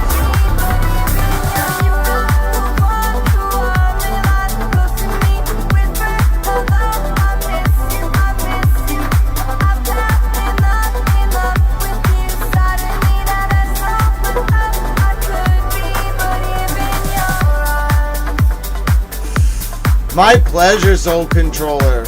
That's straight out of 2004. I love that one. Wait, I got one more for you. Somebody requested this yesterday. I think this is the outro.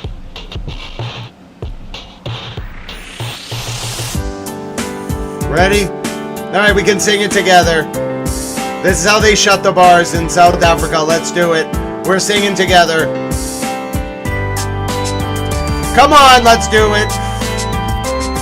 Come on. I'm putting you to bed with this. Closing time, open all the doors and let you out into the world. Closing time, turn all of the lights on for every boy and every girl. Closing time, one last call for alcohol, so finish your whiskey or beer. Closing time, You don't have to go home, but you can't stay here. I know who I want to take me home. I know who I want to take me home. I know who I want to take me home. Take me home. It was hard to find a version of this I could play. Closing time. Time for you to go up to the places you will be from. Closing time. This room won't be open till your brothers or your sisters come. So gather up your jackets, move into the exits. I hope you have found a friend. In closing time, every new beginning comes from some other beginning's end. I know who I want to take me home. I know who I want to take me home. I know who I want to take me home. Take me home. Holy Sun, just air defenses. That was a nice harmony from Towel. I sang there. That was great. Not Holy Sun, it appears to have only been an air defense test.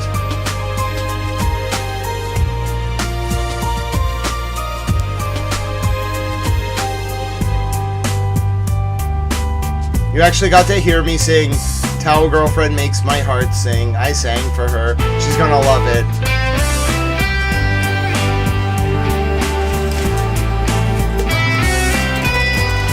Oh yeah, that's a Guitar Hero guitar. Oh yeah, I went there. I mean, come on, this is your reward. Closing time, time for you to go out to the places you will be from.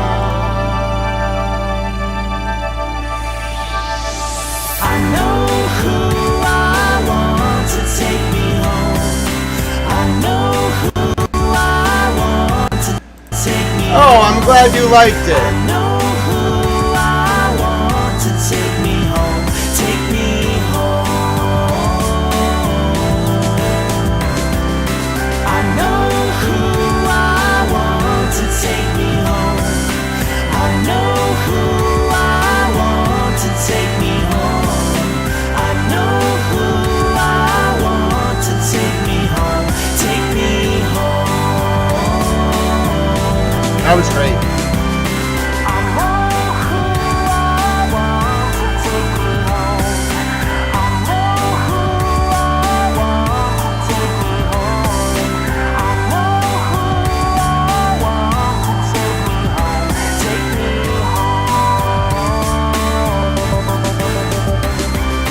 Closing time.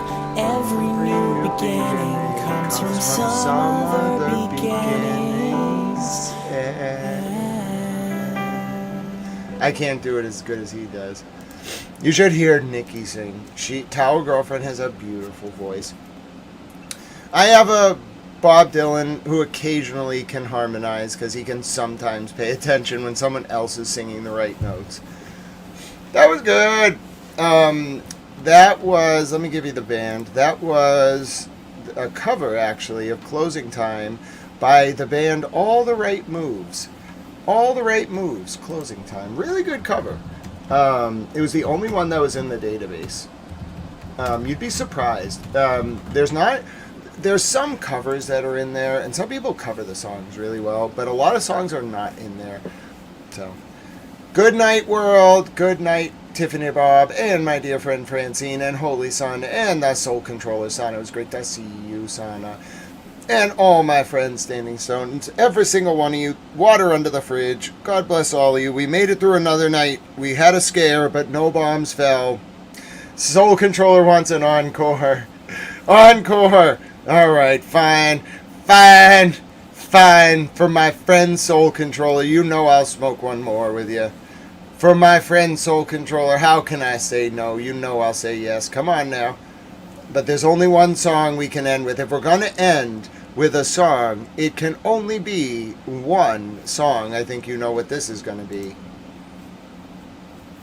Yo, Tech, it's the last call, baby. What's good? It really is last call, though. Just feels right, though. All right, Tech, give it to him. Here, you gotta drop one last gem on him. I loved it, Francine. We had a good night, and no bombs fell. No one person can do everything, but everyone could do something. So we gotta rep for all them niggas that ain't here right now.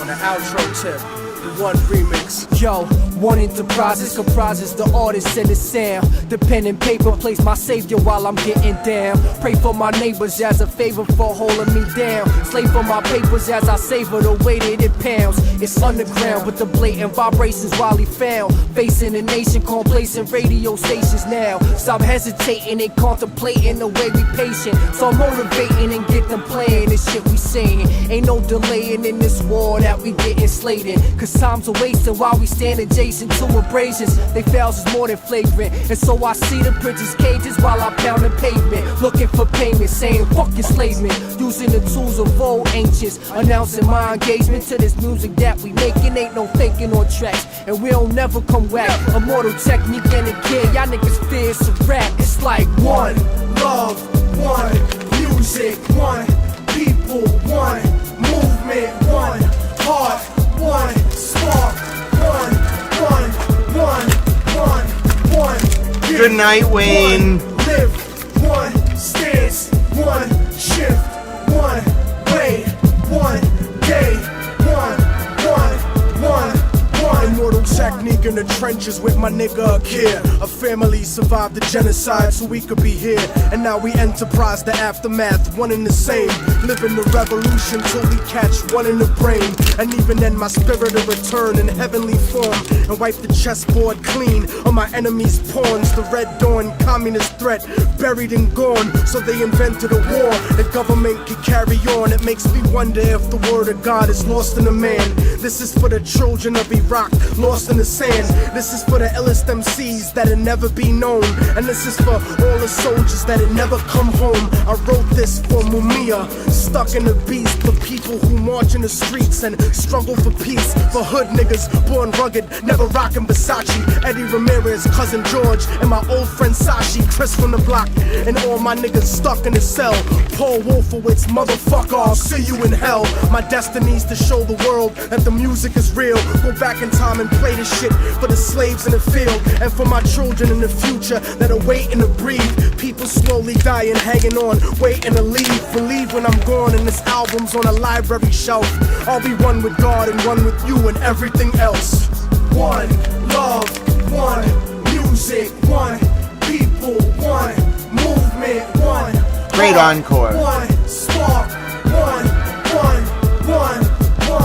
one gift, one lift, one stance, one shift, one way, one day, one. Yeah. Revolutionary Volume 2 has been brought to you by the type of motherfuckers who ain't scared of shit. And if you playing this album and I'm no longer here, sometime far away from when I recorded this, remember that history isn't the way the corporate controlled media made it look like. Read between the lines and free your mind. Revolution is the birth of equality and the antithesis to oppression. But this is only built for real motherfuckers. So when I'm gone, don't let nobody I never got along with try to make songs kissing my ass, recycling my beats and my vocals. This shit is real over here, man. Thank you for listening, and thank you for supporting independent hip-hop, the heart and soul of our culture, keeping the truth alive. Good night, my people. Good night.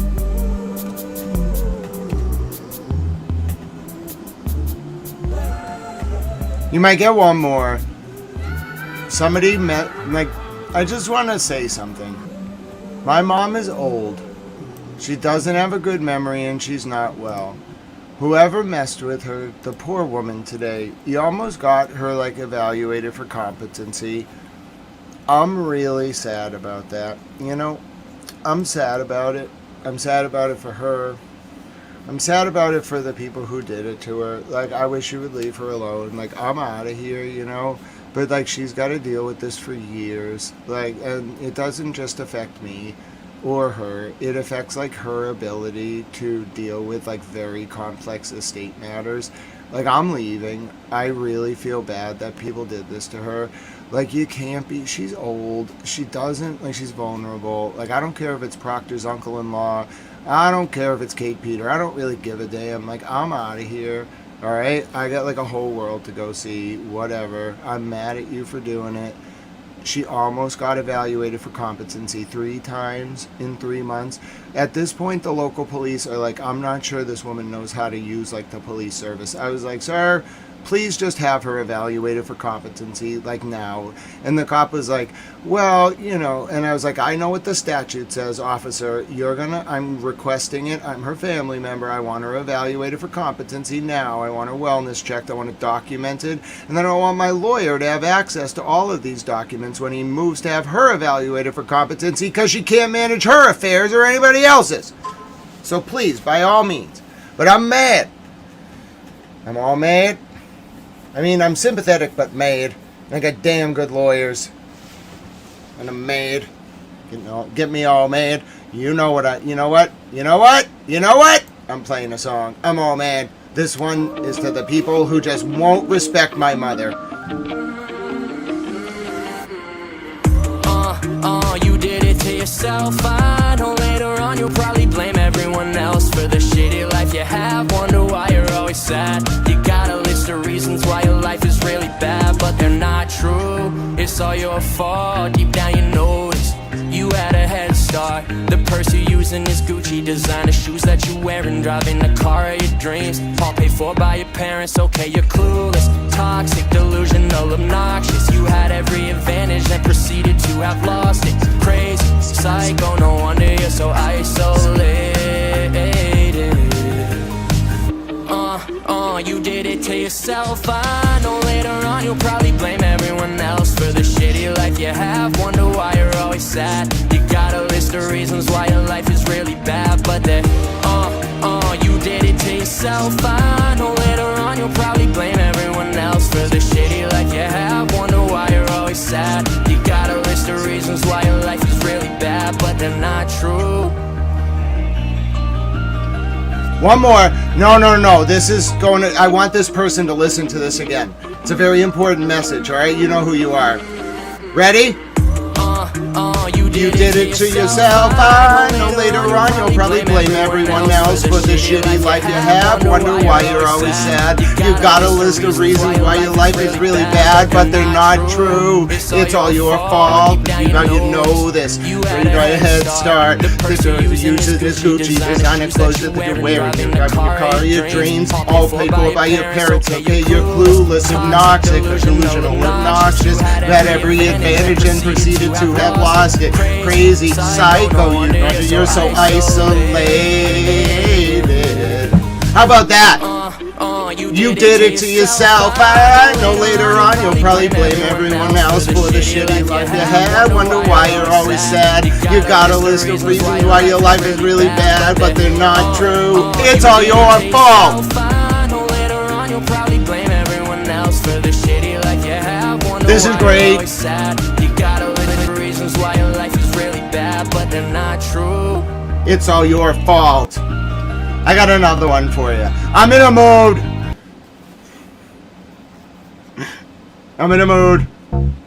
How about this one? Mess with my mom. She's all old. She's not a nice person, but she's still old, and you will respect her.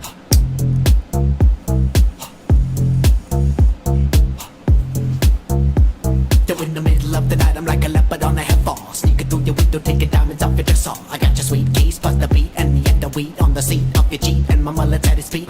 Hold up, baby, I smell pussy. Slipped into the tub and took your boyfriend's tushy. Cocked it, fucked it, silly. While you staring at my ass and playing with your rubber dilly. Clean our teeth, lying on bloody concrete. I lay back, licking my butt, ripping the beat. It take 10 men to fucking apprehend me while I'm sitting in lotus position, 7 seas deep. Rato, couldn't say rato, up in my saddle. My shadow, we making homies. We're putting paddle and I rattle like serpentine. Up in the trees when the breeze touch kitty big squeeze. I'ma make them seize. Hardcore killer, fuck with the cat. Yo, bitch, I'm hardcore killer, fuck with the cat. Two system is the splitter.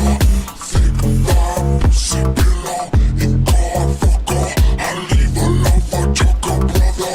Under the cover, suffocate, I'm father. Baby, like apathy, what you know about me? I put the bone knife in your neck, pull free like stick a mass bang like a drum. Chick by the dick and I'm bound to come while sipping Santa Margarita, crying to fucking Avita in my 2-seater. Bruce Lee kick back, leave a brother gone in the sun like a dawn, shriveled up like a grape. Said I'm stepping on a watermelon in my mouth while I'm kissing on him. 2 crocs, 2-step while he tripping on me. Stained up linen sheets, ballerina spilling, and the sweet boss sit while he fucking pissing. Blue jeans, iced out, pussy dripping, kitty knocking the rhythm of rocking in a fucking prison gate. Dark out, woman queen, superpower hit her. Fuck with the cat. Yo, bitch, I'm hardcore killer. Fuck with the cat. 2 system is the splitter. Thick bomb, pussy pillar. In car, fucker. I leave a lover, chucker, brother. Under the cover, suffocate, I'm father, brother. I suffocate him, find another. My gut get fat with the heart from my lover. The bloody beat, heat, picking meat out my cab teeth. While he's sucking the kitty, kissing my sweet feet. Hold up, what you gonna do when I point my barrel and toe and put it through you? Green light hit went deep. Boy, sweet dreams, go to sleep. Yo, bitch, I'm hardcore killer. Fuck with the cat. 2 system is the splitter. Thick bomb, pussy pillar. In car, fucker. I leave a lover, chucker, brother. Under the cover, suffocate, I'm father, mother. Hardcore killer. Fuck with the cat.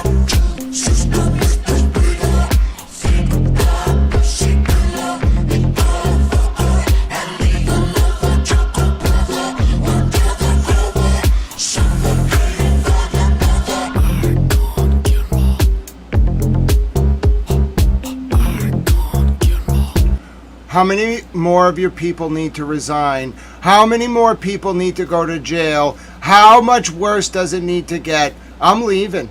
All right? It's going to be years of fallout. When are you going to realize it's me who knocks, you child-hurting pimp cop bastards? When are you going to realize it's been me all along? You terrible people. You deserve your fate. I could be a bad boy, oh my lord. Walk my way to the mental ward. Maybe I'd be fine in hell. I could be a tough guy to my core. Wake up drunk on the precinct floor. And I don't wanna ring that bell. Two-bit motel, bottle of rum. Two chicks wanna come get some. If they bring that six string, I'm gonna strum. Cause I've been a million men. I live life alive and dead. And I'll tell you this, better sung than said. I got property, baby. Still I got nothing in the palm of my hand. And that's my philosophy. It can go south on you quickly if I keep living like the man that I could be a bad boy, oh my lord. Walk my way to the mental ward. Maybe I'd be fine in hell. I could be a tough guy to my core. Wake up drunk on the precinct floor. But I don't wanna ring that bell.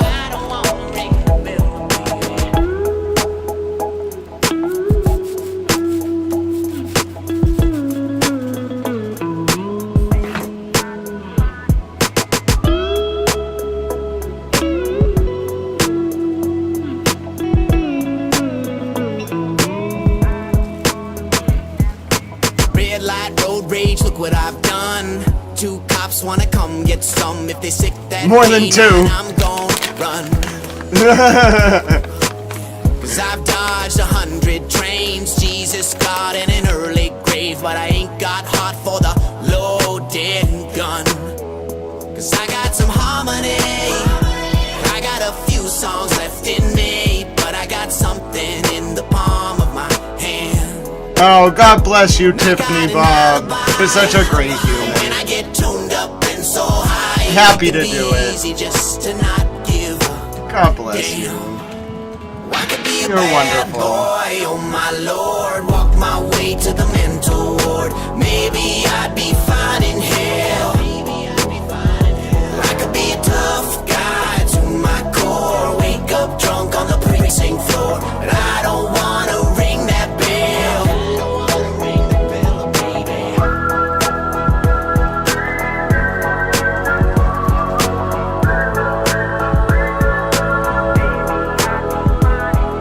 One more, because apparently they were all moving weight, so fuck it.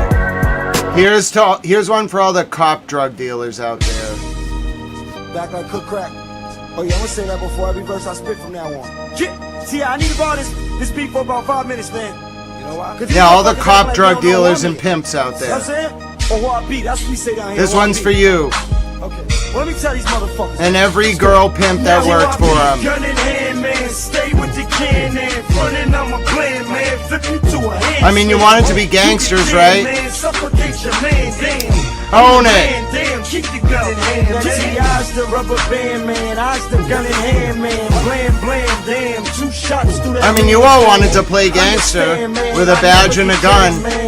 Cause my right hand, man, is the cannon. And keep the cannon close like it's the antidote. Man, it's toast, so rock a damn banana boat. Your man to know when it's cantaloupe. Van is slow, and you got to ask me where to go. I'm on a strip with a clip full fag. Filled it up so much I got the pistol mag. Y'all ain't no chiefs, y'all ain't no beasts. Y'all mango sweet, sweet. Y'all got the word OG confused with genuine. What's a rubber band man though? You lame OG. Hell if I know. I have you hopping like them Kangos beat through them same old streets where you claimed OGs. Believe it, I'm rapping with mines. I will push what you was thinking back to the back of your mind. Now who I be? Gun in hand, man. Stay with the can and running on my hand, supplicate your man, damn. I'm the man, damn, keep the gun in hand. Now who I be? The drug game is killing the pimp game. I came up in that game and I want to keep it alive. Now that too many hoes getting strung out. Money is money. What do you care where it comes from? Now I know the drug gangs are bigger than the pimp game. But since before that drug shit hit, and long after it fades, hoes will always make money. Oh, really? We'll see if I have something to say about that. I know this pretty rave girl. Alright, now I'm gonna make myself happy and go to bed. This pretty rave girl. Yeah, I should be a DJ. I'm great. I know this pretty rave girl. Always think about her. When she says hi to me, butterflies go right through me. And when I see her dancing, wanna take a chance and getting a little closer and maybe get to know her. I can't turn the people down. They want to I know this dance. pretty rave girl. Always think about her. When she says hi to me, butterflies go right through me. And when I see her dancing, wanna take a chance and getting a little closer and maybe get to know her. I know this pretty rave girl. Always think about her. When she says hi to me, butterflies go right through me. And when I see her dancing, wanna take a chance and getting a little closer and maybe get to know her. Best way to end the stream. We're just gonna play music till I get tired. That's our new outro. You can just stay and listen to me DJ until I get tired. It's what I do before bed anyway. I just sit and listen to hardcore EDM before bed, bro. I can't sleep without this. And then I listen to academic lectures. Ideally all at the same time. I need this and like 50 things going on at the same time. Let's go. Give me court documents in the stream and then give me Nikki on the phone. And then let me talk to you in chat and also tell you what's going on in Iran. Let's go. That's what my brain needs. My mind rebels at fucking stagnation. What don't you understand? Give me information now.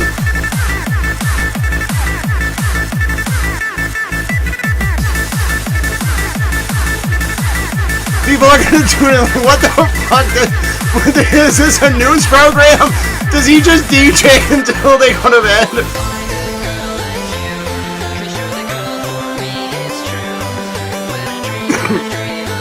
This is hilarious. I'm in such a mood.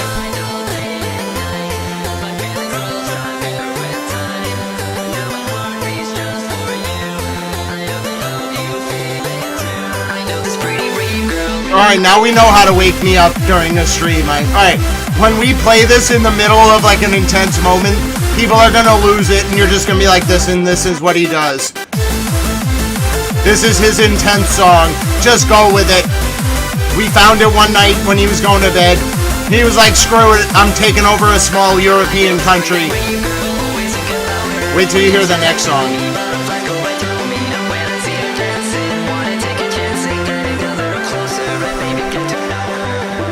Alright, I think I got one more and then I'm going to bed. We can do Boat and Anna, which is a song about an IRC bot, then I'm going to bed. I met a bot. Her name was Anna. She can ban you very hard.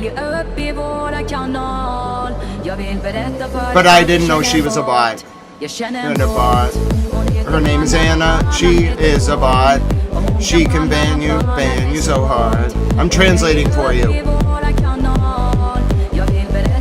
It's a sweet story. He falls in love with a bot.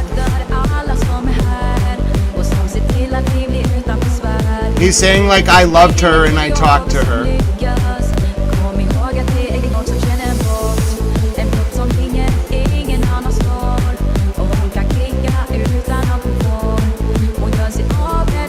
She bans all the spammers. Venga Boys, if we can play it, I'll play it. But I don't think they allow it. It would be great if Venga Boys is in there. I don't think it will be, but I'll check. Oh my god, it's 30-30. Oh, that's hard. Oh, okay. Let's do it. What do you got for me?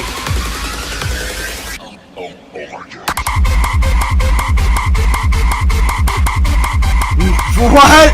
Oh! That's epic! Oh, that's fucking epic.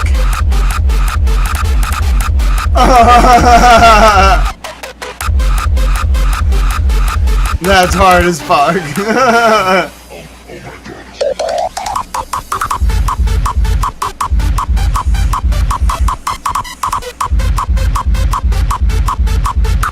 That's so hard.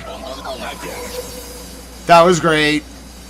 That's not even the end. It keeps going. Oh, this is great. I'm in heaven right now. I love this song. This is great. I love this song. I've listened to this for like 20 years.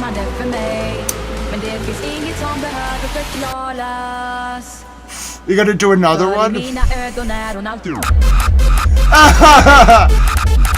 Oh, that's great. I love hardstyle EDM.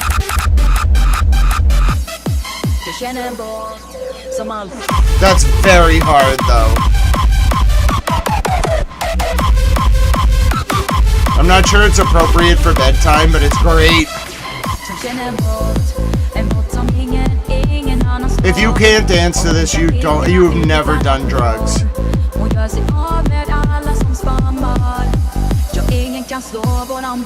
That was great. Alright, one attempt at Venga Boys. They don't have the Venga Boys, they have this though. Oh, yes! Oh, inject it into my fucking veins. Let's go. Great idea. This was a great idea.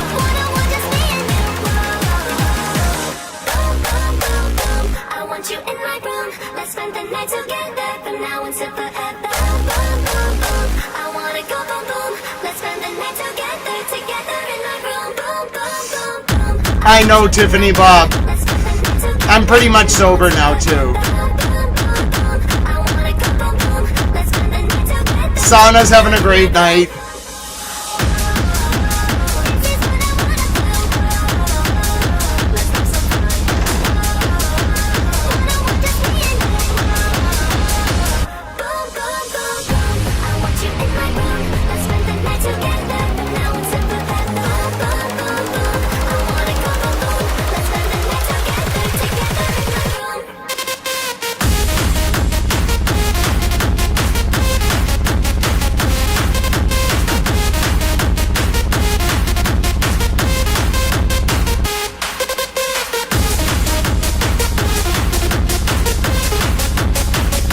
This is great. Nikki's gonna love this. You're wonderful, Nikki. My whole heart. This is what you brought to the world, Towel Girlfriend. Excellent job.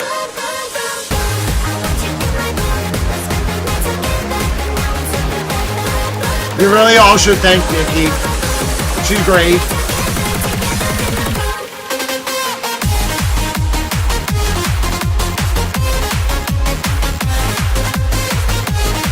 This is literally the greatest song ever.